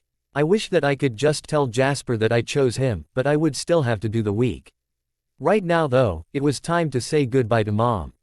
I walked her outside where she met up with Felix, who had been helping the family work on their project. They stopped working and all came over to say goodbye. They promised to see her again soon no matter who was chosen. They all seemed to love my mom. She of course returned the feelings. She had spent several hours talking to Carlisle. She pulled me aside and whispered that it was Alrig. If I wanted to tell Jasper that I was going to pick him. The only reason for not doing so was to get payback for his actions against me. I told her that I would play it by ear, but I was beginning to worry more about being alone with Dimitri, even though I knew I wouldn't really be alone. The thought of even being with him scared me. I heard Dimitri tell Felix that if they didn't leave now the plane would be late for takeoff. Mom hugged me tightly, telling me she loved me, and how proud she was of me. Then she kissed my cheek, and quickly got in the car. Then, she was gone. I hadn't realized that I was crying, until I felt cold arms wrap around me and looked up to see Peter and Char. They both held me and let me sob and ruin their clothes. Once I had cried for a few minutes, I was able to get control. I had to stay strong for Mom, and my new sibling. I could miss Mom and cry later. Right now, I had work to do. I knew why Dimitri was taking them to the airport. I needed to show everyone my second gift. And what I could do with it. Carlisle also wanted to speak to me, well, with the whole family present of course. As soon as they were gone, everyone went into the living room. I didn't really want to do anything except go to my room and cry. Fuck, I was crying anyway. But, I had promised Mom that I would take this time to show them my physical shield and what I could and could not do with it. Carlisle started off. Isabella, I know that you are going through a hard time right now, and part of it is our fault. So, in light of that I cut him off quickly. I needed to let them know this shit was not going to fly. I'm sorry, Drive. Cullen, but I must stop you right there. First of all, and this is for everyone, do not call me Isabella. Every one of you that has used my name calls me that. Please, call me Bella. Arrow, and the other two always call me Isabella and I fucking hate them, and I fucking hate Isabella because of them. We'll make you a deal, you call me Carlisle, and my wife Esme. And we'll call you Bella. How does that sound? I nodded and then went on. I know we don't have much time before Dimitri gets back, so let's do this quickly because there is so nothing else I need to say to everyone here. I just want everyone to know that I have been watching everyone over the last couple of days. What I have seen, I admit, surprises me. Mom and I had a long talk, and she helped me to really understand that the real monsters are the Volturi. While I can't trust you, and I'm still frightened that everything will go back to the way it was before Mom got here, I think that I should at least give everyone a chance to show me that you are different. That doesn't mean that anyone is forgiven, it just means that I understand that all of you were just as much victims as I was. The only difference was the way I was treated. Now here is what I would like to do. I just want to spend the next 24 hours thinking about everything, process it. But, I have discovered a problem. And it needs to be fixed before any of us can go forward, including me. Every single one of you, and especially Jasper, are practically walking on eggshells around me. Is your fucking home and you shouldn't have to do this. So, what I would like to do is maybe try to start over. It won't be forgiveness on my part, that will have to come with time, and trust. It's going to be very hard for me to trust any of you, but I'm at least willing to work with trying. Now, the only requirement I am asking for is please feel free to approach me at any time, and stop fucking treating me like I'm about to break if you do something. If you guys can live with that, then I'll try, so what do you say? They all were practically yelling their yes, so I started. Hello, my name is Isabella Swan. But please call me Bella. Carlyle came up and held out his hand and introduced himself. I took his hand and then hugged him. Esme was next, and I hugged her. Everyone came up including Peter and Char. Except for Jasper. When I looked over at him, I could see the pain and sadness on his face. He wouldn't even look at me, he kept his head down. I decided that I needed to be the one to make the first move. I went over to him and he still wouldn't look at me. I finally asked him to please look at me. Jasper, don't you want to try and start over? I guess that's probably a stupid question. How could you even want me around? After all, I'm mostly human, so I'm too simple and plain. I heard him growl and he was now looking at me. Please do not ever put yourself down. It's me that is not worthy to be around you. Yes, I do want to start over, but the memories of what I did to you will haunt me for the rest of my life. Then how about we try to make new ones? Good ones, funny ones, interesting ones. But no sad ones, all right. He had turned his head, but when I was finished talking he looked straight at me. I walked up to him and put my arms around him and gave him a quick hug. I felt him stiffen for a few seconds until he relaxed and put his arms around me and hugged me back. This felt right. We both pulled away and now it was time to show them what my other shield could do. I told them we needed to go outside and somewhere that it wouldn't be a problem for some damage to trees or rocks. Emmett laughed and said that there was no fucking way I could do any damage to trees or rocks. Makes me think he should be the one to demonstrate my gift on. Esme glared at him and yelled at him for cussing. He again said that I could get away with it, why not him? Apparently, I'm special. She just told him that I would eventually learn not to do so in front of everyone. I guess for her I could try. We went to a field that did have trees and some huge boulders surrounding it. I went to stand in the middle and asked the others to stand to the side. Then I told Emmett to charge me. At first he wouldn't do it, but eventually he did and of course he bounced right off. Then I had everyone try. And same thing happened. They all expected this. Then I told Emmett to come at the different family members, not telling me who he would charge at. Of course he bounced off no matter who he lunged at. Then, I had him come at me again. This time instead of bouncing off, he was thrown about 100 feet, and into a tree which was knocked down from the force of his landing. He tried a few more times before asking why I needed to be protected. No one could get near me if I didn't want them to, and I could protect everyone else from a distance. Now, I had to show them the weakness. I decided to use Jasper for this one. I know that you are all excited about seeing how strong my physical shield is. But, there is a weakness. If you know about the weakness, then it's hold help when the time comes, whenever that is. Jasper, would you mind coming and helping me with this? I could tell he really didn't want to do it, so I decided to help him. It won't hurt me or you, I promise. He came over and I told him to grab my arm and just hold it. It was like pulling fucking teeth. I finally took his hand and just held it in both of mine. Then I told Emmett and Peter to charge at Jasper. Of course they bounced off. Then I told them to switch and same thing. Then I explained that I couldn't throw someone away from me if they were touching me. My shield would automatically go around them, instead of throwing them off of me. Now, it's time for the real show to begin. I told them that there was one other thing that I needed to show them, but I knew it would have to be a watered-down version, so to speak. I had Emmett find the biggest boulder so that I could use it to show them. I had asked Carlyle to bring me some blood. He had brought 4 thermos filled with warmed blood. I wanted everyone to see the difference between not having blood, and shortly after drinking it. Everyone stood to the side of the boulder but not too close. I pushed my shield out quickly and the boulder shuddered. Then I drank a thermos of the blood. After waiting a minute I again pushed my shield out, but this time threw it about 50 feet. Another thermos of blood, and I threw it out. Again just as swiftly as before, and the boulder was thrown farther than Emmett had been thrown the first time. Then, I drank the third thermos, and this time when I threw my shield out it was just as quick. But the force behind it caused the boulder to explode. It was so strong that most of the boulder was now powder. When I turned to look at everyone, they were standing there with shocked expressions on their faces. I knew what they were thinking, so I decided to just let them know, if that had been a vampire, that is what would have been left of him or her. Just so you know, I have killed a vampire that way. That's how I found out about what I could do. A male was trying to rape my mom, and I had just had blood. I was trying to either push him away from her, or encase him so he couldn't touch her. Instead, he exploded. I told them that was all that I knew of. I could tell that Jasper was upset. Part of me didn't fucking care what his problem was, but another part wanted to help him, so I asked him what was wrong. That's why your mom told us that we weren't allowed to touch you when we were with you, isn't it?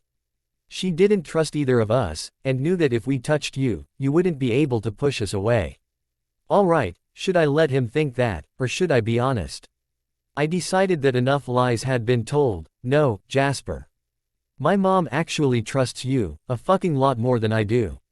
She said that to try to keep Dimitri from touching me. She knows what he's like, and she needed me to be able to push him away if necessary. The thing is, if I have to use it against him, then he can run and tell Arrow. That's why she wants Peter and Char close by. I promise Jasper, it has nothing to do with you. He accepted the explanation, I think mostly because my shield was down and he could feel my emotions. After this, Carlisle said we needed to get back, that Dimitri would be on his way.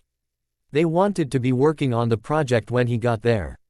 I was picked up by Emmett and they ran us back to the house. Once there, they started working on the project. All of them, even the girls. Peter and Char were waiting until Dimitri got back to leave, that way he would see them leaving. I wanted to see if I could figure out what they were building, so I sat on the porch just watching. They were more carefree than they had been yesterday, and I'm guessing it was the conversation we had earlier. They laughed and joked, with an occasional hug and kiss between the mated ones. I know they could have been doing it just for show, but I didn't think so. This is where the lack of trust kicks in. And while I truly wanted to believe that it was real, a part of me still questioned it. Dimitri showed up a short time later. He was headed towards me, but Carlisle reminded him that he couldn't approach me, it was my time, to myself. Carlisle then came over and told me that Jasper would be picking me up from my room tomorrow at 3. It was up to him to tell me the time and what to expect. We would be leaving the house. And I needed to dress casually. Then he told me something that made me so excited. He told me that Jasper was taking me to go shopping. The more I thought about it, the more excited I got. It was then I noticed Alice and Jasper were arguing. Carlisle noticed as well and explained that Alice was upset because she wanted to take me shopping. Apparently Jasper had no clue about fashion and would allow me to get whatever I wanted. Jasper on the other hand was saying that it's his fault I needed new clothes, therefore, I should be allowed to buy whatever I liked. It was funny watching them. And they had moved closer so I could hear what they were saying. Alice was going on and on about the fact that Jasper had no sense of fashion, whatever the fuck that was. For S. own reason, watching them made me feel jealous. She was touching his arm trying to get him to change his mind. Then she tried to get him to let her come along, just to make sure that I didn't pick out something horrible. I knew she was married to Edward, but she was touching him, and for some fucked up reason, this bothered me. I was starting to feel angry. No, it was deeper than that. Then, she did something that fucking pissed me off even more. She had moved in front of him and placed her hands on his biceps. Then she moved one hand to his chest, and that was fucking it. All I could see was fucking red, so I let loose of my shield. I have no fucking clue what happened after that. When I came back to my senses, Jasper and Carlisle were in front of me trying to calm me down. I felt my shield up and looked to where the others were surrounded. Apparently, I had shoved Alice into a tree and my shield was holding her there. Oh, shit, what in the fuck did I just do? I couldn't even comprehend why I had done it. I quickly pulled my shield back in. The last thing I remembered was Alice putting her hands on Jasper. Oh fuck no. There's no fucking way I would have done anything for that fucking reason. I'm possessive of Jasper. I was mortified, and I wasn't sure if it was for my actions, or if it was for the reason of my actions. I looked up at Jasper, who had a huge grin on his face. Idiot. That only made it worse, so I did the only cowardly thing I could do. I ran. I ran up to my room. I didn't like feeling what I was, especially for him. I guess Mom was right and I'm starting to feel more possessive. I wanted to break her fucking hand, and instead, I pushed her away from him. I didn't want to feel anything for him, yet I felt like I was on a runaway train that would crash at any moment, right into Jasper. I should hate him. I was beginning to hate my fucked up life. Jasper's paw. I couldn't fucking stop the smile. She must have started to feel possessive, otherwise, old have never been bothered with Alice touching me. I knew exactly what had happened. I had seen it happen when Edward and Alice first got together. Alice and I had tried to be together but it never got very far. It just felt all kinds of wrong. So, we became good, close friends. She and I both had gotten used to touching each other, when trying to make a point. While I always have had problems with being touched, Alice was one of the few that could do so without getting their fucking heads or hands ripped off. Esme was the only other one who could get away with it. Alice was starting to really piss me off. She knew that I was needing to try to get Bella to see the real me, well, the man that I have become since living with the Cullens. I had no problems with Alice taking her shopping, I wanted to be the one to take her into the town for the first time. This was my time after all to try to get her to pick me. It wasn't until after Bella had come back from her rage and ran that I saw the smirk on Alice's face. Why that evil little pixie? She did that on purpose. I turned around and asked her what the fuck she thought she was doing. Her answer, since Dimitri decided to go and check in with Arrow. I knew that I could stir up some of her vampire mating instincts. It worked. I looked over at Peter who had one of his famous shit-eaten grins, but it was Emmett who spoke up, Mind me why I don't want to ever get her pissed at me. What? And miss all the fun? No fucking way. I can't wait to see what she'll do next. Peter practically yelled. Emmett, Peter, what have I told you about watching your language? Esme scolded. Sorry. They both said at the same time. Esme turned back to me and asked me to try to find out what Bella was feeling. I focused on her and found her to be feeling a mixture of shame, guilt, anger, confusion, shock, horror, and fear. I told Esme what I could sense and knew she was wanting to go and talk to her. Since I couldn't approach her, the next best thing would be for Esme. With that she turned and headed up the stairs. All I could think of was the fact that she had been jealous enough to push Alice away from me, her vampire nature was coming through. And I couldn't wait to see what she might do next. One thing is for sure, she was definitely my mate. Bella's paw. I couldn't seem to get a grip on the fact that I had just went into a rage and knocked a female away from Jasper. I know that I didn't hurt Alice, but I could have very well destroyed her if I had used my shield full force. Part of me felt bad for even knocking her into a tree and then holding her there. But every time I thought of her hands on Jasper I wanted to do more than that. What the fuck is wrong with me? That was a stupid question. I knew the answer, but I just hated that Jasper had been able to see what I had done because some other female was touching him. I just basically told everyone that he was mine and no other female would touch him. It wasn't like they were naked or anything. Another thing was I couldn't understand why I was feeling this way. Oh, I know that it's supposed to be a mating thing, but I was supposed to be making Jasper feel pain by having me go with Dimitri. Not acting against another female that touched Jasper, in a fit of rage. I'm supposed to be fucking mad at the asshole, not fucking jealous. Great, now I'm back to what the fuck is fucking wrong with me. I could feel my anger growing, but at this point I'm not even fucking sure who I'm mad at anymore. I'm mad at myself for letting my rage go, I'm mad at Jasper because I can't fucking feel the fucking pull. And I just want to fucking touch him. I'm fucking mad at myself for wanting him to touch me as well, and I'm fucking mad at Alice for touching Jasper, and I'm fucking pissed off that I'm mad at Alice. I should just tell her to take him away. But then, that thought really pisses me off, and there's just no fucking way she will take him fucking anywhere. All is fucking anger isn't doing me any good. I need to fucking calm down. Yeah, I cuss even more when I'm angry, or scared. Right now, I'm both. There was a light knock at the door. I knew if it's the asshole I'm fucking knocking him out of the fucking house. No, this is their home and I can't destroy it just because I fucking hate Jasper right now. Why in the fuck does he have to be my mate? A few say. Cons later I hear Esme asking if she can come in. I went and opened the door since I had been pacing anyway. Bless her, she had 2 thermos of blood for me. She handed both of them to me and then asked if she could come in so we could talk. I told her to come in. I had a feeling that maybe if I could talk to someone it would help this anger I'm feeling. Right now, I still want to go and rip Alice's fucking hand off. I suddenly felt so ashamed of my actions. I just broke down and started sobbing. Esme came over and wrapped me in her arms and just held me. I let it all out.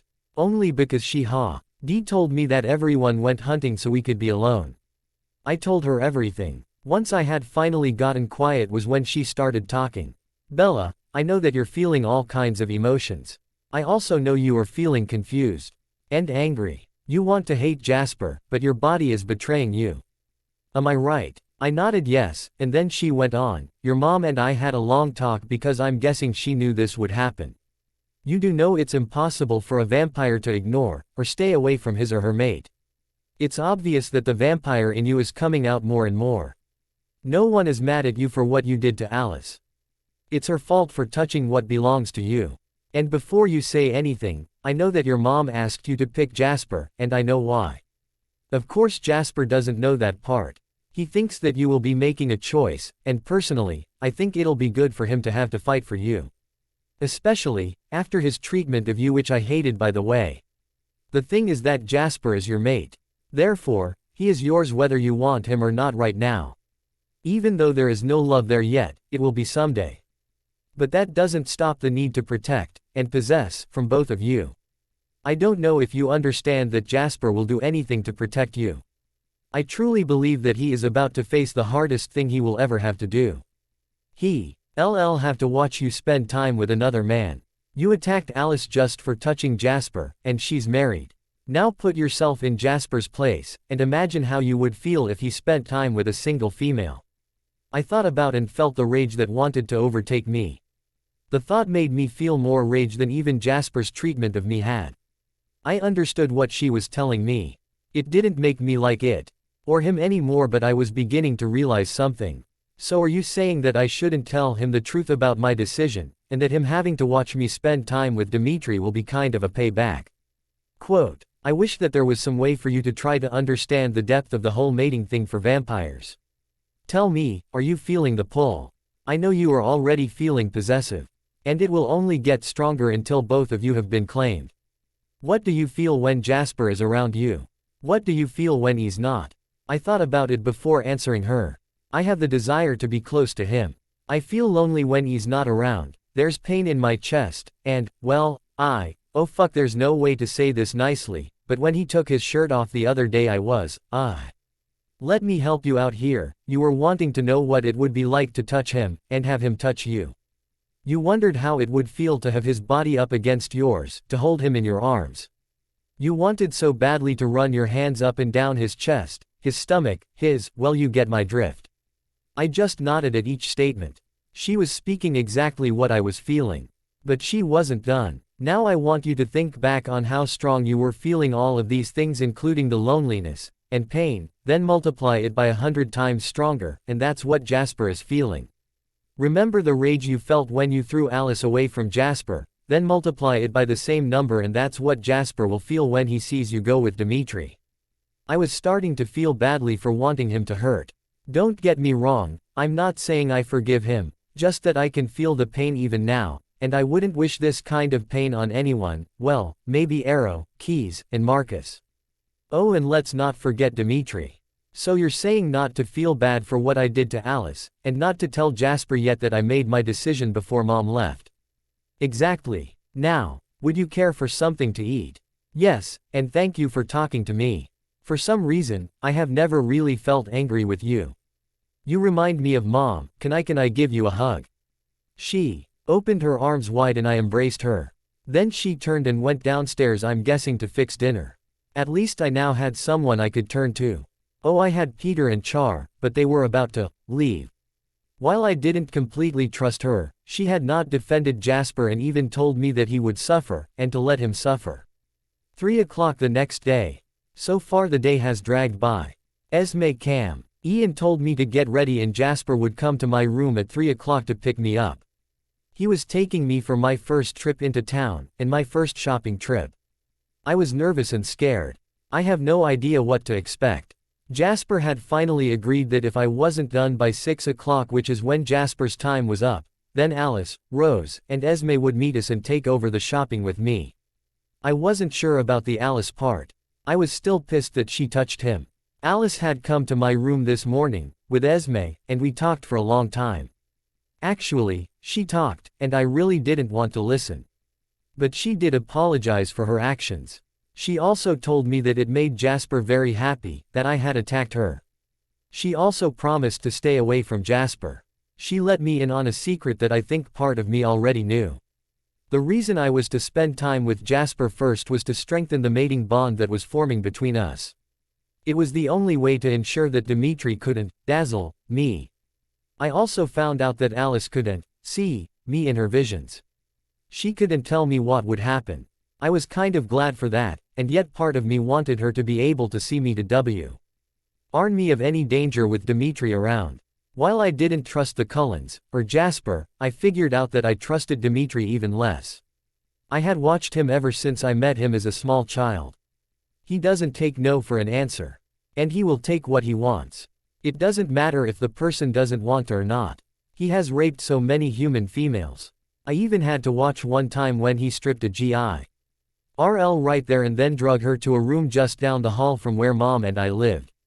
I had to listen to the poor girl's screams, for hours, before it was finally quiet.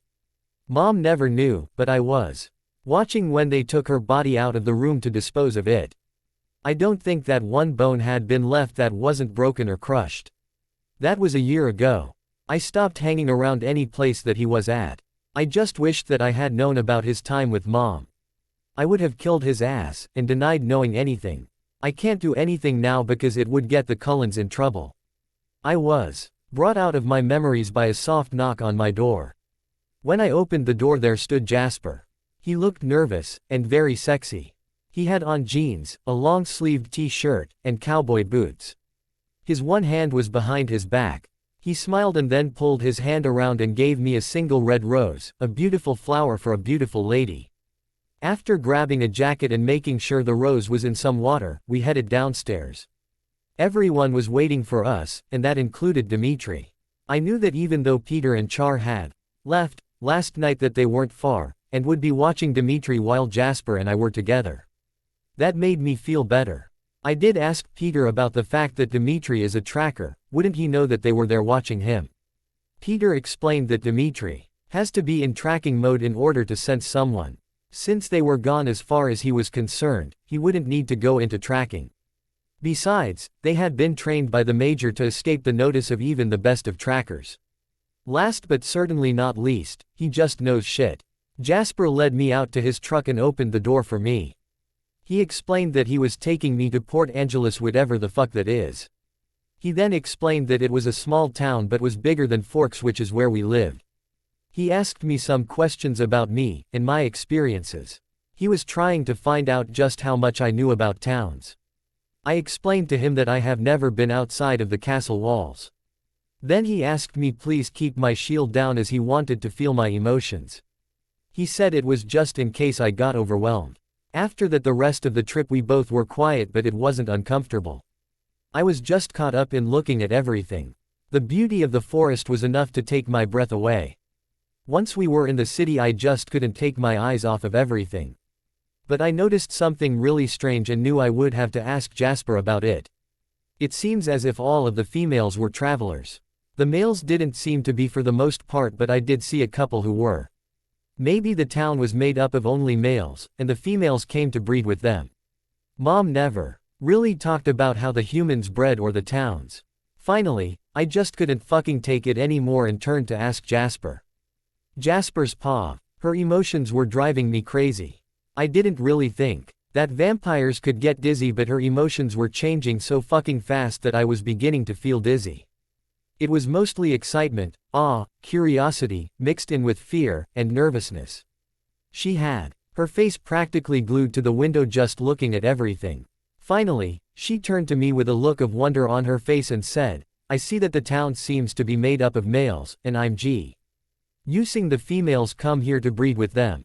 After they have sex, do the females go back to their home, or do they breed with other males besides just one? It's obvious that the females are all travelers.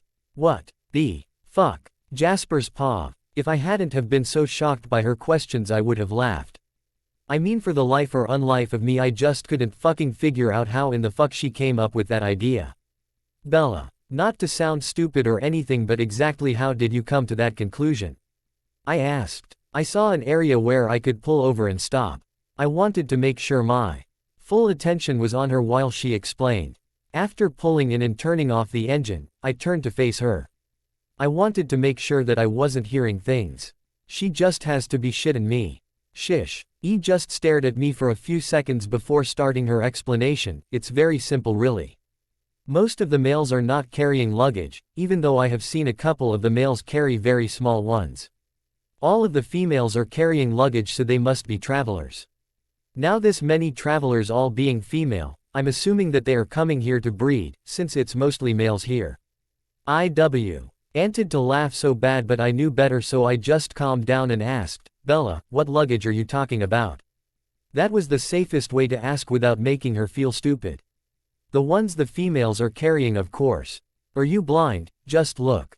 Every single female has one bag and some have more than one. I looked, but I just couldn't see any luggage anywhere. I even looked around and still didn't see one fucking piece of luggage. I guess I had a look of confusion on my face because she finally pointed out a woman and said, see, that female has a red one. So I studied the woman for a few seconds before I realized that the lady did indeed have a red one. I started laughing before I could stop myself. Now, I just have to try to fucking explain this to Bella.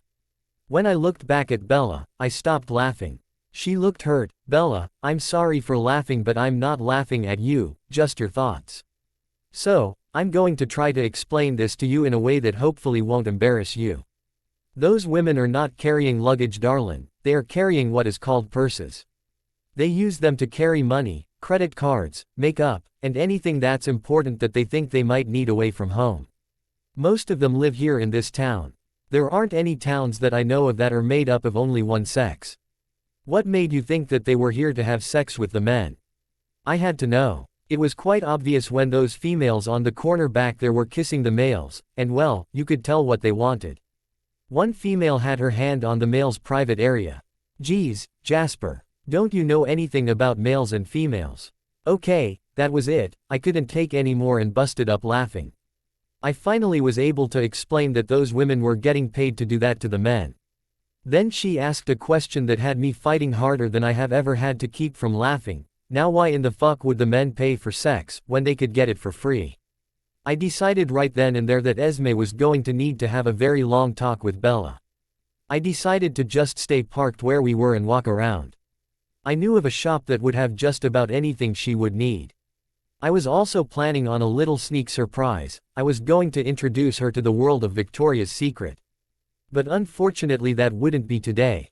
We would have to go to Seattle for that store. Still, a man can dream, can't he? Every shop we passed by, Bella had to stop and look in the window. I was planning on stopping at the phone store and getting her a new phone. I would take her to the shop where she could find some clothes, and then I would go run into the store I needed. I already knew I was getting her an iPhone, so it would be quick. I loved watching her at every new thing she saw. She was feeling so much excitement and awe at everything. She was so beautiful, and when she pouted I just wanted to grab her and kiss away the pout. But I couldn't. She got scared when we came to the store that sold TVs. They had several different kinds in the window, all playing the same show. They were showing some game show, and while she did back up, at least she didn't get scared like the first time she saw a TV. We got to the store where she could go shopping for her clothes, and I told her I needed to go to another store and that I would be back in about 20 to 30 minutes. I gave her my credit card and then left. I was still dealing with the man about adding Bella to my account when I suddenly felt extreme fear. I knew it was coming from Bella. So I told the man I had to run and go check on something and that it was an emergency. I told him that I would be back in a few. The store I had left her at was 1 block down, and 1 block over. Since it was daytime I had to walk at human speed. On the way there was a police car flashing its lights and siren going that passed me. Something was telling me that it had something to do with Bella. I tried to remember what I told her. I gave her my card, and told her to get whatever she wanted. There shouldn't have been a problem. I probably should have just stayed with her, but I wanted to surprise her with a new phone. I must be stupid to have left her alone. What in the fuck was I thinking? Sure enough, when I came around the corner there was the patrol car in front of the store. Shit, this wasn't going to be good. I started running at human speed to the store. As soon as I walked into the store I knew there was trouble. There was a middle-aged woman talking to the police. She was wanting them to arrest Bella. I felt a shitload of fear, from Bella, as well as confusion. What happened next both shocked me, but, at the same time, was a nice surprise. Bella saw me before anyone else did and flew into my arms. She was crying and shaking. She grabbed my shirt and held on like she was afraid that someone would take her away from me. She buried her face in my chest, and said, "Please Jasper, help me. I don't know what I did wrong. They are trying to make me take my clothes off." Of course I noticed that she was wearing different clothes than what she had worn into town. Shit, I had to think fast. I had an idea but I didn't know if she would go along with it. I put my arms around her in what would appear a loving embrace, then leaned down and whispered in her ear, "Darlin'. I can get you out of this but you will need to play the part of a lovin' wife. That means we need to show them we are very much in love. Can you do that? If you want, I can send you feelings of love." She responded by saying that she could pretend, and would go along with anything I said or did, as long as she didn't have to take her clothes off. I felt even worse for my actions against her, because now she sees the removal of clothing as a form of punishment. At the same time, I just couldn't understand why they would be trying to make her remove her clothing. Only one way to find out. I kept my arms around her and walked over to where the officers and the woman were standing. They asked me if I was related to Bella and I explained that I was her husband. What they told me next made me both want to laugh and break their necks. Apparently, I hadn't thought things through when I dropped her off. I had done what I thought she would need by giving her my credit card. My mistake was not telling her to use it to pay for any clothes she wanted to get. I had just told her to get whatever she wanted. It seems that she had found the outfit she is wearing now, and went into the dressing room and put it on. Then tried to walk out of the store. The lady caught her and brought her back inside and told her to either pay for the outfit or take it off. When Bella refused to take it off, and then told the lady that she didn't understand why she just couldn't walk out. The lady told her to give her money for the clothes, and Bella responded by telling her she didn't have any. It was then that the lady called the police.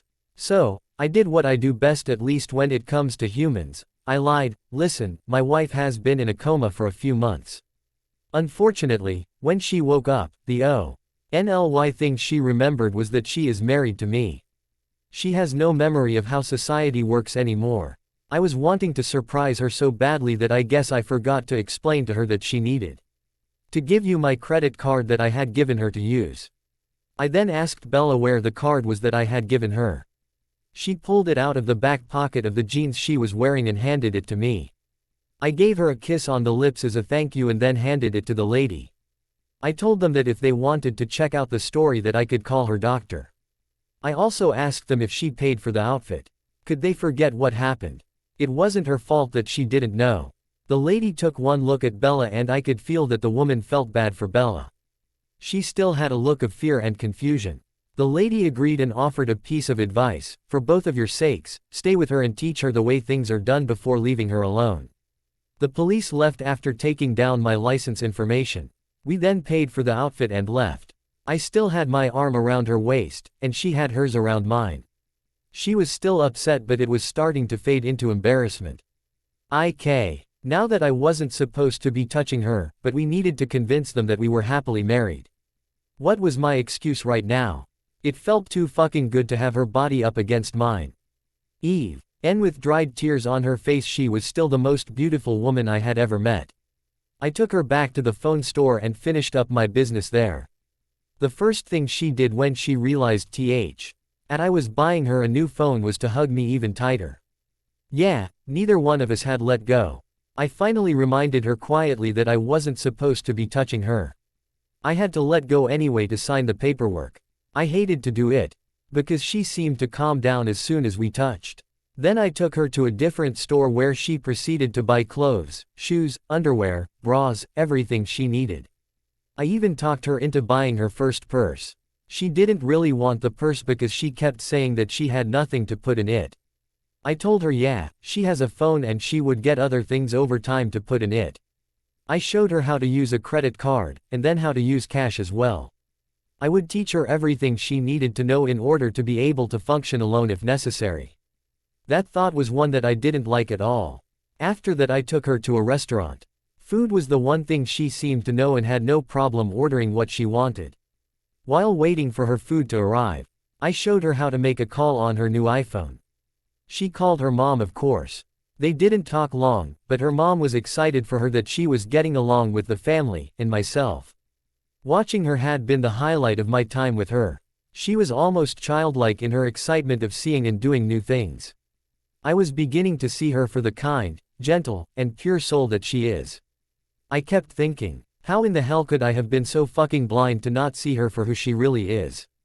Now, I didn't want her to choose me because we needed a child to overthrow the fucking Volturi. No, now, I wanted her to choose me because she was falling in love with me. I didn't deserve her, but I sure as hell wanted her and needed her. I vowed to myself that I would do everything in my power to not get her to choose me, but to win her heart, and her trust. I also made another vow. I would personally see to it that the fucking Volturi died a very slow painful death for what they have put her through. And what they are making her do. Sure, we were victims too. But the only thing that mattered to me was to make sure that Bella, my mate, was loved, cherished, happy, and safe. Even if it took an eternity. I would give her all of that and more. If she will let me. There's no turning back for me. If she were to choose Dimitri, and leave with him, I won't live long after that. I can't survive without her. She's my mate, and it would kill me to lose her. From now on, she would be treated with tenderness, at least from me. On the way back to the house I got a call from Peter. He had found what we were looking for. I couldn't really talk to him about it in front of Bella, so I asked him for details. There were two problems with it. First, the price was way higher than I had ever heard of. And someone would have to go and get it.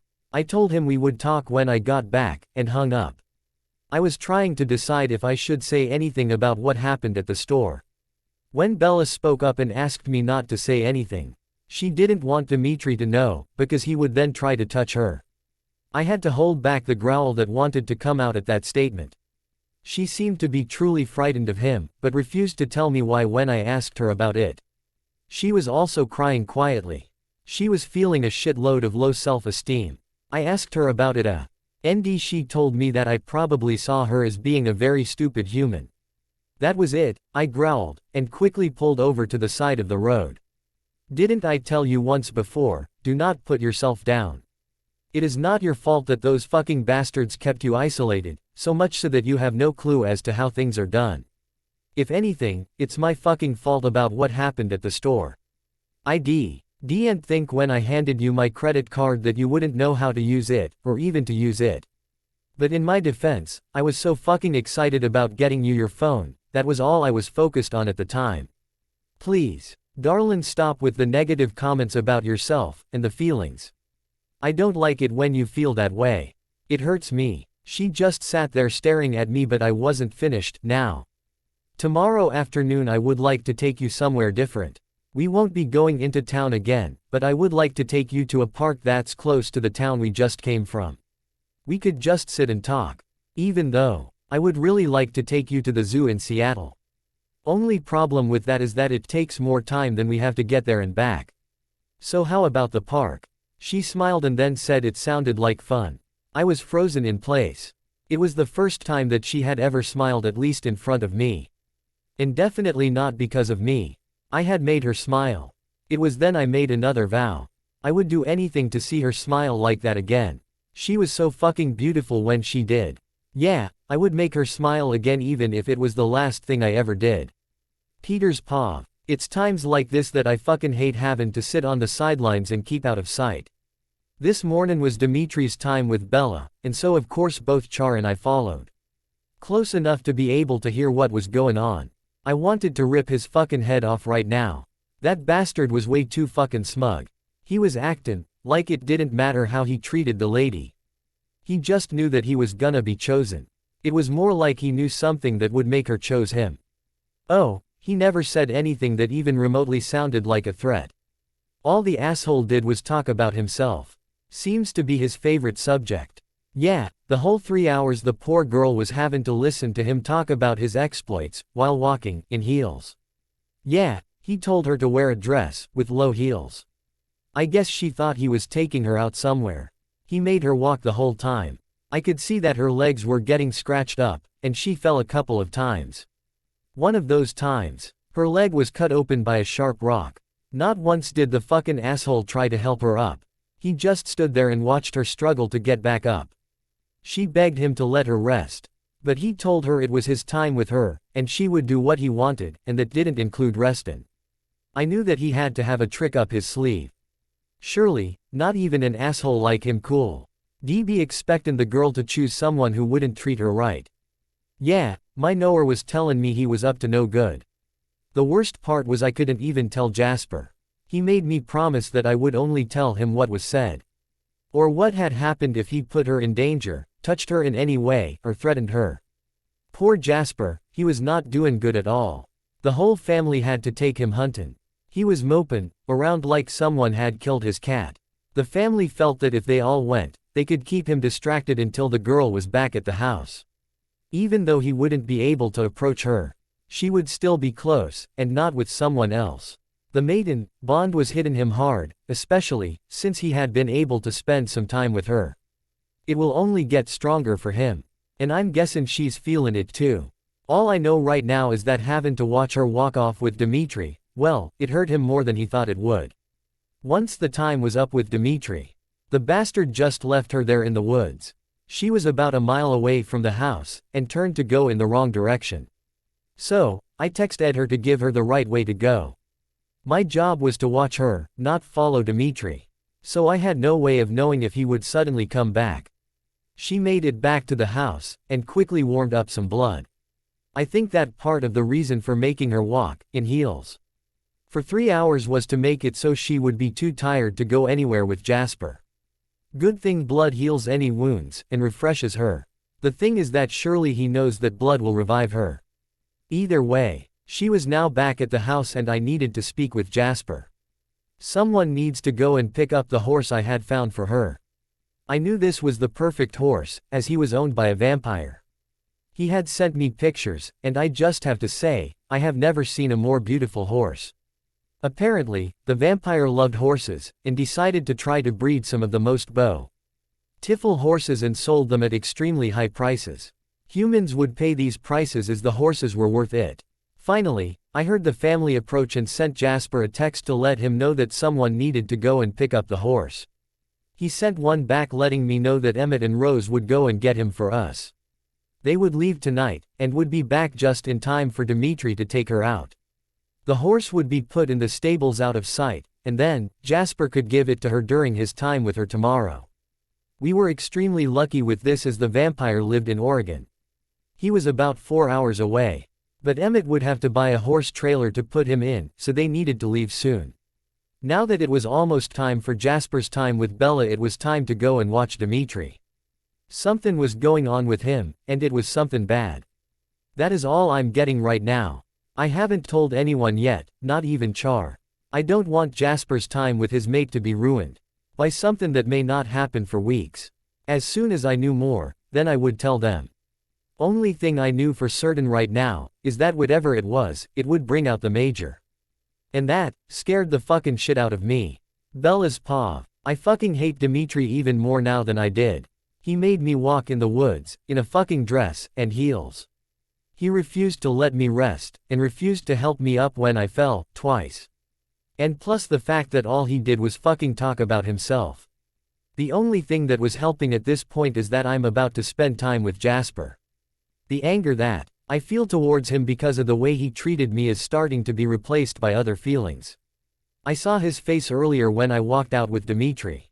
There was such deep pain in his eyes. Even though I was with Dmitri, my focus was on Jasper and what he was feeling. The pain was becoming worse, but I think I was able to keep Dmitri from knowing about it. Right now, I'm more angry at the fucking asshole who seems to think that he is God's gift to women. Yeah, I'm starting to feel more of the pain in my chest now. I think part of it was because not once did Jasper mention anything about what happened in town to anyone. At least that I know of. I did overhear him tell the family that I had enjoyed my time out. But he kept the embarrassing things to himself. That made me feel better towards him. And there was just a tiny hint of respect for him. It's not much, but it is a start. I was brought out of my thoughts by the knock on my door. I knew it was Jasper and I found myself excited and nervous at the same time. Today, he was taking me to a place he called a park. He had told me yesterday that we could just walk around so I could observe the other humans. Since Dimitri made me walk all morning, I was hoping that maybe we could do something else. I was going to ask him. I opened my door and there he stood, handsome, sexy, and nervous. I had never seen a vampire nervous before. And it made me realize that maybe I had more power over this one vampire than anyone else had ever had. I had heard that he was the most feared vampire in the South, yet, here he was nervous in front of me. He asked if I was ready to go. And I told him yes. When we got to his truck, he again opened the door for me. After he climbed in, I knew that I needed to try to get him to take me somewhere so we could talk. I wanted to hear his story. Jasper, I know that you said yesterday that you wanted to take me to the park, so we could walk around, but is there somewhere we could go, and maybe just sit and talk? I would really like to hear your story. I already know that it was a dark time for you, but I really would like to understand you better. Would that be possible? We can, but first I need you to tell me what Dimitri made you do. Peter said that you wouldn't want to walk much, and to ask you to tell me. So, I'm asking. I sighed. I really didn't want to tell him, but he did need to know. Why I wasn't interested in walking around. It wasn't that I was tired, I just wanted to do something different. Well, you saw how I was dressed when I left with him. All we did was walk, the whole fucking 3 hours. He talked about himself, and well, I fell twice. He watched me as I struggled to get back up and refused to let me rest. I'm not really tired as I drank some blood, but I really just want to sit and hear your story. That is if you're ready to tell me. He was growling by the time I was done speaking. When I looked at his face, I knew that Jasper wasn't in control. Shit, I shouldn't have told him. Then I noticed that he was doing a U-turn and I asked him where we were going. I was starting to become frightened. He finally spoke up and said he was going to rip Dimitri's fucking head off. I should have known better, but I really didn't know Jasper well enough to have been able to gauge his reactions. I needed to calm him down or Arrow just might have the family killed for killing Dimitri, even though personally I didn't give a flying fucking rat's ass about him. I really didn't want the family to be punished for it. I put my hand on his arm and asked him to please pull over. He looked at me and I pleaded with him. He did as I had asked and I asked him the one question I was hoping would get through to him. Jasper, we have less than 3 hours to spend together. Do you really want to waste it by killing Dimitri? I would rather spend the time getting to know you than to have to worry about explaining to Arrow why one of his best guards and tracker is dead. At least he didn't touch me. It worked, but he didn't turn around. I asked him where we were going and he explained that since I didn't want to go to the park and walk around, then he would take me to his special place where he goes to be alone. I couldn't believe how beautiful it was here. It turns out that this is where him and Mom would come to talk. It was peaceful here. Jasper helped me up on the boulder and then told me his story. Mom had been right. He had been brought into darkness when Maria turned him. I wanted to see the scars he told me about, but it was time to go back. He said that he would show them to me. And promised that it would be before I made my decision. He also told me that the next day, he was hoping that the surprise he had been working on would be ready to be revealed. When we got back to the house, my dinner was ready. I had been spending a lot of my time in my room, but they had replaced the thing I had broken, and Emmett was wanting to give me my first real experience with what they called TV. He also was wanting to teach me how to play video games.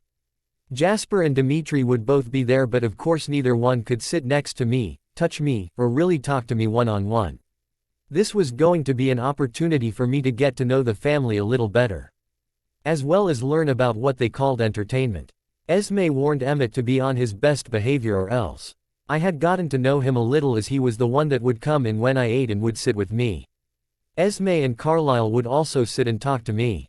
And Edward and Alice had also sat with me one time. Rose was the only one that didn't act like she was walking on eggshells. While she wasn't overly friendly, she wasn't a bitch either. I think that she was worried that her family could still be in danger. And she was also worried about her brother, Jasper. I could tell that they were close.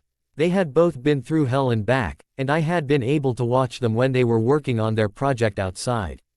Jasper would stare at me, and she would stare at Jasper with concern written all over her face. She did share with me that the reason she had helped Carlisle pull Jasper off of me when he was about to rape me was because she knew what Jasper would have gone through afterwards. At the time, I was an evil, vicious, female, an enemy, but there was no way she was going to let Jasper do something that would have crushed his spirit with guilt. I felt grateful to her as I knew that Jasper carried more guilt around than he should. I could hear the guilt and anguish in his voice over the things he had done while he was with Maria, when he was telling me his story. Even if I hadn't gotten to know at least a little of the real man he is beneath, I still would have wished all that he's been through on him. No one, human or vampire, deserves the kind of horrors he has done or lived through. But he knew no other way. He also told me about the Major. I was curious about this other person that lived within Jasper. He had been created because Jasper just couldn't handle the killings and punishments that Maria had put him through. At least now I think I understood him better. I did ask him if I would ever get to actually meet the Major. His reply was, "No, not if I can help it. He is cold, merciless, ruthless, and calculating. He hasn't come out since I locked him away after leaving Maria. I'm not saying that he won't ever come out, but since I have met you, I have a feeling that he may show himself. Especially, if you are ever put in danger. Because we are mates. He would never harm you, at least I don't think he would. But that doesn't mean that he wouldn't try to claim you. He is the one that most vampires fear." I was brought out of my Emery's when Emmett bellowed out it was time to entertain the human. I went in the living room and Emmett turned on the TV. He explained exactly what it was, and the fact that people were paid a lot of money to play on the shows and movies. Carlisle said that it was probably best if I just watched, and I could ask questions at any time. Emmett turned on what he called a game show. It was called Wheel of Fortune. And they had to guess the word, or words. I found myself getting into the show, and when I yelled at the person trying to guess what the answer was, everyone laughed. When I saw that the person didn't use my advice, I was so disappointed, until Edward explained that while I could see and hear them, they couldn't hear or see me. After that show was over, Emmett turned on a show called Vampire Diaries. We watched maybe 5 minutes of it before I was mad that they weren't showing the truth when it came to vampires. How dare they try to do a show about vampires that had little truth to it? Emmett once again changed the channel. This time it was a sports channel, and they were playing baseball. I had no clue as to what they were doing, so my interest flew out the window. Everyone picked up on it and then suggested that maybe Emmett bring out the video games. I just watched as Emmett, Jasper, Edward, and Dimitri all played against each other. I could tell that they really got into the games, as they were yelling at each other. I was getting tired. Rose must have picked up on it because she asked if I was ready to go to sleep. Then she asked if she could come and talk to me privately after I was ready for bed. I told her yeah, and that I would let her know when I was ready. I quickly got undressed and ready for bed. Once I was done, I called for her and she was at my door in a second. Good thing I'm used to vampire speed. I motioned for her to sit on the bed and she did. I waited for her as she seemed to be thinking of how to start. After a few more Seiko NDS, she asked me if my shield was soundproof. It was, and I told her this. She asked if I could put it around us so that no one else could hear our conversation. I let her know it was up and she started, "Bella, I need to say something to you, and I hope you don't get upset with me for saying what I'm about to say, but I love my brother way too much to not talk to you. Before you ask, yes, I'm going to try to convince you to choose my brother." She paused for a few seconds before going on. "I know that your mom told you all about vampire mating, so I hope you understand that I'm really worried about Jasper right now. He's not in a good place. He is your mate, and he is so fucking terrified that mostly because of his treatment of you at the beginning, you won't choose him. I just wish you could have seen him when you left with Dimitri this morning. We had to take him hunting to try to distract him. He was hurting so badly. Bella, I'll do anything for him because he deserves to be loved. He's been so lost. And lonely for so fucking long. While he did love Maria, he has never truly had the love of a woman. Maria never loved him, she only used him. Then, when he finally finds his mate, he doesn't realize it. Is told she's evil, and then treats her like shit, even to the point of almost raping her. There are no words to describe how badly he feels for that, for all of it really. If you ask if he loves you, not yet. But he's getting there quickly. She stopped again, thinking before resuming, I watch him as it gets close to time to pick you up. He is happier than I have ever seen him. Please. I'll beg you if that's what it will take for you to choose him. But, if you can't love him then just go back to the Volturi. Please don't lead him on. Well, that's all I really wanted to say. I had to decide how much to tell her and quickly. I finally spoke up, listen Rose, I need to ask you a question. Can you block Edward from reading your mind? Oh, yeah, I'm an expert at that. I just think about Emmett and I in our bedroom and he stays out of my head. She laughed, and then winked. Great, because what I'm about to tell you has to stay between us. I can't tell you why, so don't even ask. But, well, I have already chosen who I'll be with. I made the decision before my mom left. I will be choosing Jasper. I can't tell you the whole reason why, but I can tell you from the little that I have been with him, and watching him interact with all of you, it won't be just because of the reason that I can't tell you. Does that even make any sense to you? I waited a few seconds before going on.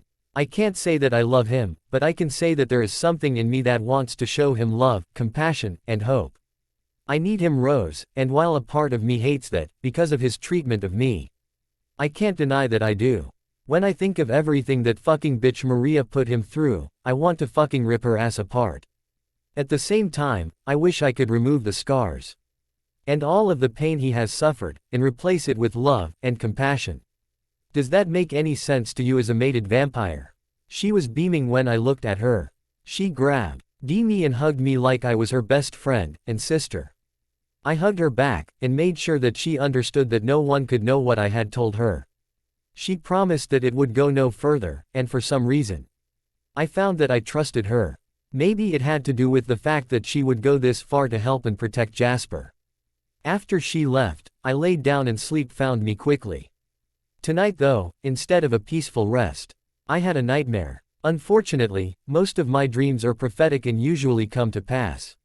Maybe not exactly as I see it happening in the dreams, but something along the same lines do happen. In this dream, it was about Dimitri. It was one of the most terrifying dreams that I can remember ever having. I felt a fear that I have never known before, and the worst part, I couldn't stop it from happening. Dimitri's paw. I told the family that I had to hunt, and that is true. Even though I have to hunt animals now, it will be worth it in the end when I have Isabella by my side. The other thing I had to do was to call Arrow and let him know about his other experiment. Yeah, what no one else knew was that Arrow knew that Jasper and Isabella were mates. He wanted to see if emotions could overcome the mating bond with hybrids. While they weren't positive until Marcus saw the two of them together, it was confirmed when he did.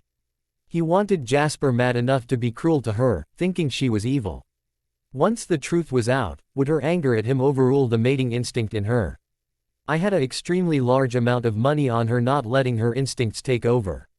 She would choose me, no matter what. I told Arrow that she was seeming to warm up to me. That I was going to romance her. That was a lie. I didn't really care about the little bitch, she was born to please me. That's exactly what she would do. I plan on making her my sex slave. She will do everything I tell her to do, or her mother will suffer the consequences, starting with choosing to be with me. But now, I'm thinking that maybe I should use Jasper as well. I could kill him easily. He wouldn't even know what hit him. But first things first, I need her to choose me, and before she does, I need make sure that she understands what is at stake. If she doesn't, well then I'll make sure that Jasper isn't her first fuck, then I'll kill him, and she'll know to choose me or her mother will be next. Arrow already promised that I could have her if she goes against her mating instinct. Which she will, stupid bitch. No matter what, she will be mine. Bella's paw. After eating breakfast I went back up to my room to get ready for my time with Dimitri. I was really dreading this morning, especially after my dream last night. When I thought of it again, I wanted to run. I couldn't let Jasper feel what I was feeling, so I put my shield up. He had Rose ask me about it. I just couldn't lie to her, so I told her about my dreams and them coming true. I went on to tell her that I had one about Dimitri. And I was becoming more than just a little frightened. She asked me why I didn't just tell Jasper I was choosing him and let Dimitri go back to Italy. I reminded her that my mom's life was at stake and I needed to wait the week out before making a public decision.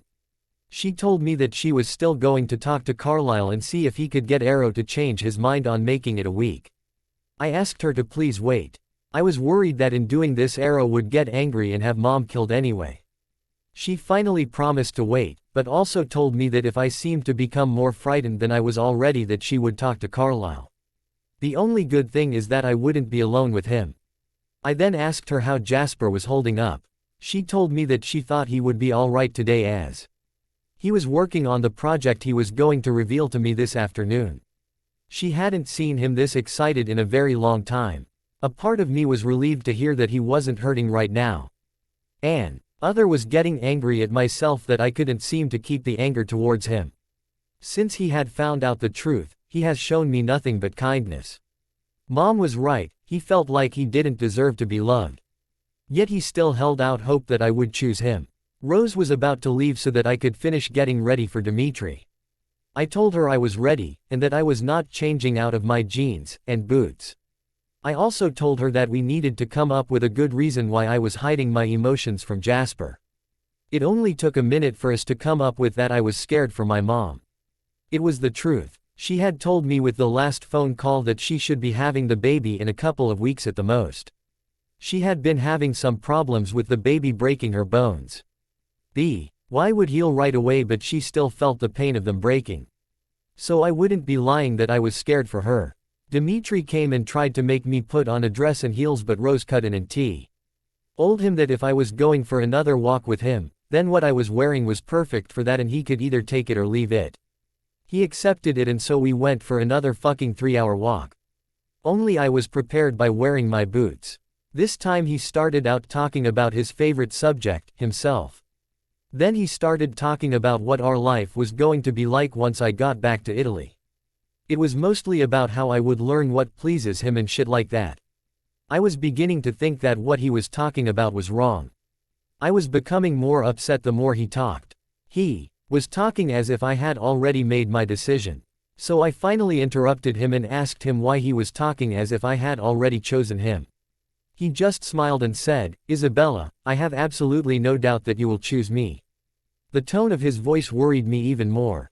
He was so sure. I knew that he had great power in Italy, and because of his usefulness to Arrow, he could get away with most things. This vampire had every intention of making me his sex slave. I had assumed, and wrongly it seems, that females had been created to please the males. My mom did tell me that there were a few who were lucky enough to find their soul mate, and love. She had first found love with my dad, and then was lucky enough to find her soulmate in Felix. Sadly, for him, he had to watch my mom be put with my human father, fall in love, and have a baby with him. Then he had to watch as my father was killed for trying to get us out of Italy. When Jasper explained about the females carrying purses and that they were not there to breed, or even just have sex, I was shocked. I was raised to believe that females had to please the males, it was our job, so to speak. I knew that sometimes they got married, but it was only to keep the females from going to other males to please them. That's why I had to marry Jasper. Marriage was like a contract. The females that married were not allowed to have sex with anyone else. The males, on the other hand, could go and have sex with as many females as they wanted to, as long as they did not leave the female they were married to. Usually, though, they have already had sex with the female, and they were so good at pleasing them that the male wanted them all to themselves. Esme had finally sat down with me, along with Rose, and Alice, with Alice sitting on the other side of the room from me. Yeah, she better be afraid of me. She even looks at Jasper and I'll fucking crush her like a rock. Okay, I'm off the subject now. They all sat down with me and explained that in human society today, that marriage is kind of like a contract, but it's done because two people love each other, and want to spend their lives with just each other. It's not forced, and it Means that both males and females do not have sex with anyone other than the person they are married to. They did explain that it still does happen, having sex with others, but most people try to stay with one person throughout their lives. They explained all about dating, and then went on to explain that with the mating bond it's totally different. Humans just did not feel the pull, or the pain of separation like vampires do. Or like I do. Then they asked me if I understood about vampire mating completely. I told them that I knew about the pull, the pain of being apart, the possessiveness, and need to be close to the mate especially, after a threat. I also told them I knew about the absolute need to claim, and mark. Then they asked me the loaded question, was I feeling the need to be with Jasper in that way? I thought about lying but decided that they would probably see right through it. Jasper had been working off and on outside on the project they were doing, and every time he took his shirt off, if he thought I was looking. Of course after that, I wasn't just looking, I was staring and using my imagination. So yeah, I was feeling something. Dimitri let me know his time was up and left. No way of knowing how in the fuck I was to get back to the house. I guess he figured that he could just take me into the woods, leave me, and by the time I got back it would be too late to have my afternoon with Jasper. Fucking asshole. I guess I need to talk to Carlisle and see if this can be stopped, or at least make him stop taking me into the woods. I called Rose, who came right away. Of course she had to track me because I had no fucking clue where I was at. She was more than a little pissed, and told me that she would be having a talk with Carlisle. This would not be happening again. She carried me back and it only took a few minutes. I still had an hour before Jasper would come to pick me up. I was so fucking upset that I asked Rose if I could eat in my room. She quickly agreed, and then went to get my lunch and bring it up to me. Once settled, I asked her where Jasper was. Apparently, he had heard the conversation with Rose, and became so angry at what Dimitri had done that he had to leave to get rid of some of his anger. But she knew that he wouldn't be gone long because he had been way too excited over the surprise he has for me. She asked me how I knew he wasn't here. And I told her because the pain hadn't gone away or eased up like it normally does when he's here. This seemed to make her so excited that she was practically bouncing in her seat. She told me that apparently I had the full mating thing going on, if I could feel him around me, or his absence when he wasn't. Then she surprised me by bringing out an outfit for me to wear. It was jeans, a button-up shirt that was really more like a cowgirl shirt, and of course the cowgirl boots to go with the outfit. She said it went with the surprise that Jasper had for me. She also explained that the whole F.A. Miley would be there to watch him give it to me. The actual gift was from Jasper, but the rest of it was from the whole family. She was explaining that her and Emmett had gone while I slept and gotten it, when I felt the pain ease up. And the pull get stronger. I knew he was back. She saw the change in me and smiled and then grabbed me for a hug. She was so happy that her brother had someone who could love him for who he is. And she mouthed that she couldn't wait to see him when I gave him my decision. Right now, she needed to get downstairs as Jasper was about to pick me up and take me to see my surprise. Jasper's paw. I knew I couldn't fucking control the rage that burned through my body at hearing what Dimitri had done to Bella. She didn't know this, but he had taken her almost 10 miles away from the house and then just fucking left her. I knew why too. He thought that if it took her all afternoon for her to get back, then it would give me less time with her. Either that, or that I would get too fucking angry to be able to spend time with her. Neither one worked today. I was too fucking excited to see her face when she sees what I got for her. When Rose and Em got back with him, even I was shocked by the beauty and majesty of the horse. He was beautiful, and he fucking knew it too. He had no fear of us at all. He held his head up high, and he let us touch him. I ended up spending the whole morning with him, brushing, and feeding, and getting to know his personality. He was perfect for Bella. Yeah, he knew he was beautiful, yet, he was gentle. I have a feeling it was the act that we were giving him special attention that helped to keep him calm. I just couldn't fucking wait to see Bella's face when she saw him for the first time. I was so fucking excited that I was late getting to her room. That plus the fact that I had to shower after coming back from taking out a few trees. When she opened her door, I was overwhelmed by her beauty, and the fact that she was looking like a cowgirl. A sexy cowgirl. I found that I had lost my voice. Her giggles is what brought me out of my fantasies and back to reality. I had to swallow before speaking, and even then it was only a whisper. I told her she was the most beautiful creature I had ever seen, and it was the fucking truth. She blushed. Oh, fucking shit. She fucking blushed, and instead of wanting to drain her, anted to rip those clothes off and find out just how far down her blush went. I heard Edward yelling at me to stop projecting. Apparently, the whole family knew about the lust I was feeling. I was having a really hard time right now. I finally got my thoughts back to the horse, and that helped to stop the projection. Unfortunately, when I opened my eyes, I had to close them to try to control myself. I saw that Bella apparently had noticed my problem, and was staring straight at it. The second I noticed she was staring, she realized I had caught her staring at my erection. She blushed again. Only this time she became red as a tomato. It was Rose that came up and broke up the lust that was going on between Bella and I. She said that everyone was waiting to see the surprise. I really didn't fucking care. But I knew that I couldn't act out what I truly wanted to do, which had nothing to do with horses. I wanted her to save a horse, and ride a cowboy. That cowboy being me. Rose ran back, Kay downstairs after making sure that both of us were coming. I led her outside and then to the stable.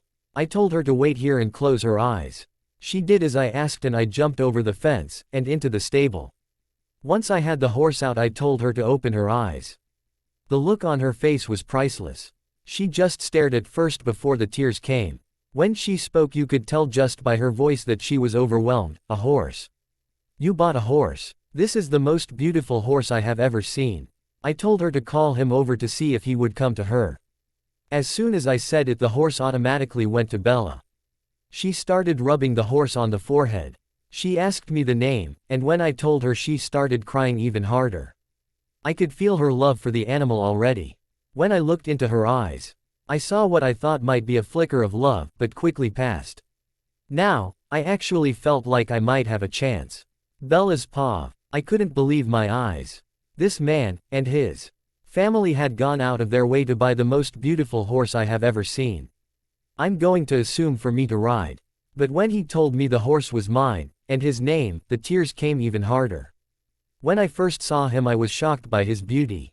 He was pure white, so white it was almost blinding. There wasn't a spot on him anywhere, and his mane went down past his neck, and his tail was almost dragging the ground. Jasper's voice broke me out of my distraction. Bella, his name is Snow King, and he's yours, if you want him. I know that Jasper wasn't supposed to touch me, but no one had said I couldn't touch him. I jumped onto him, hugging him as hard as I could. At first I felt him stiffen, then he relaxed and hugged me back. I just couldn't help myself. I jumped up and kissed him right on the lips. Bella's paw. The kiss only lasted a few seconds, but I could feel the way it made my body ignite with fire. Shit. What in the fuck did I just do that for? Sure, he had given me a gift that, well, there were just no words to describe how seeing this magnificent horse that was now mine made me feel. I pulled back quickly and told him that I was sorry. He smirked and said that he wasn't. Asshole. I then turned my attention to Snow King. He was loving the fact that everyone was admiring him. There was something about him that said that he knew just how beautiful he was. Great enough. Our male being a fucking asshole because he's attractive. Still, I already loved this beautiful animal. The feeling was mutual apparently. He was nuzzling me while I was petting and telling him how beautiful I thought he was. He shocked everyone when Jasper asked if I wanted to ride him. He stepped back a little and shook his head up and down. The horse was saying yes. I just fell even more in love with this horse. And I think that I was starting to fall for Jasper as well. I was so overwhelmed not only by the horse but by the whole family. They had all helped to make this dream of having a horse become reality for me. They had come together and built everything needed to have a place for him. I was beginning to see them in a different light. I couldn't really speak for the tears flowing down my cheeks, so I just nodded yes. While Jasper was putting the saddle on, I went around the family and gave each a hug, and thanking them for everything. Leave it to Rose to bring me back to reality again. She leaned down and whispered, I don't want to scare you, but Dimitri saw you kiss Jasper. Please be careful when you go with him. Oh shit. I had completely forgotten about the asshole. I waited until I could chance it and finally looked at him. The look he had was one of the scariest things I have seen in a long time, even more so than Jasper when he was going to rape me. I could almost see the wheels turning in his head. I knew then I was in trouble. He was staring at me and his eyes were practically boring into mine, and he had an evil smirk on his face. I had chills go up my spine. I wanted to run into Jasper's arms for protection. Jasper then came out and brought Snow King over to me. He told me that the first ride should be inside of the fenced-in area until I got to know the horse. I agreed. Each horse has its own personality, and until I knew his, I didn't want to take a chance that he would just take off. While I would have no problem with the horse running, I didn't know the area, and neither did he. He helped me on and then I walked him around the area for a few minutes. He seemed to be gentle, and willing to do whatever I asked of him. After about half an hour Jasper asked if I would like to take him further out. I wasn't sure about that as I didn't know where I could go. Jasper quickly assured me that he would be with us the whole time, even if the horse ran. Which is exactly what I did when we got to an open area. I got Snow King into a fast gallop and I was loving the way I felt. I was feeling free for the first time in a very long time. Jasper of course was having no problem keeping up. I stopped the horse at a brook, and got off to rest. My butt wasn't used to being on a horse, it had been over a year since I had last ridden. Jasper and I were standing there talking while Snow King was taking a drink. Jasper was telling me that he was thinking about getting his own horse, but had wanted to make sure that I was happy with mine. We were facing each other, standing about 5 feet away from each other. Suddenly I was nudged from behind. Not hard enough to make me fall, but hard enough to be pushed closer to Jasper. I turned around and Snow King was right there behind me. I turned back around and was nudged hard enough to be pushed right into Jasper. He had to grab me to keep me on my feet as the nudge was hard enough to knock me down this time. It seems that my horse wanted Jasper and I together. Once he saw that Jasper had his hands on me, he turned around and walked back to the brook to continue to drink. Jasper laughed. I had never heard him laugh before. It sounded good, and I suddenly found myself wanting to make him laugh more. He has had a really fucked up beginning into this life. I doubt that he has had much to laugh at. Of course our beginning into our marriage was also fucked up. I could really understand now, that what he had done to me was because someone else lied to him. He thought I was dangerous and wanted to protect his family. I know it's only been a few days, but I found myself starting to fall for this man, this vampire. This fucking scared me, but not nearly as much as Dimitri did. Jasper's paw. I had to let go of her. But it was the last thing I wanted to do. She felt so good, so right being in my arms. What she didn't know, and I wasn't sure how to explain it to her, or even if I should, is the kiss started something in me. I might have to talk to Rose first. She has become friends with Bella and I knew she genuinely cared for her. Carlisle had explained it to me when we were talking about mates, and strengthening the bond. The bond is made stronger as certain things are done by both mates. The first bond is begun when they lock eyes with each other. That's when the pull begins, and the pain starts to show itself. The more the couple are around each other, the stronger the pull, and pain when away from each other. Usually, after a time both the pull, and the pain, becomes so unbearable that they take the next step and stay with each other. After they understand that they can no longer be without each other, they take the next step. They kiss. That kiss is the start of the claiming. Once the males have kissed, or been kissed by their mate, the only thing left they can do is claim. It becomes the focus point, and nothing else matters. If they don't, or can't for any reason, the pain becomes even worse. I'm guessing that Bella didn't know this, or she forgot. Either way, the need to claim her was showing itself. I would have to really be careful now. It would kill me to lose control, and claim her. Especially since she is still a virgin. When Snow King pushed her into me, I had to laugh. Even the fucking horse knew we belonged together. The only reason that I really let go of her was because I didn't want to frighten her. She would have been able to feel how excited I was, and still am. If she were to choose Dimitri, it would kill me. Mostly though, I need to know if I should tell Bella about my feelings. About the need to claim her. Now though it's time to head back. Again, I ran along beside Snow King as he ran until the need to slow down because of the forest. Bella looked so beautiful sitting up on him in her cowgirl outfit. All she needed was a hat and she would be complete. Once back I took the saddle off and Bella said she would brush him and feed him before heading inside to eat dinner. I could see and feel her love of the horse and I was never more grateful to Renee for telling me about her love for horses. She was relaxed for the first time in my presence. I quickly found Rose and told her that I had a feeling that Bella didn't understand the consequences of her kissing me. She was sympathetic to my pain and said she would talk to Bella as soon as she could. She also told me that she would try to find out if Bella was feeling the same thing about needing to claim me. The next thing she told me made me so fucking angry that I had to leave. It was either that or rip Dimitri apart, and then claim Bella. While I had no problems with ripping Dimitri apart, it was the other that I didn't want to do, at least until she was ready. Apparently, Dimitri is so sure of Bella's decision to choose him that he had told Carlisle that he knew what her choice was going to be. He had also told Arrow. He told Carlisle that Arrow was more than pleased that she would choose him. I left to go and do major damage to some trees. That, plus the fact that I just couldn't watch her walk off with him again. I decided to run to Canada. I would be back in time to shower and then take Bella for our time out. So with that plan in mind, I ran. Rose's paw. After Bella was done with her dinner, Carlisle said that he needed to speak to her privately. I knew what he was going to talk to her about. He needed to know if what Dimitri had told him was true. I knew it wasn't but couldn't tell Carlisle that as Dimitri was here. Dimitri for the most part stayed away. He came here when Jasper was with Bella. Or when it was his turn. He was leaving now, and Peter, bless his heart, made sure to signal us if Dimitri was close enough to hear us talking.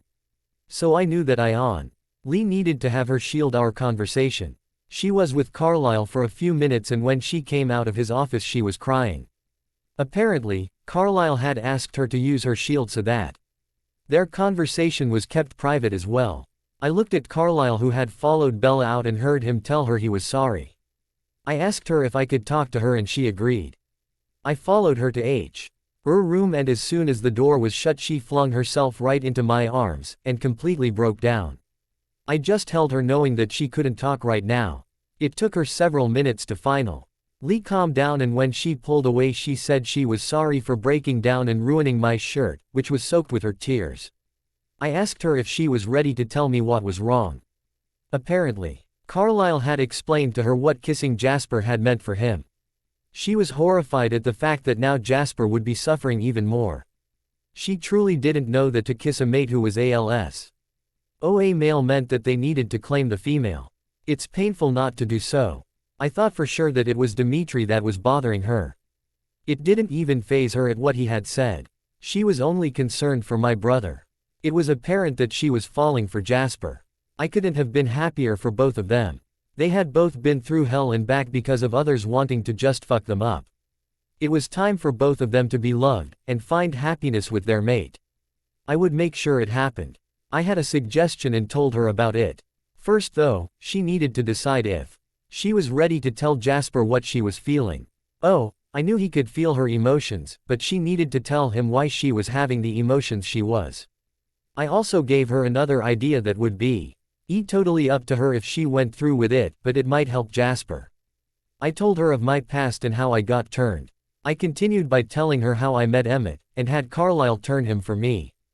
Unfortunately, the scars left by the rapes made it hard for me even though I was a vampire, and Em was my mate. I told her that it took only a couple of weeks for us to get to the kissing stage. But I wasn't ready. I told her that it took a month after the first kiss before I could let Emmett even touch me. It was another couple of weeks before we finally had sex for the first time. In the meantime, Emmett was suffering. So, I told her what we did and she said that she would think about it. I could only hope that she would take my suggestion. Otherwise, Jasper would suffer beyond anything he could imagine. I know. I had to watch Emmett suffer, and that's why I came up with the solution that we did. It helped Emmett, and at the same time, it helped me to learn how to trust him. It helps that I had a wonderful man who, even though he was in pain, he made sure that my needs came first. He told me that he would wait until I was ready no matter how long it took. I knew that Bella was just as lucky. Jasper would wait for her. No matter how long it took. Right now, I'm more worried about what Dimitri might try to do. Jasper's paw. When I was finally able to go back to the house, I knew that Ella would be back from her time with Dmitri. But I wasn't sure what to expect. Since I had been spending time with her, I had been feeling her emotions even when I'm not with her. If she got home right on time, then she's been back about half an hour. But she's been feeling fear since I'm assuming that she woke up. But something must have happened, because about 45 minutes ago her fear piked to the point of knocking me to my knees. Then about the time she would have gotten home, her emotions suddenly cut off. Nothing. I couldn't call because I left my phone at the house, so I just went a little faster. I wasn't prepared for what I saw. Rose was waiting outside for me. She said that something had happened but she couldn't get Bella to talk to her. She had shut herself in her room and wouldn't open the door. She also said that she did hear the shower running. Peter had been trying to get a hold of me but I had left my phone. He refused to tell Rose what was going on. Carlisle then came out and said that Peter had called him and told him what had happened. Peter had to make a hard decision. He could either help Bella and end up revealing himself, or watch and hope that he stopped when he did. Carlisle explained that he found out right after Bella had gotten home. She apparently went right up and got in the shower. It seems that Dmitri felt that since she had kissed me, that he could have a kiss as well. He had forced her to kiss him. He had his hands on her before she could react and put her shield up. Once the kiss was over, he released her and told her that if she said anything that her mom would suffer the consequences. There was something else, I could sense it. I looked at Carlisle and he said that Peter said that Dmitri had finally made his threat. Peter was going to stay with Dmitri, period. I didn't realize I was growling until Carlisle told me to calm myself or he wouldn't tell me the rest. Dmitri told Bella that she would choose him. If she didn't, then her mother would be killed.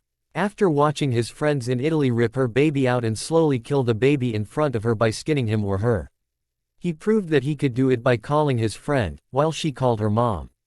The friend's description of what her mom was doing told her that she was being watched. That fucking asshole, I was going to fucking rip his ass apart. I could feel the major wanting to come out. And I wasn't sure I wanted to stop him. I turned to head out to find that fucking bastard.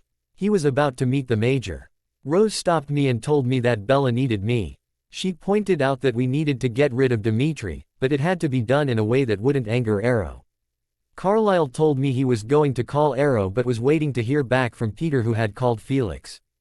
Peter had called Felix right away and told him everything. Since he is Renee's mate, he could protect her if he knew what was going on. In the meantime, Bella had closed herself off, and had put her shield up. She was going to go along with Dmitri.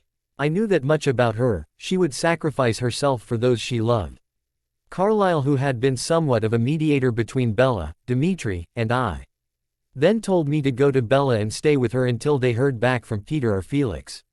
I started to remind him of the rules, and he shocked me by saying, "Fuck the rules. Your mate, your wife, needs you, now go to her. I'll let you know what happens with Felix and Arrow." I went straight up to her room. The door was locked, but I just crushed it. The shower was still running, so I went straight to the door of the bathroom and had to break the lock on that door as well. At this point, I didn't fucking care if she was naked. The anger at Dmitri was helping to keep the need to claim her in the background. What I saw broke my heart. She was huddled in the corner of the shower with the water still running, fully dressed. She was curled up in a ball, crying. As soon as she saw me, I could see the fear and panic on her face. She tried to back away from me, so I decided if I couldn't get her out, I would join her. I turned the water off, but now I was soaked. I didn't fucking care. She was terrified and I knew that it wasn't me, but the fact that Dmitri had told her to stay away from me starting immediately or her mom would have an accident. So, after sitting down, I told her that Carlisle, Peter, and now Felix were working on a way to keep her mom safe. I also explained that Dmitri was being closely watched and we would know immediately if he made a call to have her mom hurt or worse. She said that she didn't want anyone in the family to be in danger because of her and that she would just leave with Dmitri. Then I had to ask, "Bella, I know it's not time for you to make the decision yet. But I need to ask you. Did you make a decision yet? I'm not fucking talking about Dimitri's threats. Remove the threats, and tell me if you have decided.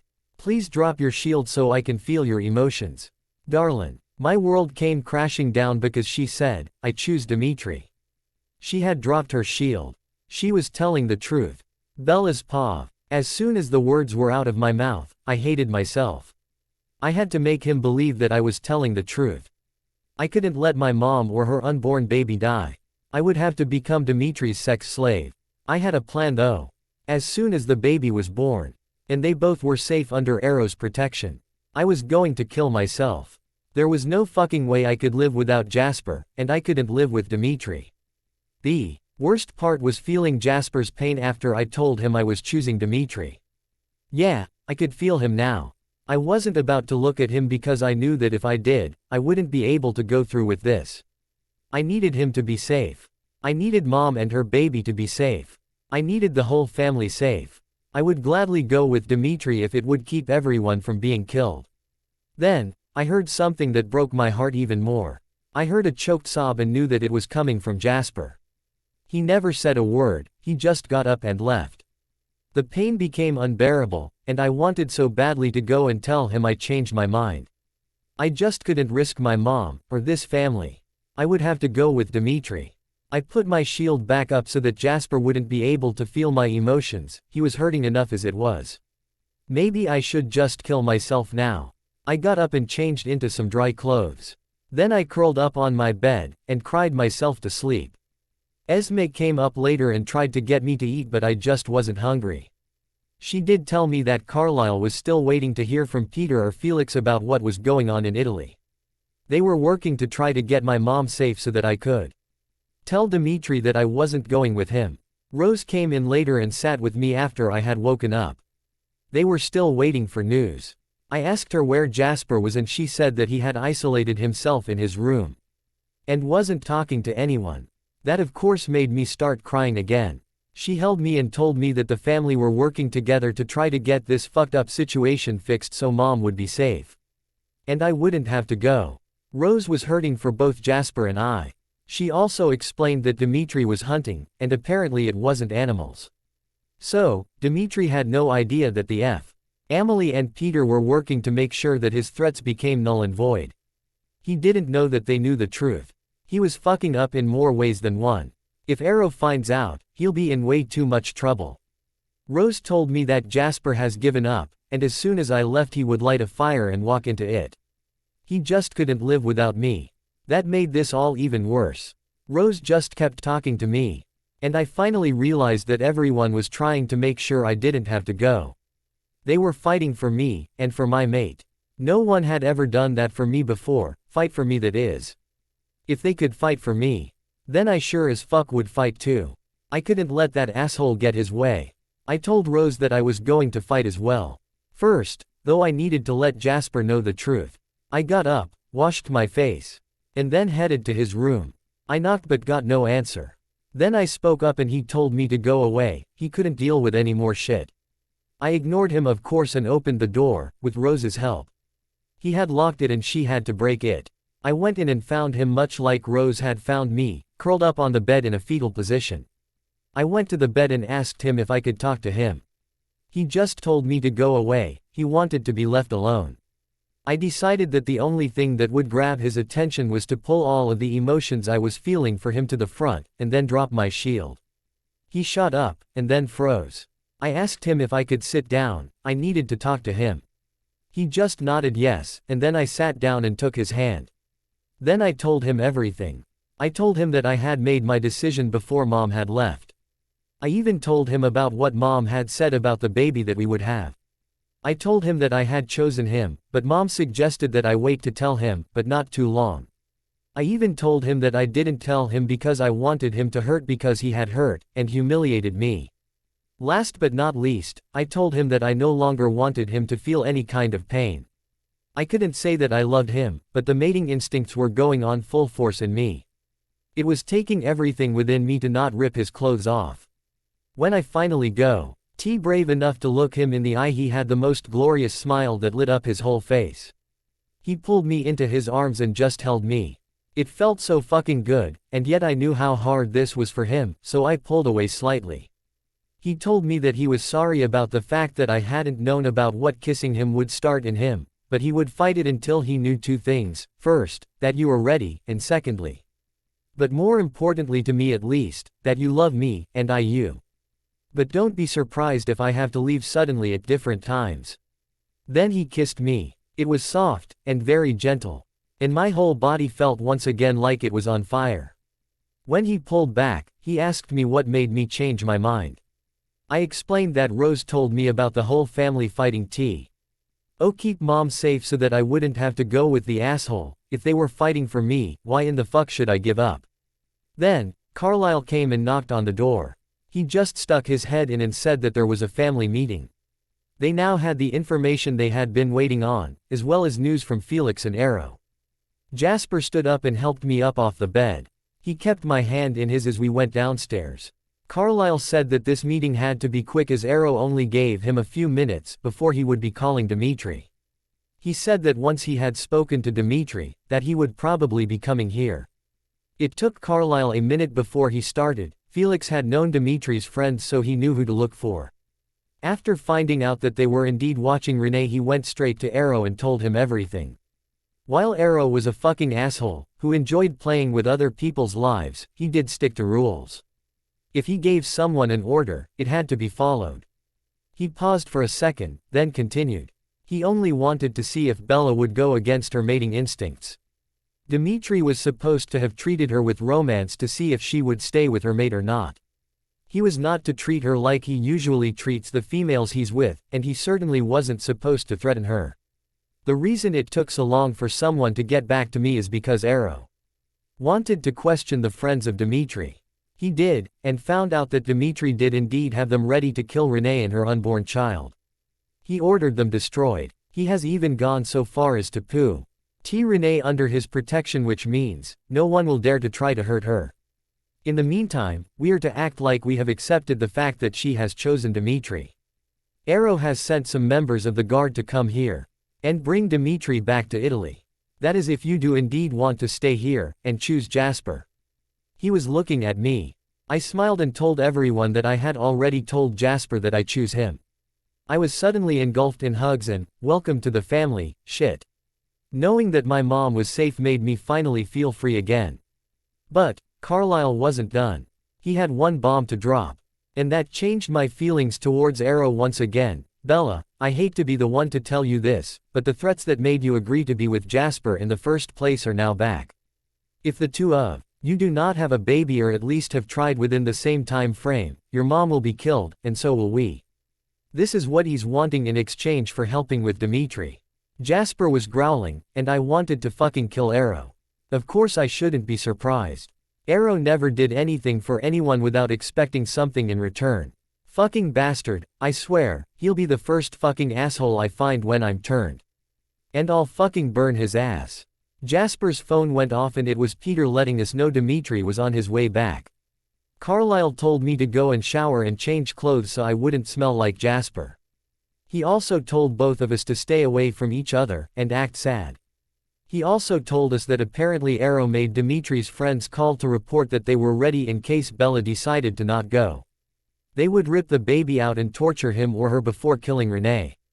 He needed to feel like he was in control. I went and showered and changed my clothes. The worst part now was that I couldn't even be in the same room as Jasper. All I wanted to do was to stay with him and hold him. I was finding myself unable to stay calm.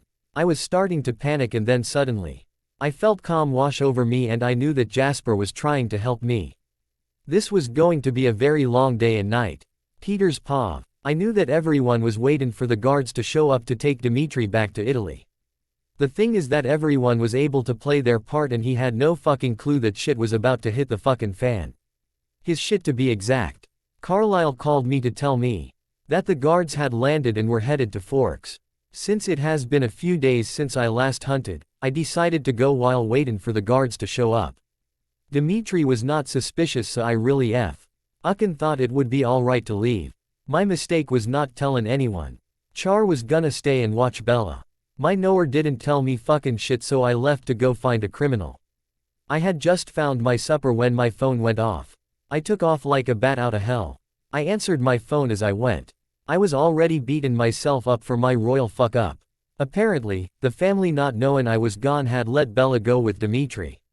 I had made Char promise not to interfere with Dmitri. No matter what. She explained that Bella got brave and decided to not let Dmitri do anything like he was wanting her to do. He was gonna claim her and mark her as his so that the family could see it. His plane wasn't due to leave for another 4 hours and that would give him plenty of time to do it. She quickly gave me their location. And I wanted to fucking kill him 7 times over. He was planning on raping her on the forest floor. I did the only thing I could. I ran faster and called Jasper. He picked up on the first ring. I hated that I had let him down, but in my defense, I was fucking thirsty. So, I had to tell him that I had left believing Bella to be safe. They had let Bella go off with him because they knew that number 1. I was watching her, and number 2, the guards would be there shortly, or so they thought. Char called me back and told me she was going to have to intervene or the girl would be raped. I didn't want her to because this asshole was stronger than my mate, but I couldn't live with myself if anything happened to Bella. My only hope was that Jasper would get there before Char got hurt. I started running faster than I ever have before. Rose's paw. Jasper had gone flying out of the house faster than I have ever seen him move. I had heard the phone call just like everyone else had. When I tried to say something to Jasper he just turned and growled at me. I knew then, shit was about to hit the fan, in the form of the Major. He was now in control. While I had never met him, I had heard enough stories to know that he was the most dangerous son of bitch ever. I could only hope that he got to Bella before Dmitri had his way with her. It would destroy her to have her first time being raped. I know from experience. An hour later I saw Jasper, or should I say the Major, walk out of the woods with Bella in his arms. She had his shirt on and nothing else. I fell sick to my stomach and that's saying a lot since I'm a vampire. Please, tell me he wasn't too late. Behind him was Peter carrying Char. She was carrying her left leg. Her clothes were in tatters and she was wearing Peter's shirt. Apparently Char had fought with Dmitri, and lost. There was an unknown vampire walking behind Peter. He was one of the Volturi guards. I tried to ask Jasper what had happened when he got closer but Peter said to back up and leave him alone. His mate had been attacked, and he was still feral. He would kill, and not ask questions at all. I was frightened for Bella till I saw him look down at her in his arms. His face went from cold, hard, and feral, to soft, and tender. I heard Bella whisper that the guard could tell everyone what happened. She had a feeling that the Major wasn't going anywhere. Anytime soon. I just hoped that the Major would respect Jasper's wishes to not claim his mate. Bella's paw. I really hated having to go along with this fucking shit of pretending to go with the asshole. I hated this vampire more than anyone else with the exception of Arrow and Keys. But I was also afraid of him. I knew of his arrogance and I had a feeling that he would try to rub it in Jasper's face that I had chosen him. It was the how that bothered me. I desperately tried to not have to go off with him this morning, even using the fact that I had already made my decision. Why should I go off when I could spend those extra hours spending it with the family that I cared about? I should have fucking put my shield up. He insisted that we walk through the very woods that I had made my decision in. If it wasn't for the fact that I knew Peter was watching, I would have begged Carlisle to have Arrow give permission for me to stay here at the house. I just hoped that Peter wouldn't end up getting hurt, or get into trouble for killing Dmitri. Dmitri took me far deeper into the woods. Before, he always stayed where there was a clearing or at least a trail. But this area was deep into the woods, with no trails and no clearings either. The trees were thick here, actually blocking out the light even more. I was quickly becoming frightened. I asked him where he was taking me and he just laughed. Isabella, you're mine now. I can and will do whatever I damn well please with you. Just remember, it's your mother's life as well as the life of her unborn bab. Why that will suffer if you do not obey me. Before I knew what was happening he had grabbed me and was kissing me. It was harsh, demanding, and made me feel sick to my stomach. I tried to push him away, but the more I fought, the stronger his grip on me became. He finally pulled away but never let go of me. He just told me that I was to let him do as he pleased, and he was going to make sure that Jasper knew Dmitri, had taken what was rightfully Jasper's. He was going to rape me. I was trying to get him away from me. If I could get his hands off of me for just a second, then I could put my shield up. He then warned me a second time that Mom would suffer if I didn't stop fighting him and just give in to what he was going to do. I started to struggle once again. I knew that Mom was safe, or at least according to everyone she was. Finally, I couldn't take it anymore and screamed at him to let me go. Then I told him I would rather die than to be with him. I was told that could be easily arranged after he had fucked me. Then he slapped me so hard that it busted my lip. I tasted blood in my mouth and started to feel dizzy. He hit me again, and everything went black. Char's paw. I watch. As the exchange going on started to become heated. If someone didn't get here soon, I would have to intervene or he was going to rape her. She was trying to stall, and then trying to fight back. She was trying to get him to let go just for a few seconds. She could put her shield up then and she would be alright. I had already told Peter the first might have to intervene to keep him from raping her. Right after I got off the phone I went straight for them, but didn't expose myself yet. I decided to wait until either someone else got there, or until it was either act, or let her be hurt. She was about to be raped. Dimitri was a strong fighter. I knew that I could take most vampires, even males, but not one of the Volturi guards. Especially, not Dimitri. I could hold my own, at least for a few minutes, maybe. But Peter, who is my mate, told me not to expose myself unless I absolutely had to. It's becoming more clear by the second that I'm gonna have to try to stop him. He hit her and I jumped. Tree to get there as quickly as I could.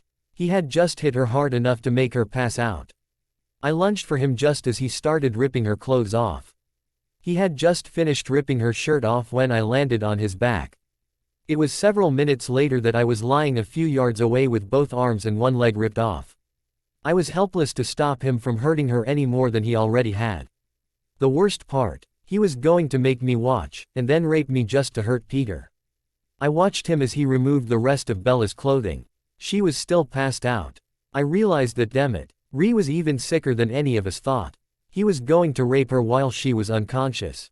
After she was completely naked, the sick fucker placed her arms above her head and then spread her legs as far apart as they would go. I watched helplessly as he removed his own clothing quickly. I found myself praying for the first time in my vampire existence that Jasper or Peter would hurry. I started yelling at Dimitri not to do it, but he just laughed. He got down and was just about to line his cock up with her and push in when I felt something like a rush of wind. Next thing I saw was Dimitri being knocked off of her and then blurs. Someone had gotten here, and by the snarls and growls, I knew it wasn't Peter. It wasn't Jasper either. No, I had heard those very same snarls and growls before. And they came from the most terrifying vampire I had ever known, the Major. And he was fighting for his mate. The fight itself lasted about 5 minutes. The blurs had gone further into the woods. Here I couldn't see them because of the trees. I knew that Dimitri was as good as dead. The only problem was that if he did burn the fucking bastard, the Volturi would want to destroy Jasper. It suddenly went quiet and I knew that it was over. Sure enough, the Major comes out of the tree line. He had apparently removed his shirt before jumping on Dimitri and had thrown it down not too far from where Bella laid. Still naked and spread out. He came over to me to find out if I was alright and I told him to just take care of Bella. He went to her quickly, and covered her with his shirt. Her own clothes were in tatters. She started to come around when he was trying to put his shirt on her. The guard members showed up and I told them to stay back. The Major's eyes were still pitch black.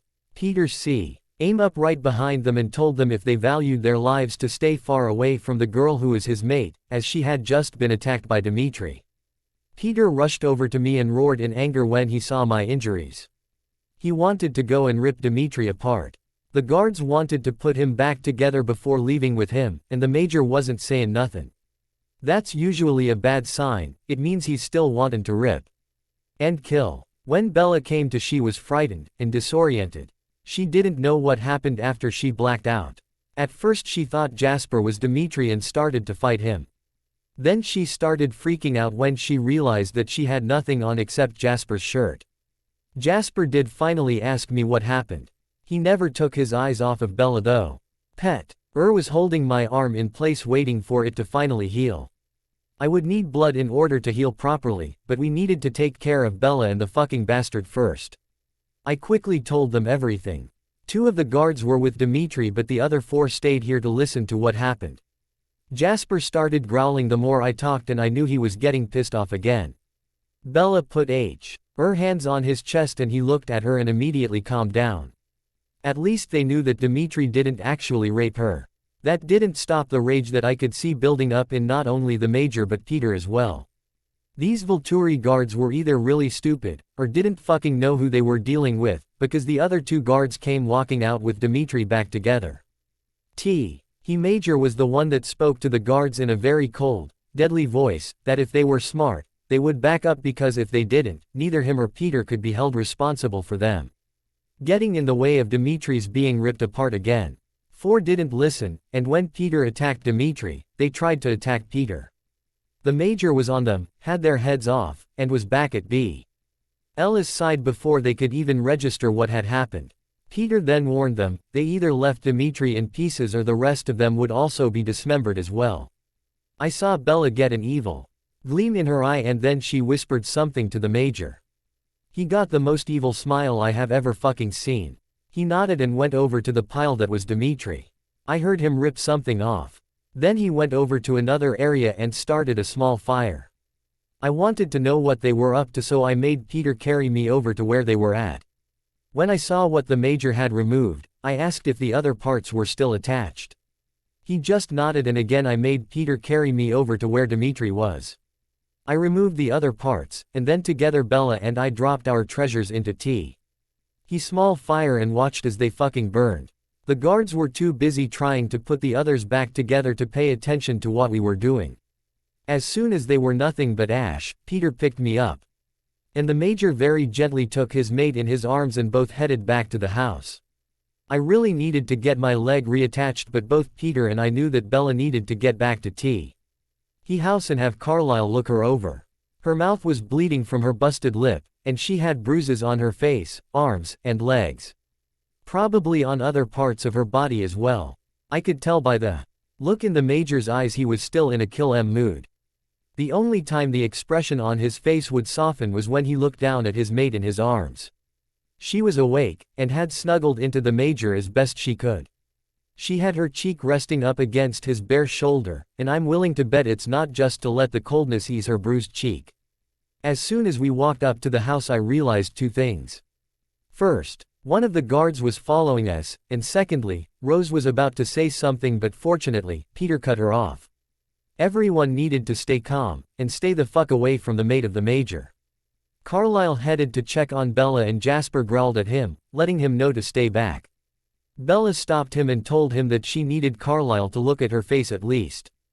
Jasper agreed but told Carlisle not to try to touch her, and not get any closer. I quickly told them what happened, everything. Including the fact that Dimitri was not able to rape her, the Major got there in time to stop him. But he had removed her clothes and ruined them in the process. It was then that the guard finally spoke up. I know that things are very stressful right now for everyone, but I really must have a question answered and then we'll take the parts and leave. We'll wait until we get back to put him back together. If you know, please tell us where the missing parts are so we can collect them. Then we'll be out of here. Bella just smiled that same evil smile as before. I'm sure I had the same smile on my face. We looked at each other, and then she looked up at her mate who was also smiling. Carlisle broke the silence by asking what he was talking about. The guard being uncomfortable said that there were a couple of Dimitri's body parts missing. He repeated his statement that as soon as they were found they would be taking Dimitri and going back to Italy. I decided to let them know not to bother looking for them. Just as I was about to speak Carlisle asked what body parts they were looking for and the guard really got uncomfortable then. He started to speak but it was Bella who cut him off. Oh for fucking sakes, Char and I fucking burned them. And we'll gladly do it again if we could. You can fucking tell Arrow that he can kiss Dimitri's ass, but I'm not fucking sorry and I'm sure that neither is Char. The guard was looking even more uncomfortable than before and said that they would definitely wait to put Dimitri back together. Otherwise, he would probably try to cause more trouble. He also told Carlisle that he should be the one to tell Arrow what had been done to him. With that the guard left. Carlyle then looked at me, and then Bella, before finally asking what it was that he needed to tell Arrow. Both Bella and I smiled as best we could through the pain. But it was Bella who spoke up. Major removed the body part that I burned, and gave it to me. Char ripped the other parts off herself. Jasper wrapped the one I burned in a piece of the Star's shirt while Char used another piece of cloth. There was no fucking way either of us were going to touch that fucking shit with our bare hands. I burned his cock, and Char there burned his fucking balls. Bella's paw. As soon as I came to and finally realized that it was Jasper trying to put his shirt on me, I felt like I was safe, and free. I had panicked at first, thinking it was Dimitri. As I looked into Jasper's face I realized that the man taking care of me was not him. The Major had come out. I could tell by the look in his eyes, and the fierce expression on his face. He was angry. And at first I thought he might be angry with me. But as soon as he looked down at me his eyes softened. When they brought Dimitri into the area, I became frightened, until Peter attacked him. Apparently, he had already been ripped apart by the Major. Now, Peter was taking his turn even though I had no clue as to why. I finally saw Char and apparently she had tried to fight Dimitri and lost at least a leg. Now, I understood why Peter took his turn at the asshole. Once Peter had attacked, the guards tried to stop him but the Major stopped them before they could realize what had happened.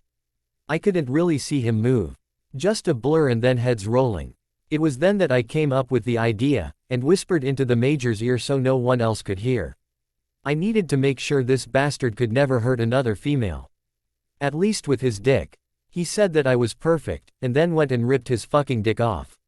I was sure that I heard him wrong. Surely he said that it was a perfect plan, not that I was. He had taken a piece of cloth to grab it with. The thought of touching that with my bare hands made me sick. As soon as Char realized what I had planned, after the Major made a small fire, she had Peter take her over and she ripped his fucking balls off. We threw them in the fire together, and watched the fucker's dick and balls get roasted. The Major was growling off and on. And I believed it had a lot to do with the fact that he was still pissed. He picked me up, being very gentle with me. I'm guessing he didn't want to cause me any more pain than I was in already. I laid my cheek against the Major's shoulder. It helped with the pain, but it also helped to keep me calm. I needed to be touching him. I was in his arms being carried, but I needed to be closer to him. If he hadn't been there, I don't even want to try to imagine what would have happened. There was something inside of me that let me know that I needed him with me to keep me from really freaking out. I had so many questions. More so than answers now. Mainly, where in the fuck had Peter been, and why in the hell was it Char that tried to help me? Right now though, the only thing I cared about was that I was safe. And I was finally free from that fucking asshole. Well, I cared also about the fact that I was in the Major's arms being carried safely back to what is now my home. I told the fam, once we arrived that the guard could tell them what happened. I hadn't realized that the only one that knew everything was Char. I'm glad that she was able to tell me that Dimitri had not been successful in raping me. The Major had gotten there barely in time, but he did get there to stop him. I was pretty sure that if I had been raped that I would have been feeling it in my lower region. Surely, I would have been sore. And probably bleeding. But thankfully, there was nothing, no pain, and as far as I knew no bleeding either. I knew for sure though that I needed Carlyle to look at my face, at least. I was bleeding from my lip. And my face was swollen where Dimitri had slapped me twice.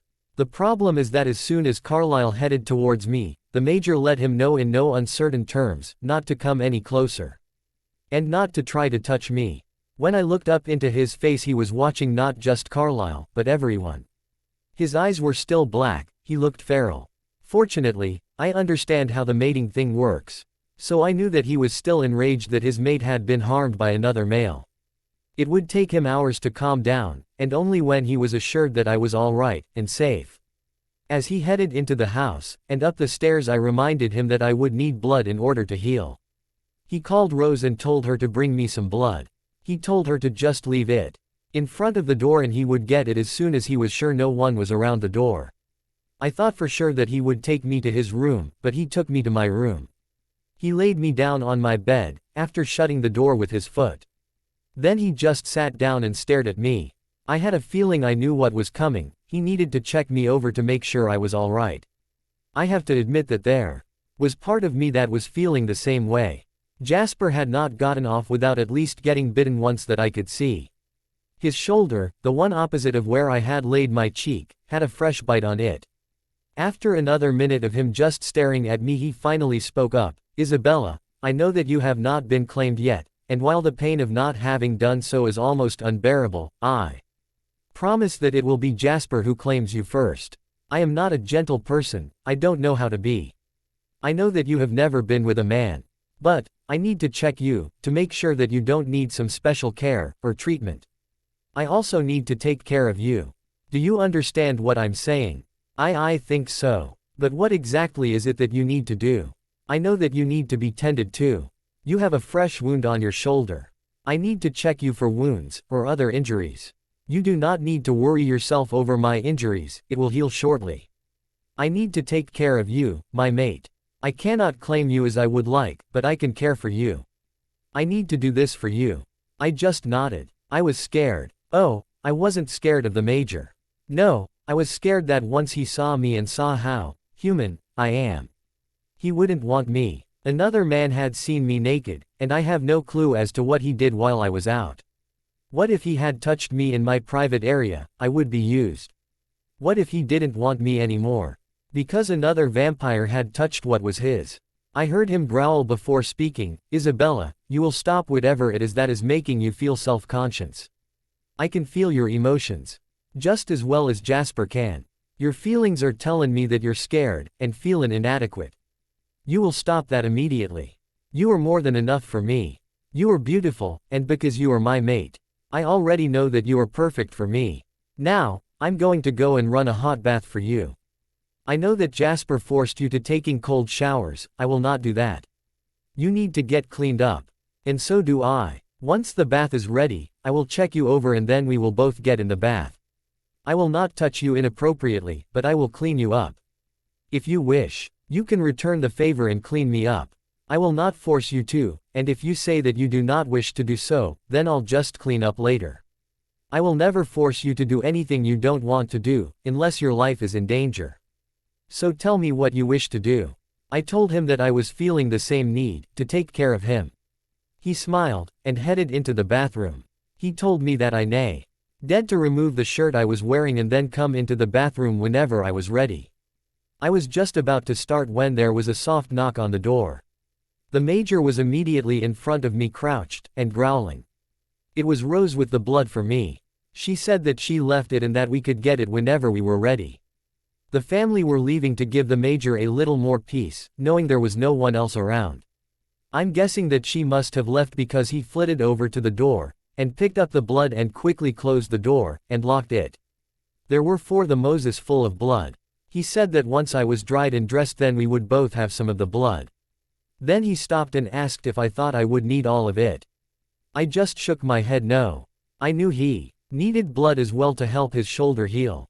Once the bath was ready he came back in where I was sitting and said that he changed his mind. He picked me up and carried me into the bathroom. Once in there, he quickly removed his clothes. And then proceeded to remove the shirt I was wearing. He turned me around, looking at my back, and including my legs and arms.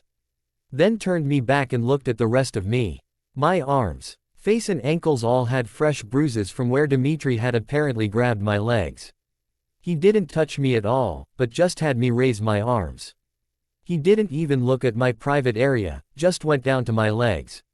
It was quickly over and then he turned around and told me it was my turn to check him over. I was more embarrassed about checking his body than I had been for him to check me over. I could finally see the scars that I had known were there. He was fucking beautiful. I could clearly see the muscles in his back as he moved. He had the best looking ass I have ever seen. Of course his was the only one I had ever seen.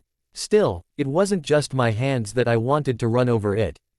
If seeing just his back was having this effect on me, how in the fuck was he able to keep his hands off of me?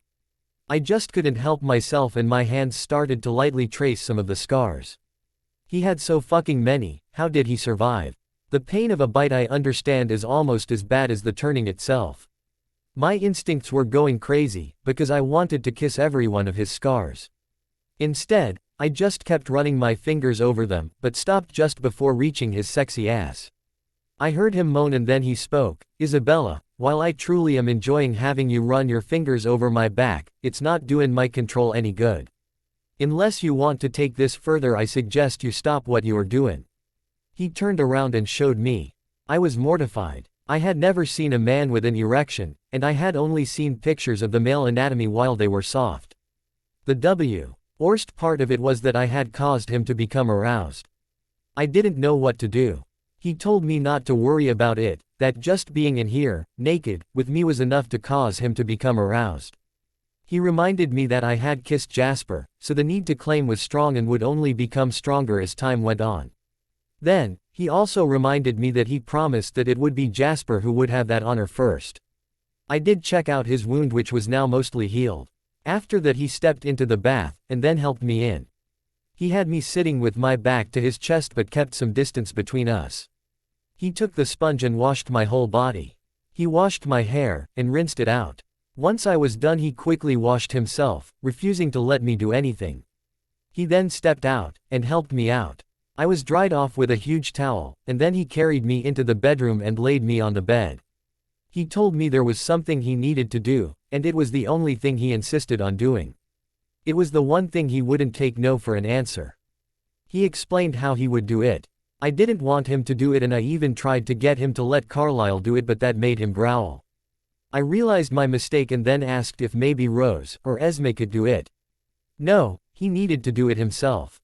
I really understood why he needed to do it, but it didn't mean I fucking liked it. He had me cover myself with the towel. And then he reached under the towel. He promised that it would only take him a few seconds, and he was right. He had calmed down once he was reassured. It still hurt like hell. I was also embarrassed that he had felt that he needed to do it. He needed to make sure that my hymen was still there. Char had told us both that Dimitri hadn't gotten that far before he got there. I wanted to ask what he would have done if it had been torn a long time ago, and he said that he would have been able to tell if it was recent or not. He helped me get dressed, and then made sure I had the blood that Rose brought up. Of course the bruises started healing, and then I realized that I was hungry. He left, and was back before I even thought about it. Apparently, Esme had made me some food before leaving. He even fed me. It was a sandwich, with a small salad, but he wouldn't let me feed myself. I understood, and so I let him do what he needed to do. I may not understand what it's like to live in the free world with all of the modern shit there is, but I fucking know all about vampires. How they work, and all about their instincts. I also knew that if I wasn't human, he would have claimed me already. I realized then at that moment, just how fucking lucky I was to have a mate that not only understood, but was willing to wait to claim me. That is an almost impossible thing for a male vampire to do.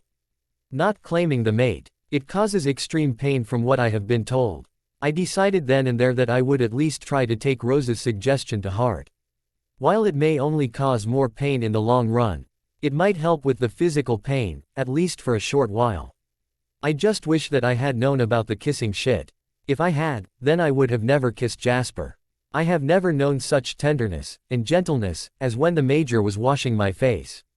He was being so careful to not try to cause any more pain. I had seen his face when he looked at the others. There was a fierceness and a coldness that sent a chill down my spine, made me want to never have that look directed at me.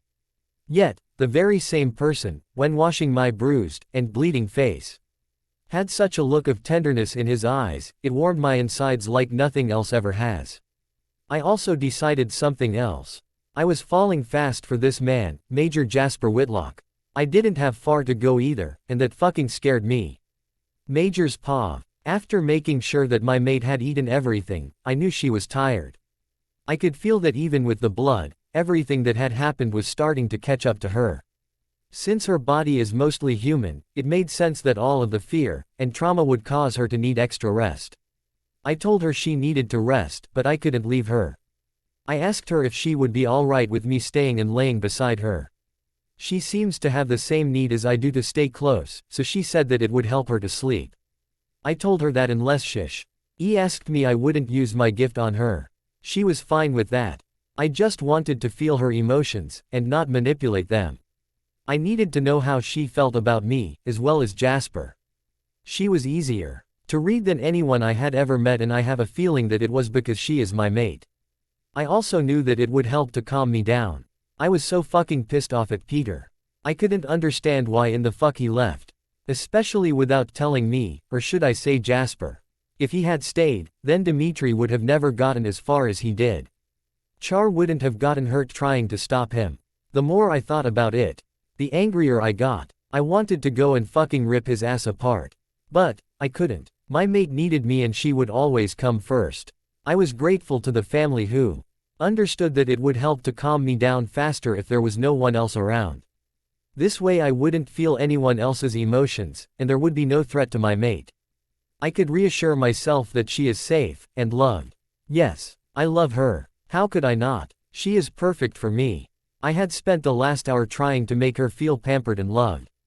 After all of her human needs had been taken care of, I had her lay down. She curled her body around mine and asked if this was all right.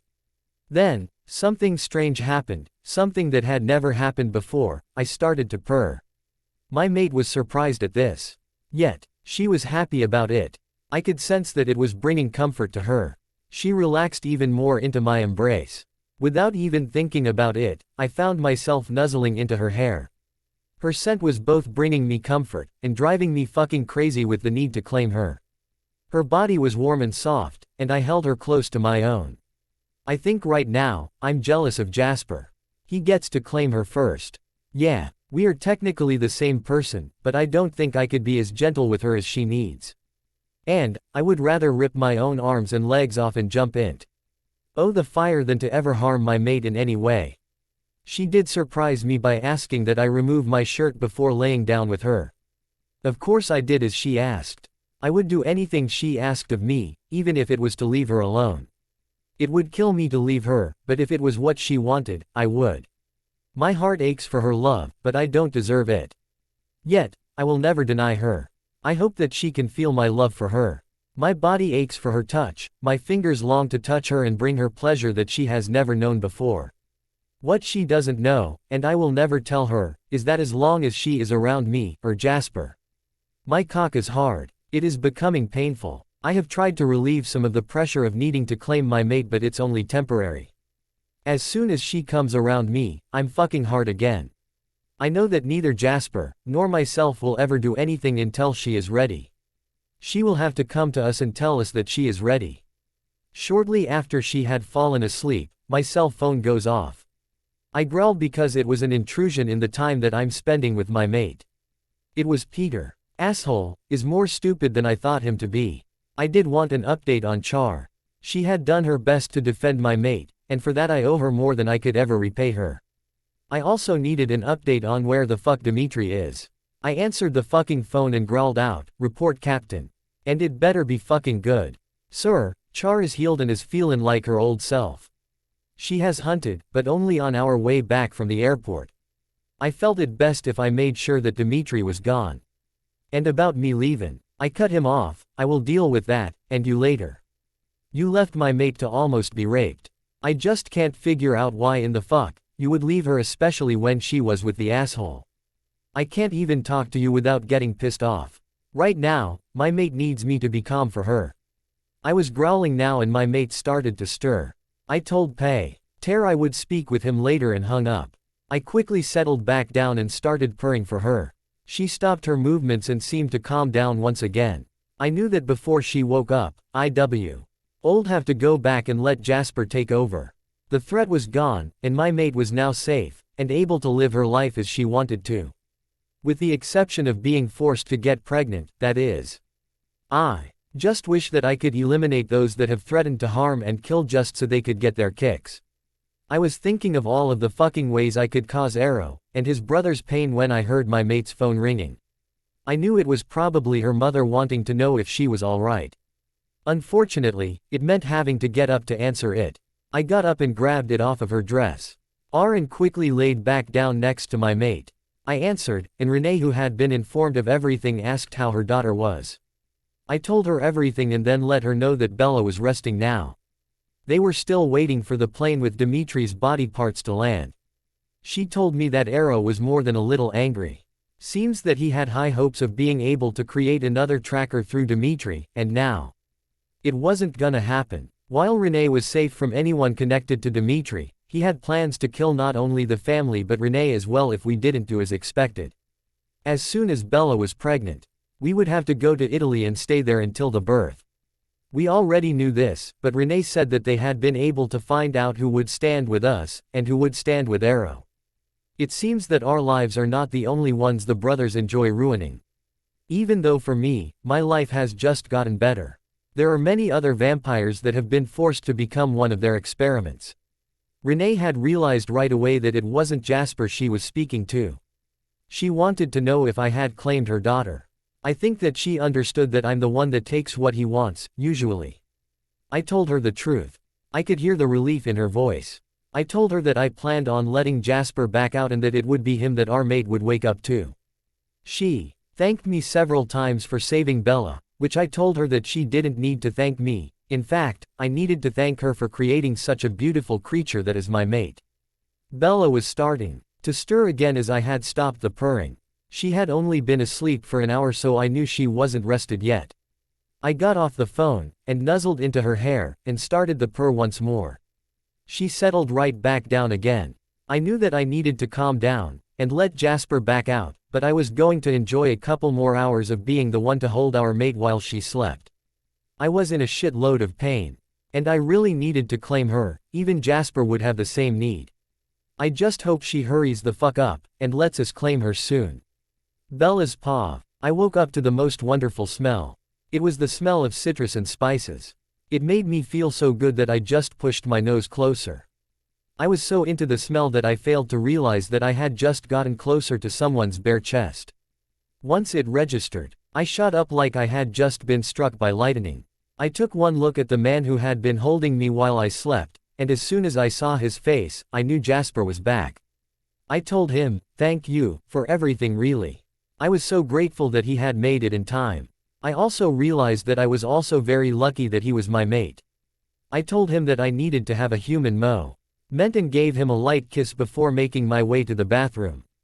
I took care of my needs and then brushed my hair and teeth. While doing all of that, I was suddenly hit with the realization that I was home, that this house and this family were now my own. I was so happy. I got excited just thinking about all of the things I could do without having shit hanging over my head. Well, with the exception of getting pregnant. Yet, even that didn't seem to be a bad thing now. The man that would get me pregnant was my mate. How could that ever be a bad thing?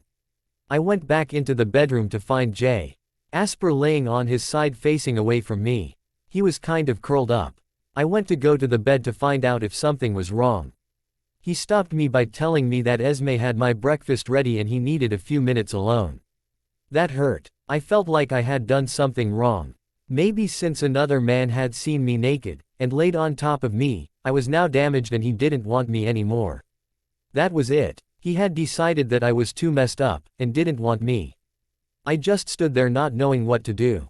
I'm guessing that now they'll make me go away and just tell Arrow that I ran away.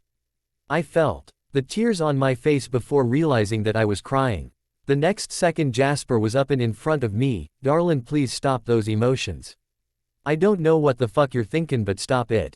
I'm feelin' a shitload of rejection comin' from you. Now what's going on in that pretty lil' head of yours?" I looked down at the floor and said, "Yo, you don't want me anymore. That's why you had your back to me and told me to leave you alone." What he did shocked me. "No, darlin', that's not the reason I had my back to you. I just didn't want to scare you, or make you uncomfortable. I wanted to be alone to try to calm the fuck down and get myself under control." Then without another word he took my hand and placed it on his very large erection. He then took his finger and placing it under my chin made me look up at him. "Now darlin', does that feel like I don't want you? Remember, Rose told you that I may have to leave suddenly at times. Since I was in your bed, I couldn't just leave Beck. Everyone is here and I didn't really want to walk out with this showing. Now, Esme has just told me that your breakfast is getting cold, so why don't you go on and eat? I'll calm down and then after breakfast we'll decide what you want to do today. This will be the first day I'll get to have you all day, and I intend to show you some fun. So hurry your pretty lil' Ass up and go eat so we can do just that. I started to ask him about what he was going to do about his problem, but he cut me off with a quick kiss. Then he turned me around and lightly pushed me towards the door. Just as I took a step, he slapped me lightly on the ass. I turned around and gave him one of my famous glares. I was teasing, of course, but I really did try to make it look threatening. The next few days were a whirlwind of doing things and just enjoying each other's company. I don't think that I have ever laughed as much as I have in the last few days. I have also had a few embarrassing moments, like what happened.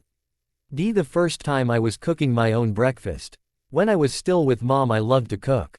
The thing is that I have always loved to dance and would have the music up loud and dance while I was cooking. Silly. I know, but it was the only form of entertainment that I had, with the exception of horseback riding and swimming. Well, this particular morning everyone had gone to hunt. Of course Jasper did. Want to leave, but I told him that I would only be awake for a short time before they would be back. They planned on leaving in the night while I slept, and be back in the morning. I was excited because I could finally do something else that was familiar to me, cooking. So, I did as I usually do and took the iPod that Jasper had given me, and started my playlist. He had also given me speakers to with it, and so I turned it up loud. As I was getting everything ready and started to cook, I of course was dancing. Since I knew I was alone, I just let go. I was moving around to the beat of the music and even finding myself beating the eggs to the beat of the music. Then a really good song came on, Thriller, by Michael Jackson. I really let go then. I was doing the same dance that I had seen the zombies dancing to when I watched the video with Emmett. I was enjoying myself, and just really letting go of all of my inhibitions.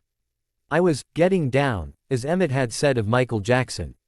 I had just finished up the cooking and was waiting on the toast, and when I turned around to continue the dancing, there in the doorway stood the Cullens. Every single one of them. They were all smiling or laughing. I just about jumped out of my fucking skin. I was so fucking embarrassed.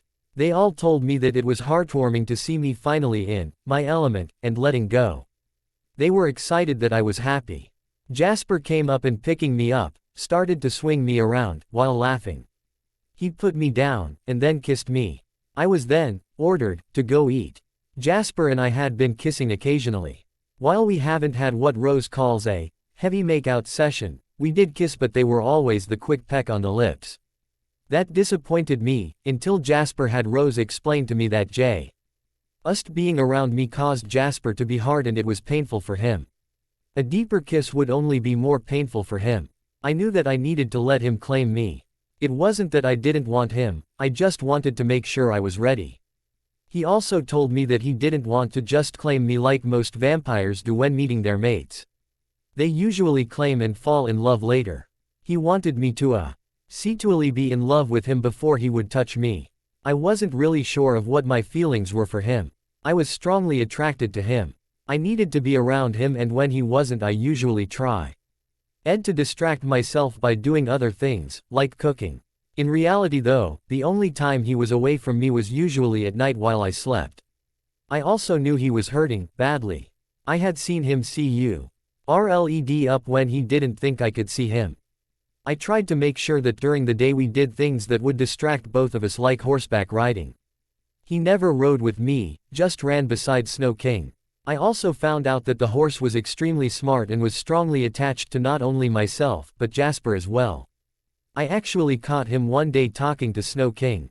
He was telling him how much pain he was in, and he was getting scared that he might end up hurting me. He also said something that made me realize something else. He told him, "King, I know you probably have no clue as to what I'm saying, but I need to tell someone. I know for a fact that I have fallen in love with Bella. She is so pure, strong, and compassionate. She loves with everything within her. I can see that every time she's around you. The way she looks at you, I wish she would look at me like that. It's the look of a young woman very much in love." When I heard him say that, I realized that I was in love with him. Now, I just had to let him know that from now on I would look at him with love in my eyes as well. I would make tonight special for him. But first I would need to get the family out.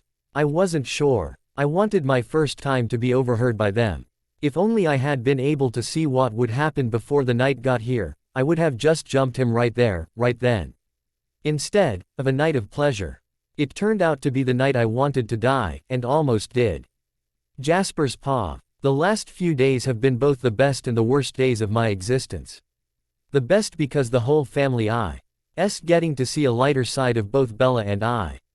We have all laughed and just enjoyed getting to know the real Bella. She has brought out something in me that if the family hadn't seen it with our own eyes, they said they would have never believed it. I was acting more carefree than they had ever seen me. I laughed more than I ever have, and it was all because of my wife, my mate. They have also been the worst because of the need to claim her. I'm doing what I can to try to alleviate some of the pain, but it's gotten to the point where even that is starting to no longer help. It's not just the physical either. The need to claim goes deeper than just walking around with a raging heart on. It also causes pain in the body. It's different than the pain in the chest of separation. It's an ache, if you will, that is not just in one place, the whole body aches. But being with her helps keep my mind off of that shit. She is funny in her own right. She laughs easily, and also gets pissed off royally. I fucking love it. Emmett and Peter both love doing things to get under her skin, but I'm afraid that one day, they'll go too far and she'll send them flying. The day we caught her dancing turned out to be a very good one. We had gotten to watch her for about 3 minutes before she realized we were there. We all thoroughly enjoyed watching her and she was an awesome dancer. The best part, she was so fucking happy. So, we decided to have an evening of dancing. She danced with everyone. Even though the other males had to be careful of how they danced with her, she was able to without setting me off.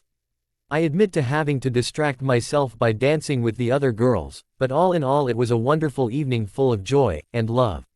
The next day we decided to take her to the indoor swimming pool they have here in Forks. We were able to rent the entire pool for a few hours, so it was just us. That is where I learned a few more things about my mate. She can be a fucking tease when she wants to be. I also found out that she's ticklish. As a matter of fact, she is extremely ticklish, so much so that I didn't even have to touch her to get her to laugh and giggle. Just move my hand over her foot, and she goes into laughing fits. When we got to the pool I was still fully dressed. I never went without clothes when I went swimming because of the scars. While the family has seen them, I feel uncomfortable with showing them in public places. While there would only be a couple of people here that are human, I still didn't feel like I could be comfortable enough to just wear trunks. Apparently, my sisters had informed my mate of this fact and then they made plans. We had to go in 2 separate cars because there were just too many of us to all fit into one car. The girls went in one, while us men went in the other. Us guys got there first, and so because we are all gentlemen, we waited for the ladies before going into the pool. As soon as they got there was when the teasing began. I knew something was up because I could fucking feel the mischievousness coming off of every single one of the girls, especially Bella. As soon as I saw her it got even worse. When she walked in, she was wearing a long-sleeved sweatshirt, along with sweatpants. I just looked at her with a what the fuck expression. She just smiled at me and then put her towel and stuff down. All of us men dead it would be best if we got into the water to wait, and watch the ladies strip down to their swimsuits, which we all knew would be bikinis. Yeah, do the math and I'm sure you can figure out why we needed to be in the water. I had on a black long-sleeved shirt so that even when wet it wouldn't show my scars. I watched as all of the ladies stripped down to their swimsuits except for Bella. She just stood there waiting for the others to finish. Once the girls were ready to get in, I expected Bella to strip as well. She didn't. She headed to the steps that led to inside the pool. He then sat down so that her feet were in the water, but she wasn't. The only thing going through my mind was wanting to see her in a swimsuit and being able to touch her soft skin. I got up closer to her and she just smiled her wicked little smile that lets me know she's up to something. I decided to let her know she wasn't going to be allowed to just sit out without getting wet. Darlin', why don't you take those sweats off and get into the pool? No, she replied. I was confused. She was the one really excited to come here. Darlin', please get those clothes off and get into the water. No, I'm keeping them on. Her voice was steady, and determination was flowing out from her. Either you take them off and get in or I'm coming out to get you. I told her. No, I'm not going to fucking take them off. Come here, I sternly told her. No, she replied loudly. Fine then, at least tell me why you won't take them off and get in. Well, you are wearing clothes and it looks stupid to be wearing all those clothes while in a swimming pool. I'll make you a deal. You remove your shirt and pants, and I'll remove mine. But my scars, I whispered. So what, I've seen them and so has the family. They don't bother anyone here. Peter and Char have the same scars and they both are down to their swimsuits. So, either lose the clothes, or I stay dressed as well. It took me all of 1 second to be out. I quickly stripped down to my swim trunks and got back in. I smirked at Bella and she then decided it was time to tease. She got up and very slowly started to remove the outer layers she had on. She kept her back to me, but as soon as I saw the tiny bikini she was wearing I felt my jaw drop. Yeah, I had seen her without clothes, but there is just something so fucking sexy about wearing something very small. I needed to hold her, now. When she finally turned around I must have had a predatory look on my face because she smiled, but instead of walking towards the pool she started to back up. I started heading for the side to go after her if I needed to. I told her to come get in and she shook her head no. Why that little minx? I started to stalk her even in the pool and she backed away. She giggled. And back up even more. That did it, I was up and out and had her in my arms and back into the pool before she could blink. It was during the time we were all swimming around that I had poked her in the side trying to make a point with her and she giggled. So, I did what any red-blooded guy would do, if I had any blood that is, I started to tickle her. We stayed in the pool for a couple of hours. When it was time to head back we went as couples and stopped at a fast food place to get Bella something called tacos. Seems swimming for humans makes them hungry, it just makes me horny. She fell asleep after finishing her food. I was able to get her up to her room without waking her up. I did wake her up long enough for her to take a shower and get ready for bed. As usual, I stayed with her all night. I have been staying with her every night since the thing with Dimitri happened. It was the only way she could sleep. Even though a couple of those nights I had left to go hunting. She was always restless as long as I was gone. After a couple of those nights, she seemed to settle down enough so that I didn't really have to stay with her. She asked me to, and even though the pain is bad, I just couldn't say no. Then came the night we all left to go hunting.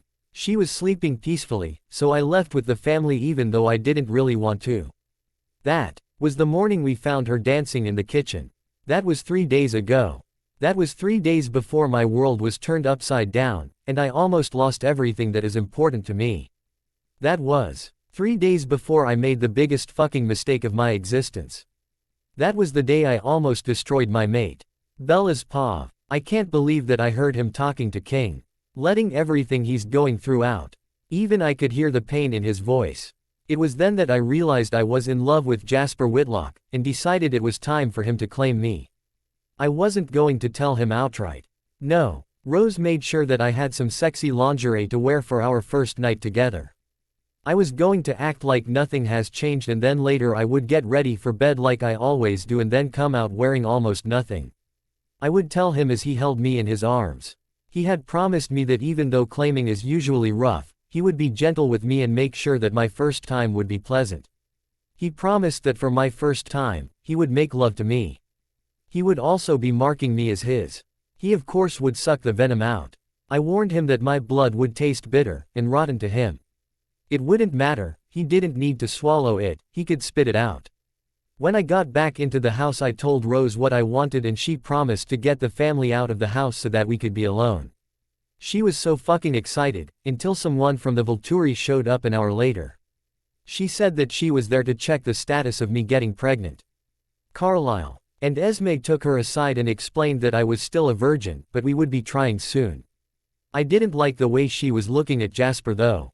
It was like he was her prey. I hated her even though I had never met her before. I have to say that there aren't many vampires that scare me, but for some reason I was feeling ice-cold fear running through me. Something was wrong, yeah, something was very wrong.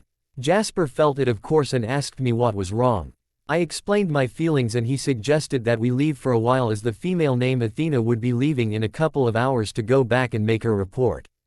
We decided to go horseback riding. Well, I would be riding, while Jasper ran as usual. He said he needed to go and take a quick shower and then he would be ready. I told him I would get King ready while waiting for him. I knew it wouldn't take him long, so I quickly got King ready. It didn't take long, as he always seemed to love going out with us, and he was easy to put the saddle on. Jasper usually did it for me, but I had been taught when I was little how to saddle a horse, so I didn't have to wait when I wanted to ride. After finishing up and taking him outside, I continued to wait. While waiting, I decided that I couldn't wait to tell Jasper that I loved him. I would go and tell him now, and we could both plan our evening together, or maybe have this afternoon to be together. I just knew that I needed him to know, now. I ran up the stairs and didn't slow down until I got close to the door. It was open. I had noticed that the family had left, or at least I didn't see anyone, anywhere. That was really strange. They normally always told me if they were leaving. It was then that I heard a noise coming from Jasper's room. I was very quiet and pushed the hour 80 slightly open door just enough so I could peek in. What I saw made my blood run cold, and my heart stop.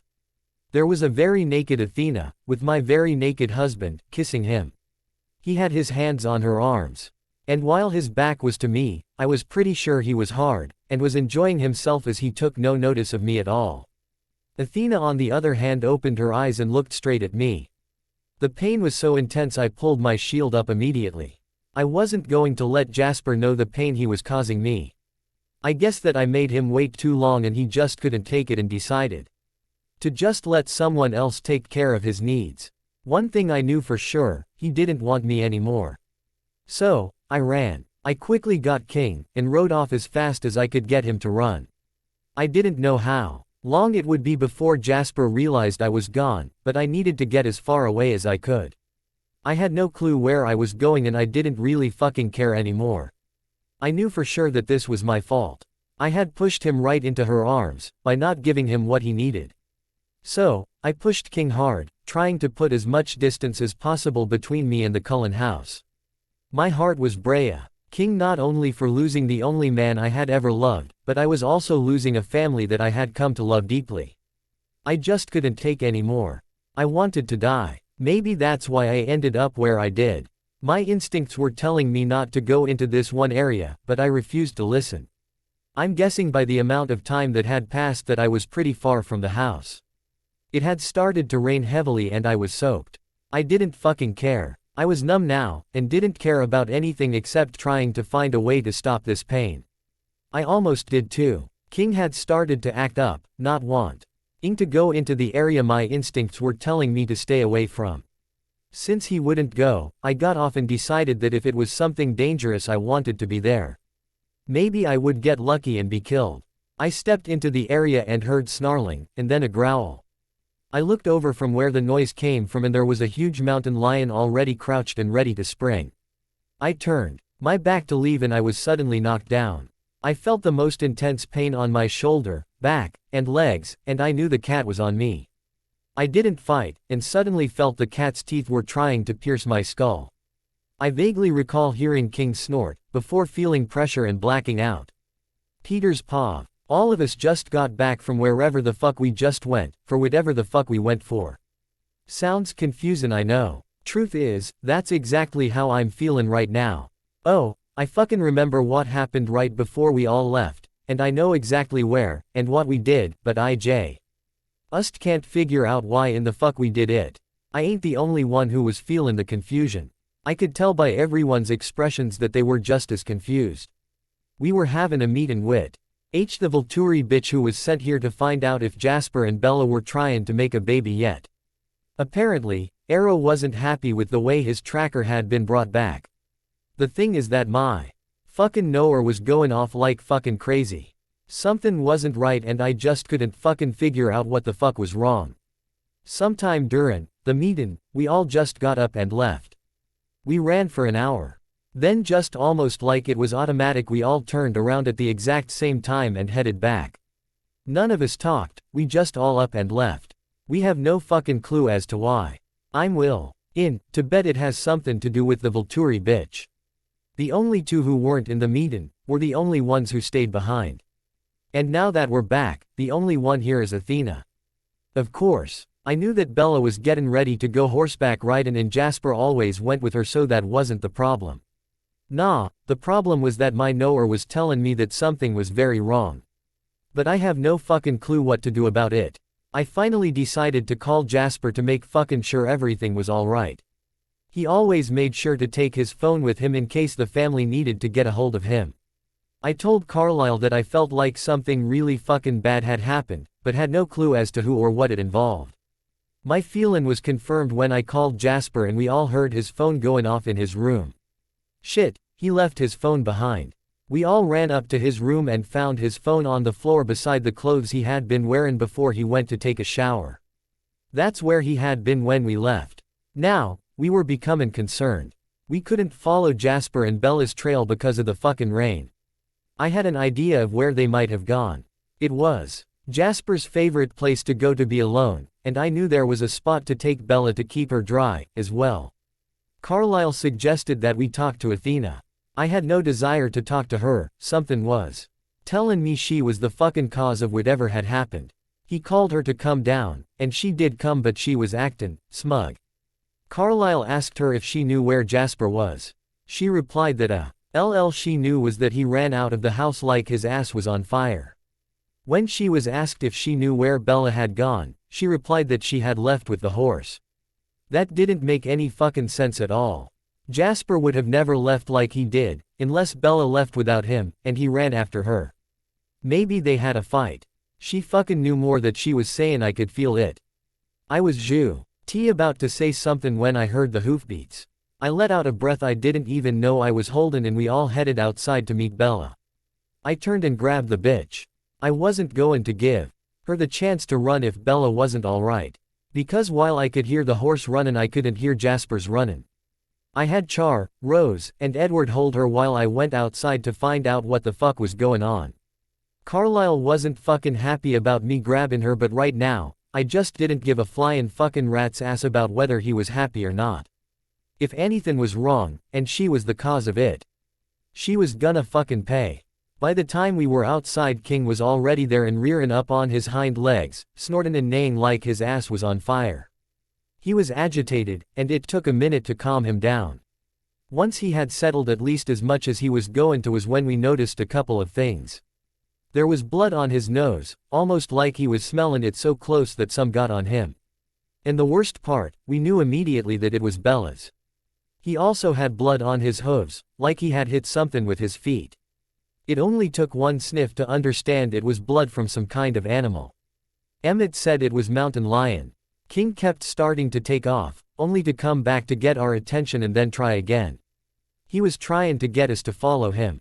Carlisle had everyone except myself and him go back into the house. He told everyone to make sure that Athena stayed put. Esme did bring out his doctor's bag, and then we took off to follow King.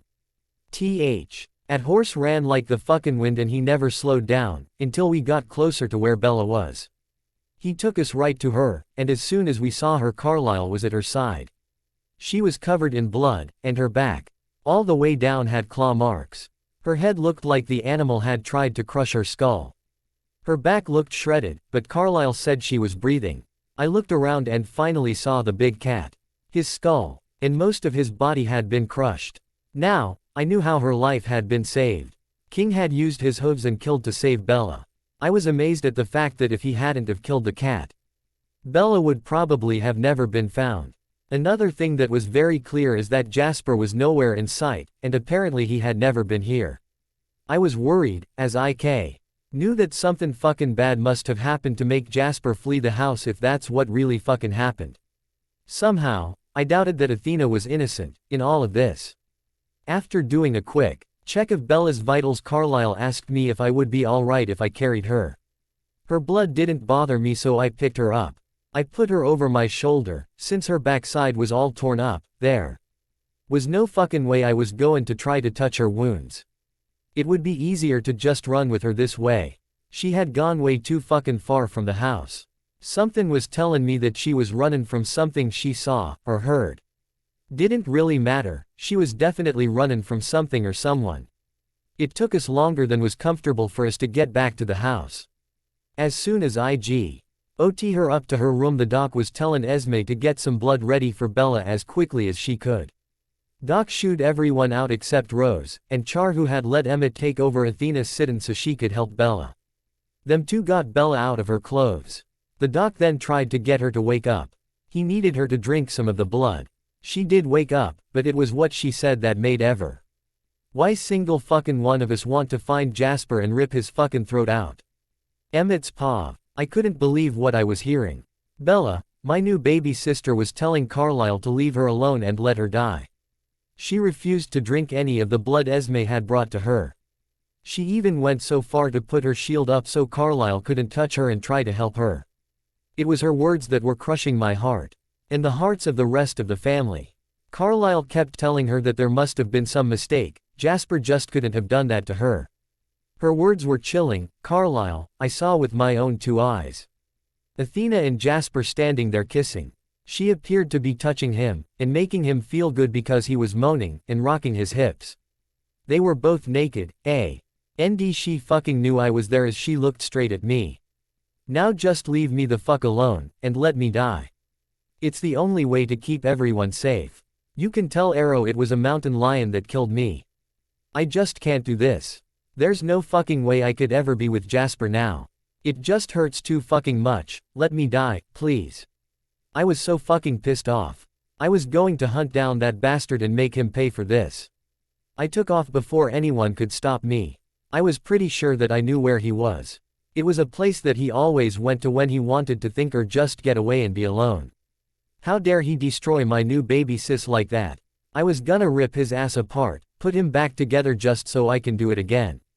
He's gonna know that hell is about to be his new home and I was gonna be the one to send him there.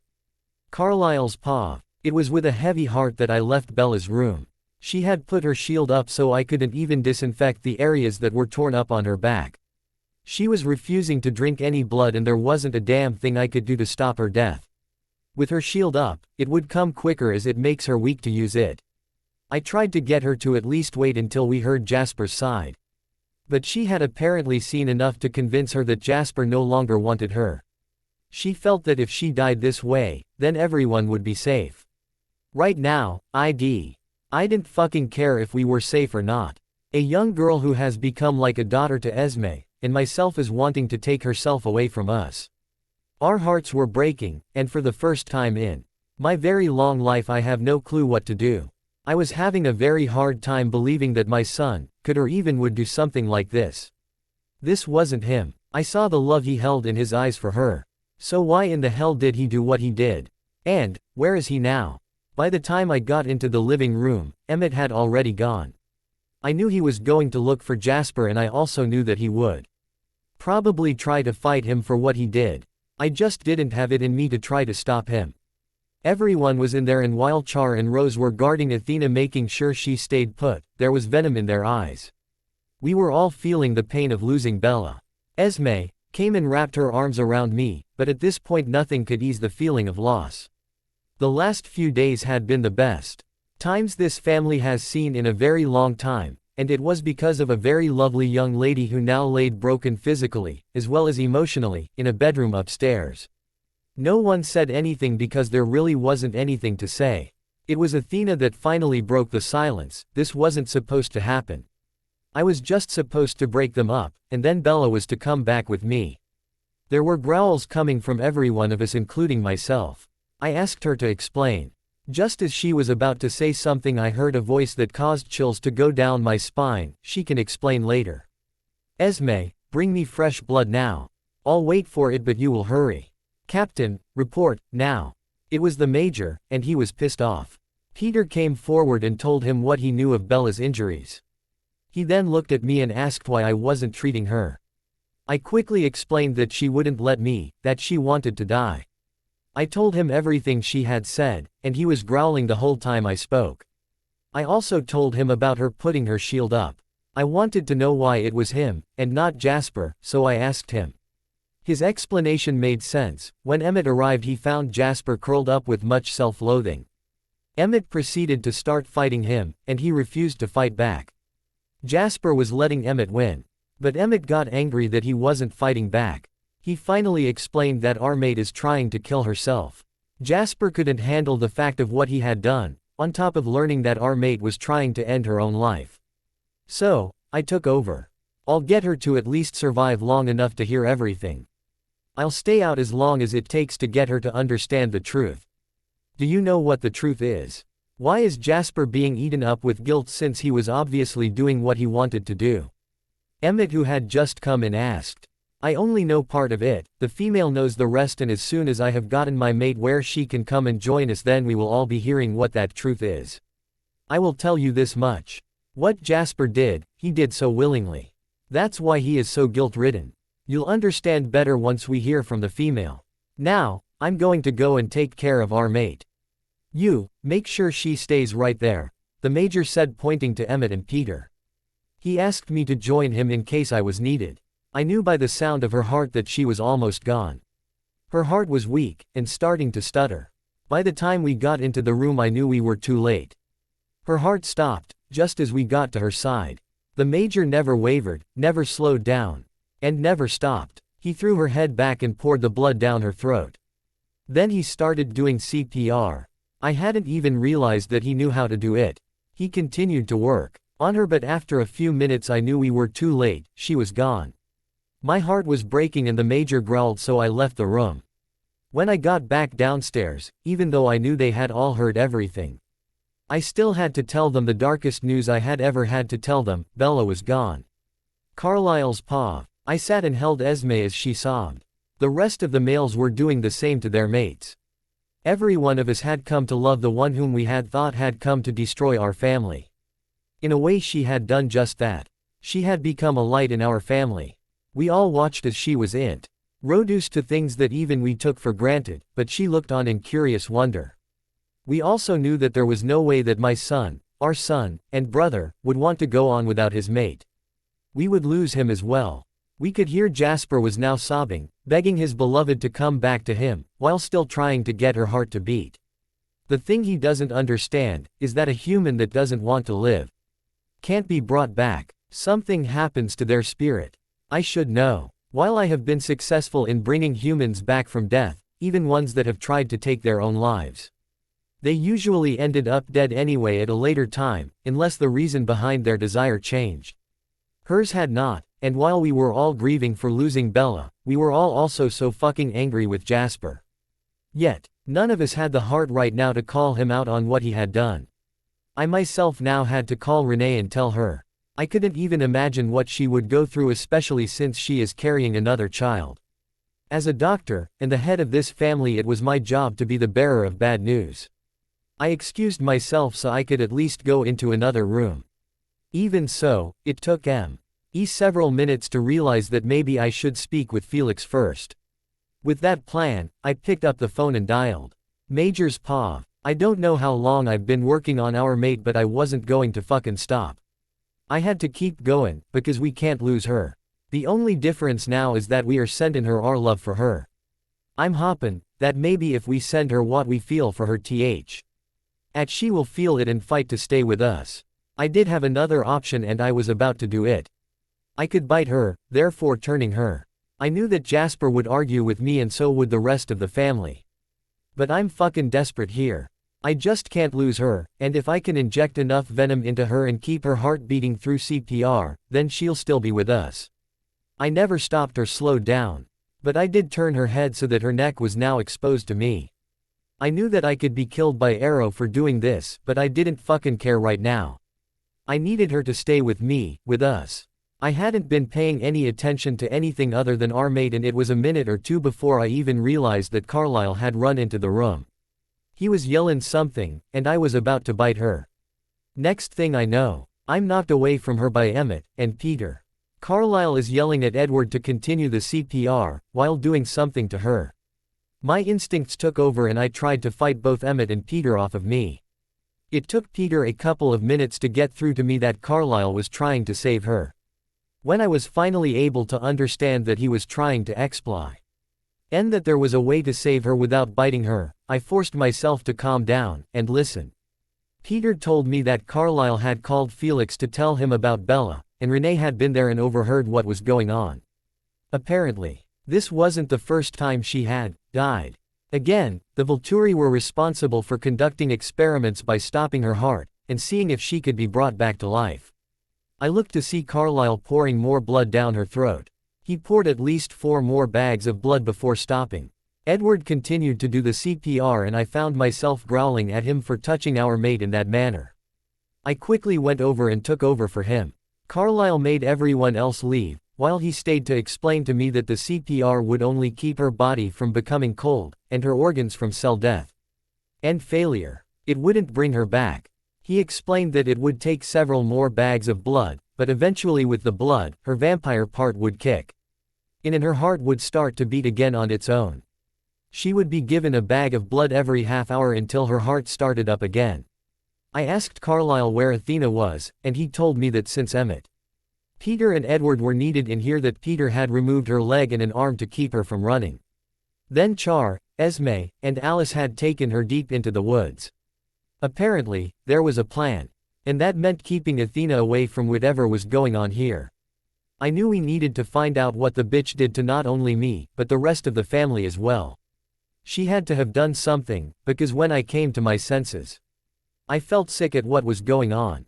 I ended up throwing Athena away from me, or should I say Jasper did, and then grabbed some clothes and ran. I didn't even pay attention to see if Bella was anywhere around. I just felt the shame of what I had been doing and just needed to get away. To be honest, I couldn't face Bella right now, and since I knew she was waiting for me to join her to go riding, I ran the other way. I never even knew she had come upstairs, until Emmett told me everything Bella had said. Knowing that she had seen what I had done made it feel like my heart was being ripped out. I can't even imagine what she feels like, and yet I can. She wanted to stop the pain, and so she did what she thought would do the trick. I don't know if either of us can come back from this. But I need to at least try for her sake. I know that Athena did something, she had to have, because I would have never betrayed my mate in that manner, no matter how badly I needed release. I continued to push her heart to pump the little bit of blood she still had left in her body. The wounds were still there, but I did notice that they weren't as deep as they had been. In the meantime, I'm going to keep sending her all of our love. Carlyle would come in every 30 minutes and give her another bag of blood. I just kept up pumping her heart, and sending her our love. It took another 2 hours. After Carlyle started giving her blood before there was any change at all. Her wounds were starting to heal at a faster rate. The blood pumping through her body had kept it warm. But it still wasn't at the level it normally was. I could feel that her body was starting to get warmer, and another half an hour, I heard her heart pump on its own. The relief I felt was short-lived though, as I realized that she would wake up thinking I had betrayed her in the worst way, and she would be right. Carlyle told me I should probably leave the room at least until he could explain to Bella that there had been a reason I had done what I did. He was going to try to get Bella to at least listen to the explanation. He also told me that she was going to be very upset that she was brought back.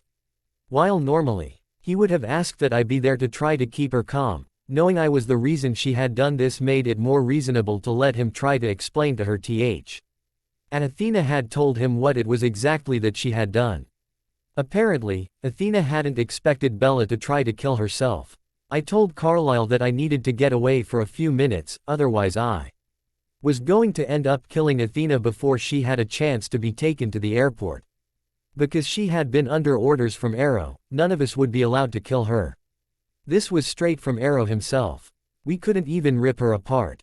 Carlyle also told me that Arrow mentioned that Athena could tell the truth about what she was supposed to do and why. Something was telling me that it had something to do with Dimitri. That only caused the rage I was feeling to grow. Even with my own emotions I was having problems. I was beginning to feel like a roller coaster, because one minute I'm wanting to fucking rip something apart. And the next I'm full of guilt and shame. I still can't seem to get past the fact that I allowed that female to touch what belonged to my wife and mate. This was the first time ever that I could feel Jasper isn't a separate personality. No, he's more a part of me than he has ever been. But his guilt and shame would swallow him whole, and I cannot allow that to happen.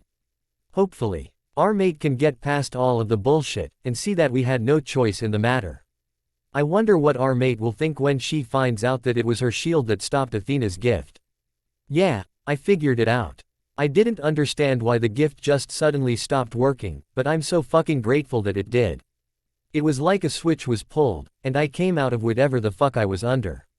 It was the only thing that made any sense. I'm going to assume that Bella came in, saw us, and threw her shield up so I wouldn't feel her emotions.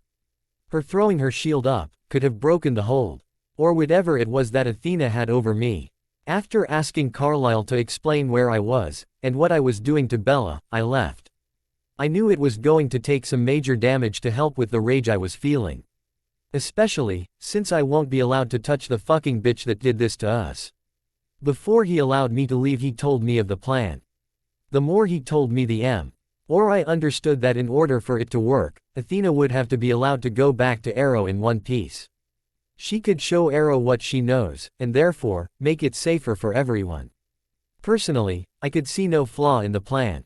Apparently, it was the plan that Felix and Renee had thought of, with Carlyle adding some. Peter said that it should work. Alice couldn't really see enough to be sure, as she couldn't see Bella. Or Renee at all. All that would be needed was to show Athena Bella's body.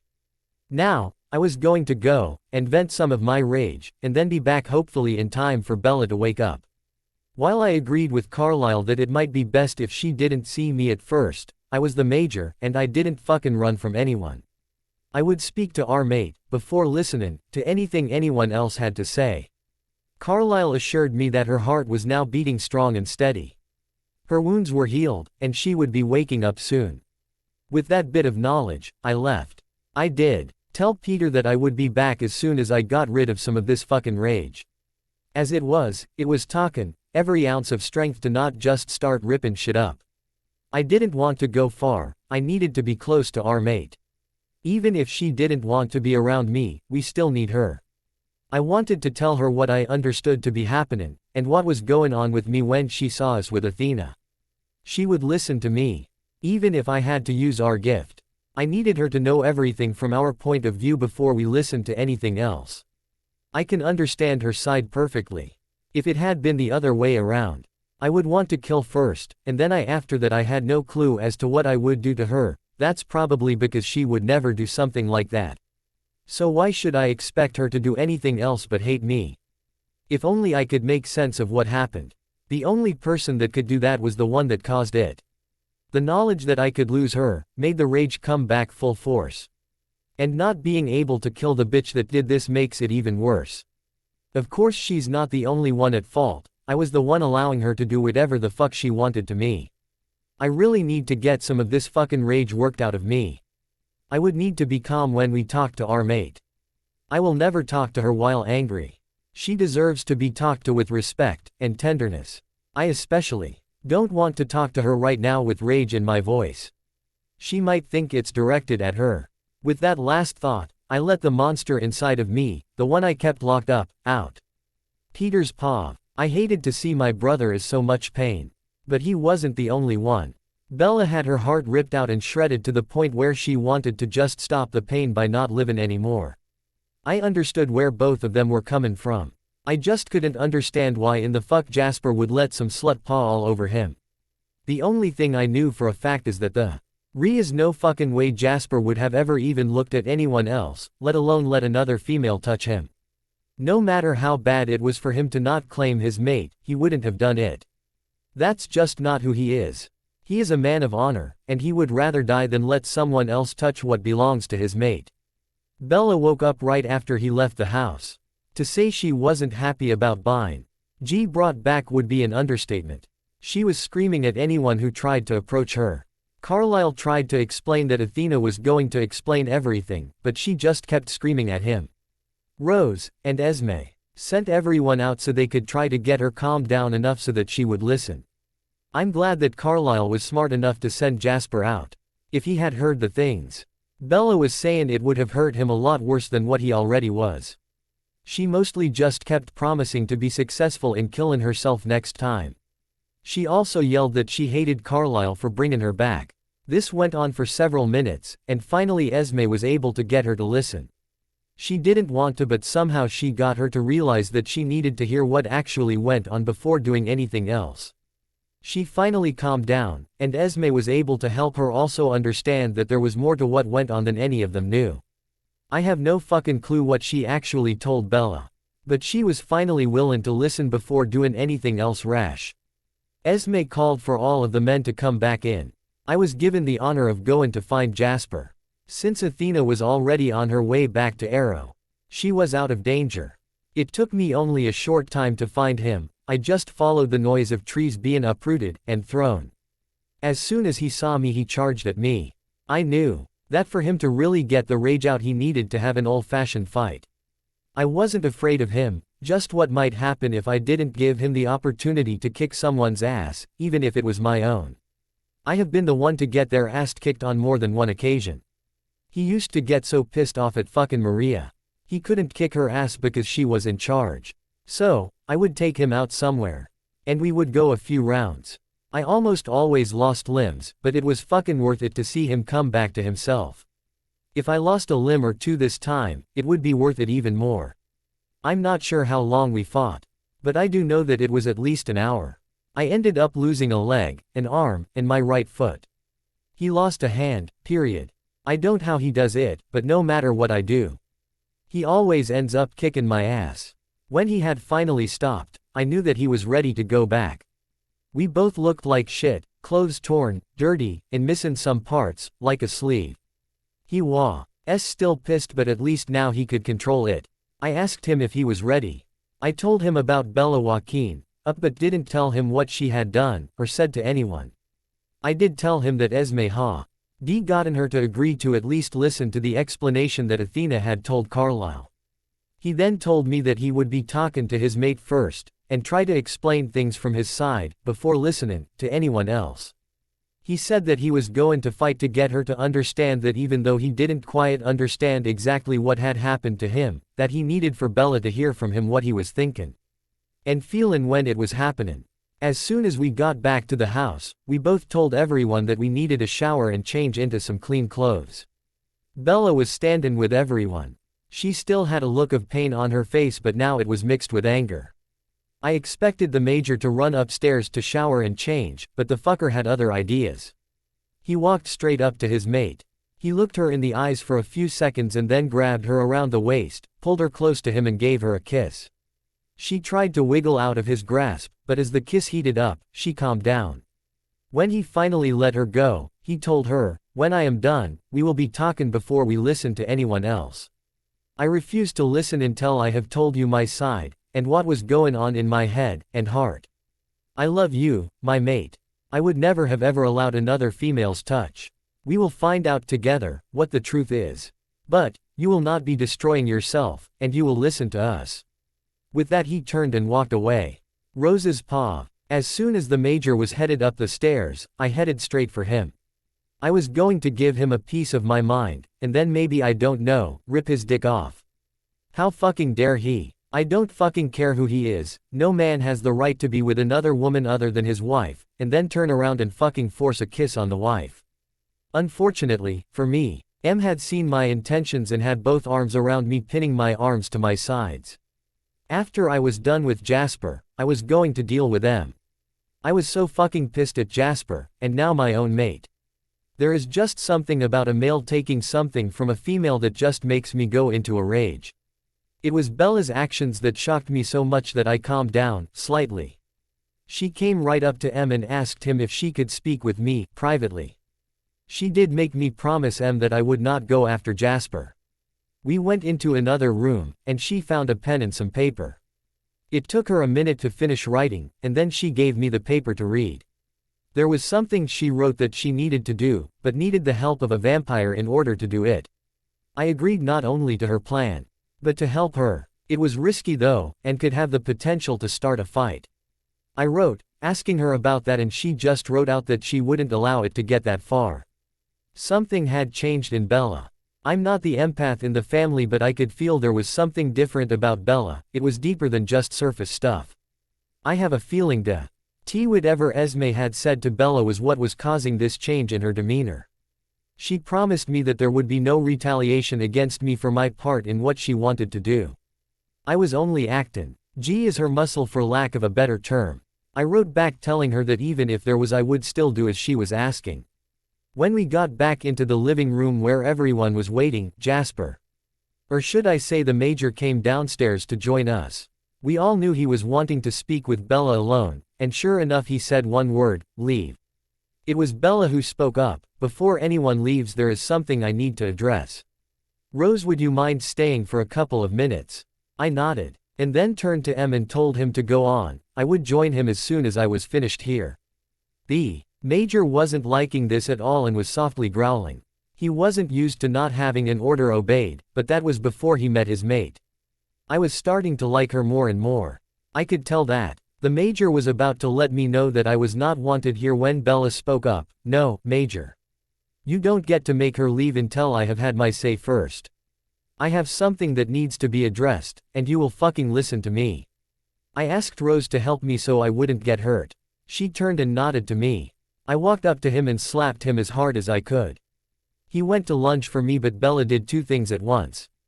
First, she threw her shield up, and secondly, she jumped in between the Major and I. She got right up in his face and yelled, "Now you need to fucking settle down, Major." I had Rose slap you because I couldn't without getting hurt. The reason for the slap is simple. You kissed me without my permission. You took from me something that was not yours to take. I may be your wife, and your mate. But that doesn't give you the right to have your way with me in any manner you chose.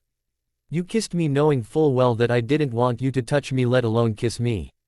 I don't fucking care who the fuck you think you are, but you will treat me with respect, and make sure that I want you doing it before actually doing it. Is that fucking clear? To say he was shocked would be an understatement. He stared at her for a few seconds, and finally nodded that he would do as she had asked. Once that was settled, she asked me to leave. Either her or the Major would text someone let them know it was all right to come back. I couldn't wait until we could come back because then maybe we could get some answers.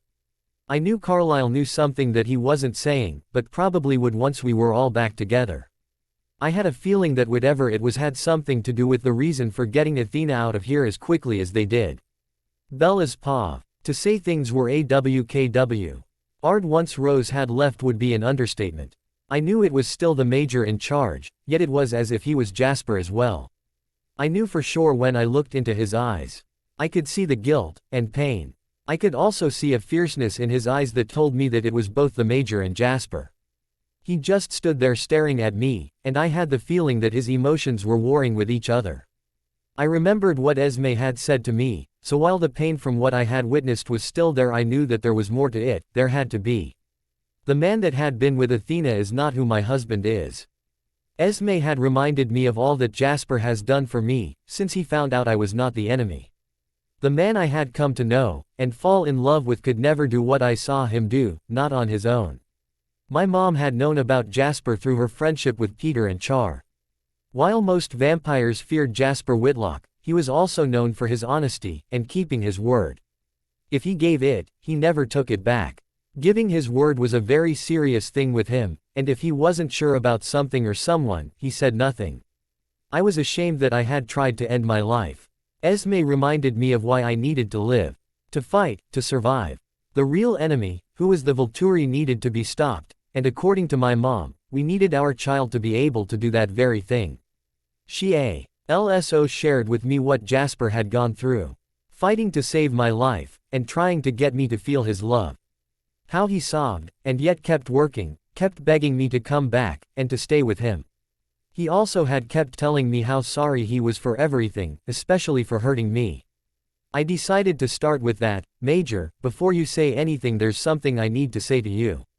I need to ask you to forgive me for being so weak as to want to end my life. Don't get me wrong, the pain of seeing you with her is still there.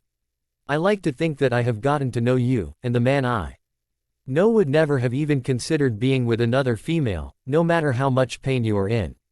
I should have stayed, and started to fight. Forgive me for being too weak to stand and trust that you would always do what's right by me. You have no need to apologize. You saw what it looked like, and your human nature took over. I will tell you that it is I who should apologize for even allowing myself to be put in a strange situation with another female. The only thing I can offer is that the female did something to me. It's hard to explain, and will most likely be painful for you to hear. But I'm a man who believes in being totally honest. I only ask that you hear me out before making a decision, and hear what Carlyle was able to find out about her. I nodded for him to continue, and he sighed heavily. I have to say that what she was doing to me I was letting her do so willingly. I wanted her to do it. I can't say that I wanted her, because I didn't want her, I just wanted her to do what she did. Is this even making any sense? I can also tell you that you must have put your shield up before leaving the room. I didn't even know you had come up there until Emmett told me. All I knew is that suddenly, I was brought out of whatever the fuck she was doing to me, and horrified that I had been kissing her and allowing her to touch me. It was then that I pushed her away, grabbed some clothes, and ran. I will admit, Major, that doesn't really make any sense. Wanting her to do that to you, but not wanting her. I'm thinking that she has some kind of mind control. Let's hear what Carlyle has to say. Where is the bitch, by the way? She's already on her way back to Arrow. She was sent here actually by Dimitri to break us up. She was to bring you back to Italy. That's all I really know. Except that there is a plan that your mom, Felix, and Carlyle all came up with. It's a really good plan, but only if you decide to stay with me. Once we know everything, then I think we shall decide if we should go on with the plan. I'm thinking that even if you decide to leave me, we'll keep the plan anyway. It will keep you safe at least, he told me. I wanted so badly to tell him that I had no intentions of leaving him. But, for now I would keep quiet. If this did turn out to be something he did on his own, which I was doubtful of, I wasn't sure if I could stay with him. But the thought of being without him caused extreme pain in my chest. What in the hell was I going to do? I went to get a snack of blood. I was still feeling a little weak. In the meantime, the Major called Carlyle to have everyone come back. It was time to find out what had happened. It was time to hear the truth, all of it. Jasper's pa. Carlyle said that they had all gone hunting and were still waiting for some of the others to get back. He promised to be back within the hour. In the meantime, I had to do something to let my mate know how much I loved her. I needed to think of a way to not only show her how much she means to me, but also to use the plan to help seal our relationship. It only took me a few minutes to come up with the perfect plan, and it would work beautifully with the main plan. I could only hope that Bella would say yes, and go along with me. It would be perfect to show her how much she means to me, and how much I love her. Yeah, I knew exactly what I needed to do, and RTED working on it while waiting for Carlyle and the others. It was almost an hour later when everyone got back. Bella had been in the kitchen eating, and I had stayed in my study working on my own plan. I would have to wait until she went to bed to finish it, but I needed some of the others to hear what I had done so far, and tell me their thoughts. I felt hope once again. Carlyle had everyone come into the living room. He had not only talked to Athena at length but had spoken to Arrow as well and found out that everything he had been told was true. Renee and Felix backed up the story. He asked Bella to sit next to me. He wanted to be able to see both of us as he told us what he knew. He moved so that he could address us directly. Bella, Jasper, I don't know if you know what happened to us. But we have something that happened to us before anything happened with Athena. We were having a meeting with her and we, when I say we, I mean all of us, suddenly got up and took off running. We all ran for an hour, then turned around and ran back. We have no idea why we did it, or even how it happened, until I asked Athena about it. The only reason for it was to get us out of the house so Henna could use her gift on Jasper and hopefully break up the two of you. That's why she was here, to break up the two of you and take you back to Volterra, Bella. She was sent by Dimitri and backed by Arrow. If he couldn't have you, then Jasper wasn't going to have you either. So, he recruited Athena. She has a very special gift, but it does have a drawback. He sighed before going on. The best way to explain her gift is to say it's a form of hypnosis. She can make a person, vampire or human, want to do something, or have something done to them. In your case, Jasper, I believe you said that while you wanted her to do what she was doing to you, you did not want her, is that correct? I just nodded yes, and he quickly went on. Yes, first she had to get us out of the way. She made us want to run for an hour, and while we were aware of what we were doing, we had no clue as to why, or how. It was the same for you, Jasper. While you knew what you were allowing her to do to you, you wanted her to do that yet did not want her. She didn't need you to want her, she just needed Bella to see you and her naked, and kissing.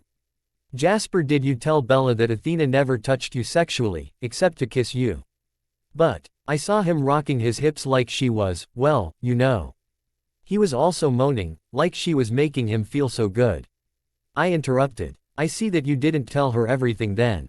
Bella, remember I said that she only needed it to appear for her to be touching him and making him feel good. She made him want to moan and make it appear that she was touching him. Excuse me for being so blunt in front of the family, but... well, he wasn't even hard, he didn't need to be. It was all a show to get you to want to leave him. Unfortunately, it backfired on her, as well as Arrow now. She never expected you to try to kill yourself. That's where the plan comes in now. We should actually thank Athena for her actions, as now we have a plan that not only might keep us, Renee, and you Bella safe, but we'll have a better chance of working to stop the Volturi. If it was all just an act, why did Jasper run and feel guilt and shame? Rose asked. Because he was kissing her, and they were both naked. Bella replied. Carlisle then answered questions from the others, including why didn't Edward see Athena's thoughts. He said he could read her but never saw anything about seducing Jasper or anything about her gift. Of course the main question was what was the drawback to her gift. Carlisle smiled before answering, she could only influence a person or persons one time, after that it was useless against them. The meeting broke up after that with everyone hugging Bella and glad that it turns out it wasn't as bad as even I had made it out to be. I still had my plan to put into effect, and that meant getting Rose to help. I wanted Bella to think that this was Rose's idea at least until after it was over. I quickly pulled Rose aside, telling Bella that I needed to apologize to Rose for my behavior, that she was right. I had no right to force a kiss on her. I knew just how bad things like that affected Rose. I did apologize to her and then quickly told her my plan. She fucking loved it. She also said that Bella would love it as well and went immediately to start the ball rolling. I couldn't wait to see if she would agree to go, and see the look on her face when she saw what I had done. I only hoped that she could get past everything, and I was really believing that she would now. Still, it didn't mean I still didn't want to throw her down and have my way with her, but I would wait. Yeah, I would wait for her as long as it took. I loved her, and I would spend the rest of my existence showing her how much. The end. Thanks for watching. I've added some of product links in the comments section, check them out them too. And don't forget to drop your reviews in comment section.